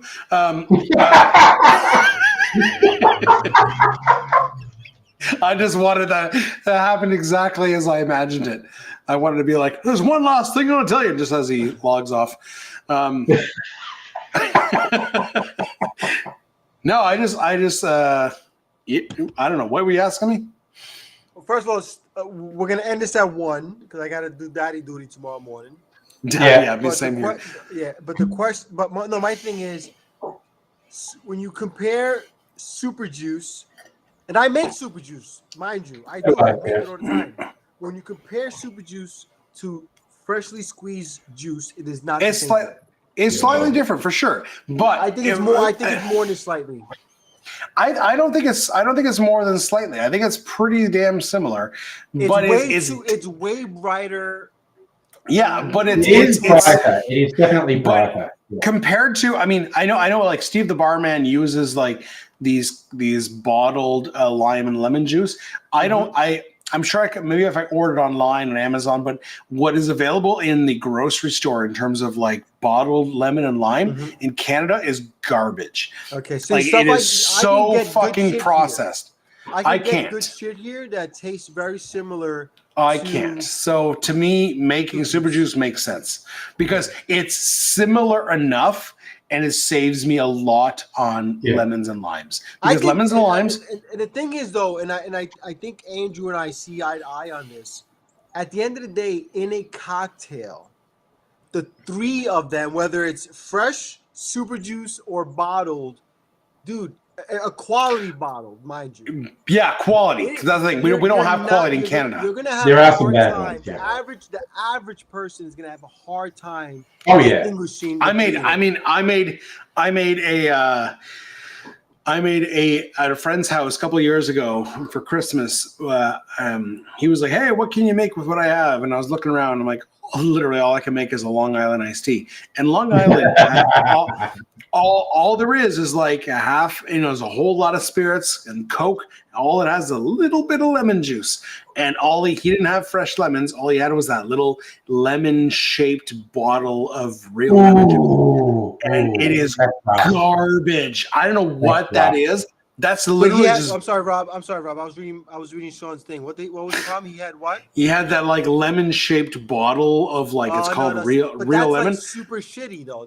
It's basically vinegar. It's disgusting. Good bottled stuff like at Whole Foods or like an organic place. Well, we can't get that here. Maybe somewhere. You could find really good like bottled lime juice and lemon juice, and it's not that big a difference. I worked in catering, don't forget. So like we use a lot of that bottled shit. You know what I'm saying? Yeah. I'm sure you. I just find I worked at bars on my own shit. It was always this freshly squeezed. And ever since juice, I was like, oh, this is really good, but I gotta tell you, it's not that big a difference. Well, no, I don't think it is, but it's just for if you're at home and you're making like the average person making cocktails now and again, do fresh. There's no point. Yeah. But for someone like us, even if you're not enjoying a cocktail, you're filming a fucking cocktail every week. That it makes sense to make the super juice because. Just in the last like 4 years since I started the channel in 2020 to now in like 2023, limes were 33 cents. They're now fucking 99 cents. Limes are really cheap here, and so because I don't do many shaken cocktails. I usually just buy a couple limes when I know I'm gonna make something on YouTube. Yeah, that's I'm losing. I just go buy a couple limes. I make mostly stirred cocktails. Hey, Sean, why are you not making coquito now, Sean? Who nixed coquito? I was gonna make some coquito. Yeah, actually. I mean that's the drink of my people. Yeah, I'm curious as to why you're not making it. Yeah, I am. The one time I will make super juice at certain times of the year in Australia, limes get so expensive. Yeah, they're basically the most expensive component of the drink. Steve the bartender talks about that a lot. Yeah, Steve the bartender talks about it a lot. I never had that problem. Obviously, being in America, we have limes that are coming out our asses. So I never really worry about that too much. So for me, when I know I'm gonna make stirred shaken cocktails, I'll just buy limes. Yeah, my- that makes sense. In the My summer, headphones in the died. summer, I had I'll to make switch. Seed Boost because I know I'm gonna make a bunch of cocktails that use it. Yeah. The supermarkets here have started doing this thing where they sell what they call imperfect fruit and veg. Because how supermarkets go, well, it has to look really nice. And they go, well, here's a bag of stuff that looks a bit weird and it's way cheaper. And it's perfect. There's nothing wrong with it. So sometimes those bags of, okay, this is the slightly weird shaped or weird colored lemons or limes. It's like, well, that's less than half price, and they're fresh. Yeah, So they have subscription services here in the U.S. where you can buy these kind of fruits. So basically, you pay $20 a month, and you'll be sent apples or limes or whatever that don't look great. Yeah. For nothing. Oh, okay. So Sean's family just doesn't like coconut. I've got in my mind. I'm doing eggnog of the week, 4 weeks leading up to Christmas. Ooh. Final one awesome. is That's awesome. an aged eggnog. By the time I break it out, it's going to have been aged for 3 months. Yeah, I've actually. So last year I did. Aaron. What's his name? I know who you're trying to say. Actually. Oh my God! What's his fucking name? Oh God, he's a really famous dude. We both know who you're talking about. I know exactly. Let me look it up. He really promoted aged eggnog. I reckon I know who you're going to say. Oh my God! Holy shit! What's his fucking name? Well, while you're trying to figure it out, Andrew, there's a Alton Brown. Alton Brown. That's him. Yes. Alton Brown. Okay, so I made last year. I made a video. I made Alton Brown's eggnog, and he says in his recipe. Yeah, everyone's saying Alton Brown. His recipe. He says a minimum age it 1 month, and then. But he says there's no reason this shouldn't be good for a year. So I made it last year. It was a fantastic recipe. I kept a bottle. So I've got a bottle that's a year old in my fridge. Next week I'm gonna make it. I'm gonna age it for I'll age it for like a week before I release the video. It doesn't need to be aged a month. Last year I tasted it right away. It was fantastic right away. It does get better, but I'm gonna age it for about a week, and then I'm gonna do a video. I'm gonna compare the fresh 1 week age stuff versus the 1 year age stuff because I made it about a year ago, and I know that Joel from Through the Mixing Glass did that last year. He didn't like the 1 year age stuff. He did not. Yeah. Yeah. I remember he said it tasted kind of funky. So I assume I'm going to have the same reaction he does. Because I remember even me when last year just tasting the fresh, 1 hour made stuff versus like a couple weeks, I was like, yeah, it's different, but it's almost like your mind is playing tricks on you. Like the flavors meld together. It's almost better, but your mind is like, has this gone bad? your mind plays tricks on you. So it's almost like, I don't know if this is better. Yeah. Hey, Andrew, did you decide on all of the eggnog variations? Did you already decide? I am close to deciding. I'm thinking of coquito's not really eggnog, but it's in that ballpark. Yeah, I know it's called Puerto Rican eggnog. So Also, what goes into coquito? Rob, hold on real quick. I have another one that's you might be interested in trying. It's called Haitian crema. Yeah. Haitian crema is basically like another holiday style eggnog made in Haiti. It's really, really good. Just look into it. It's not too hard to make, and no one's really doing it on YouTube. So if you want to make like a unique eggnog, because everyone's doing coquito, everyone's doing aged eggnog. Look into Haitian crema. It's super good. Ooh. So what is coquito? How do you make it? What are the ingredients? Coquito is basically it's cream of coconut milk, condensed milk, pineapple, and it's pineapple. And okay, so that's interesting. It's amazing, but it's because no, I'm sorry, no pineapple. I'm sorry, I'm thinking of pina colada. It's pretty much all the things I said with rum. Okay, so I mean, last year I made aged eggnog, but previously, like my channel has become pretty famous for Advocaat. Advocaat is Dutch eggnog essentially. It's just eggs and sugar and rum. Okay, so here's brandy, the thing. brandy. So Puerto Ricans are split on whether or not to add egg to your coquito. So some Puerto Ricans add it, and it makes it more custardy. And some don't. I don't add. Yeah, because Advocaat is basically just there's no dairy in Advocaat. It's just eggs, sugar, and brandy. Yeah. But there's another recipe I'm thinking of trying this year. Rum Pope. Rum Pope is a Mexican version of Advocaat that has a few extra ingredients to it, but it's very similar to Advocaat. It's got the eggs. It's got I have no. I looked at the recipe a while ago, but Rum Pope is Rum Pope or Rum Pope. I don't know. There's an E at the end. I don't know how they pronounce it, but it's basically like a Mexican version of Advocaat. And I'm interested in trying that this year. I'm wondering how different. I think, a lot of, especially in the Spanish-speaking countries, we have our own versions of this stuff. Yeah. I mean, obviously, I'm biased to coquito. I think it's fucking amazing. This Haitian stuff is really good. I've not had that Mexican one though. Iceman, I've had I don't know, a year old. It's weird because like the eggnog has lasted a year, and I'm gonna try it next week at some point. But the Advocaat, the recipe I had said about a month. I've pushed it to about 2 months. I've never gone past that. So if you have a version that's a year old, I mean, it's up to you. Give it a whiff. If there's no visible mold and it smells fine, give it a try. Or have like one of Sparkle's family members try it first.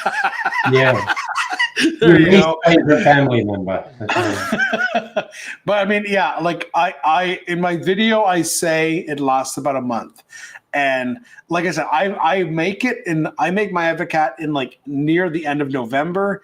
It lasts me through the holidays. I make it pretty much like a double batch. It makes about like 3-4 bottles. It lasts me through the holidays. And with my wife's family, we celebrate Christmas in January because they're from out of town. So they come by in January. So I still have it in January. So it lasts about 2 months. That's how long I make it last. After that, I find it in the fridge, it kind of, if I have any left, it kind of separates. I've never seen visible mold, but I haven't tried it past 2 months. So, well, listen. On that note, gentlemen, do you want to do this? Do you want to do the Smith and Cross shot before we go? Let's do the Smith and Cross shot. Let's do it. Because I am going to wrap this up right now, fellas. Oh man! I actually poured it like an hour ago. What are we doing exactly? Was it Smith and Cross and Fernet? Was it? Smith and Fernet or Smith and Chinar? I don't know. Smith and Amaro anyway. So which Amaro do you have in there? I went with Averna. Averna? I'd already poured it before we started saying Fernet, and unfortunately, where's my Smith here? It's a warm shot, so we're good. What do you have? What are you doing, Vito? Fernet. I'll do Fernet. Bartender's handshake, baby. That's right. Okay, so half Smith. This is the Jamaican bartender's handshake. That's right. Oh my God! I just poured the Smith and that whiff. Oh, it's so good. It's so good. Holy shit, it's good. I want to wear it as a cologne. It's pretty funky. Yeah, I would wear that as a cologne. And people would ask you, "What the fuck is that?" You're like, "You know what? That's fucking Smith and Cross, baby. That's fantastic." Why do you smell like ripe bananas? Listen to everyone in the chat. Thank you for sticking with us. This is the 1 o'clock. This is the latest we've gone in a long time. Thank you. We had a blast. Andrew, thank you for joining us. Rob, cheers. As always, brother. Great time. Cheers, fellas. Oh, that's good. Woo, yeah. Woo. God damn, that was good. That'll put me to sleep. Yeah. And Vino, what do when life gives you lemons? We make ourselves a cocktail. Cheers, everyone. Cheers, fellas. Cheers, everyone. Yeah.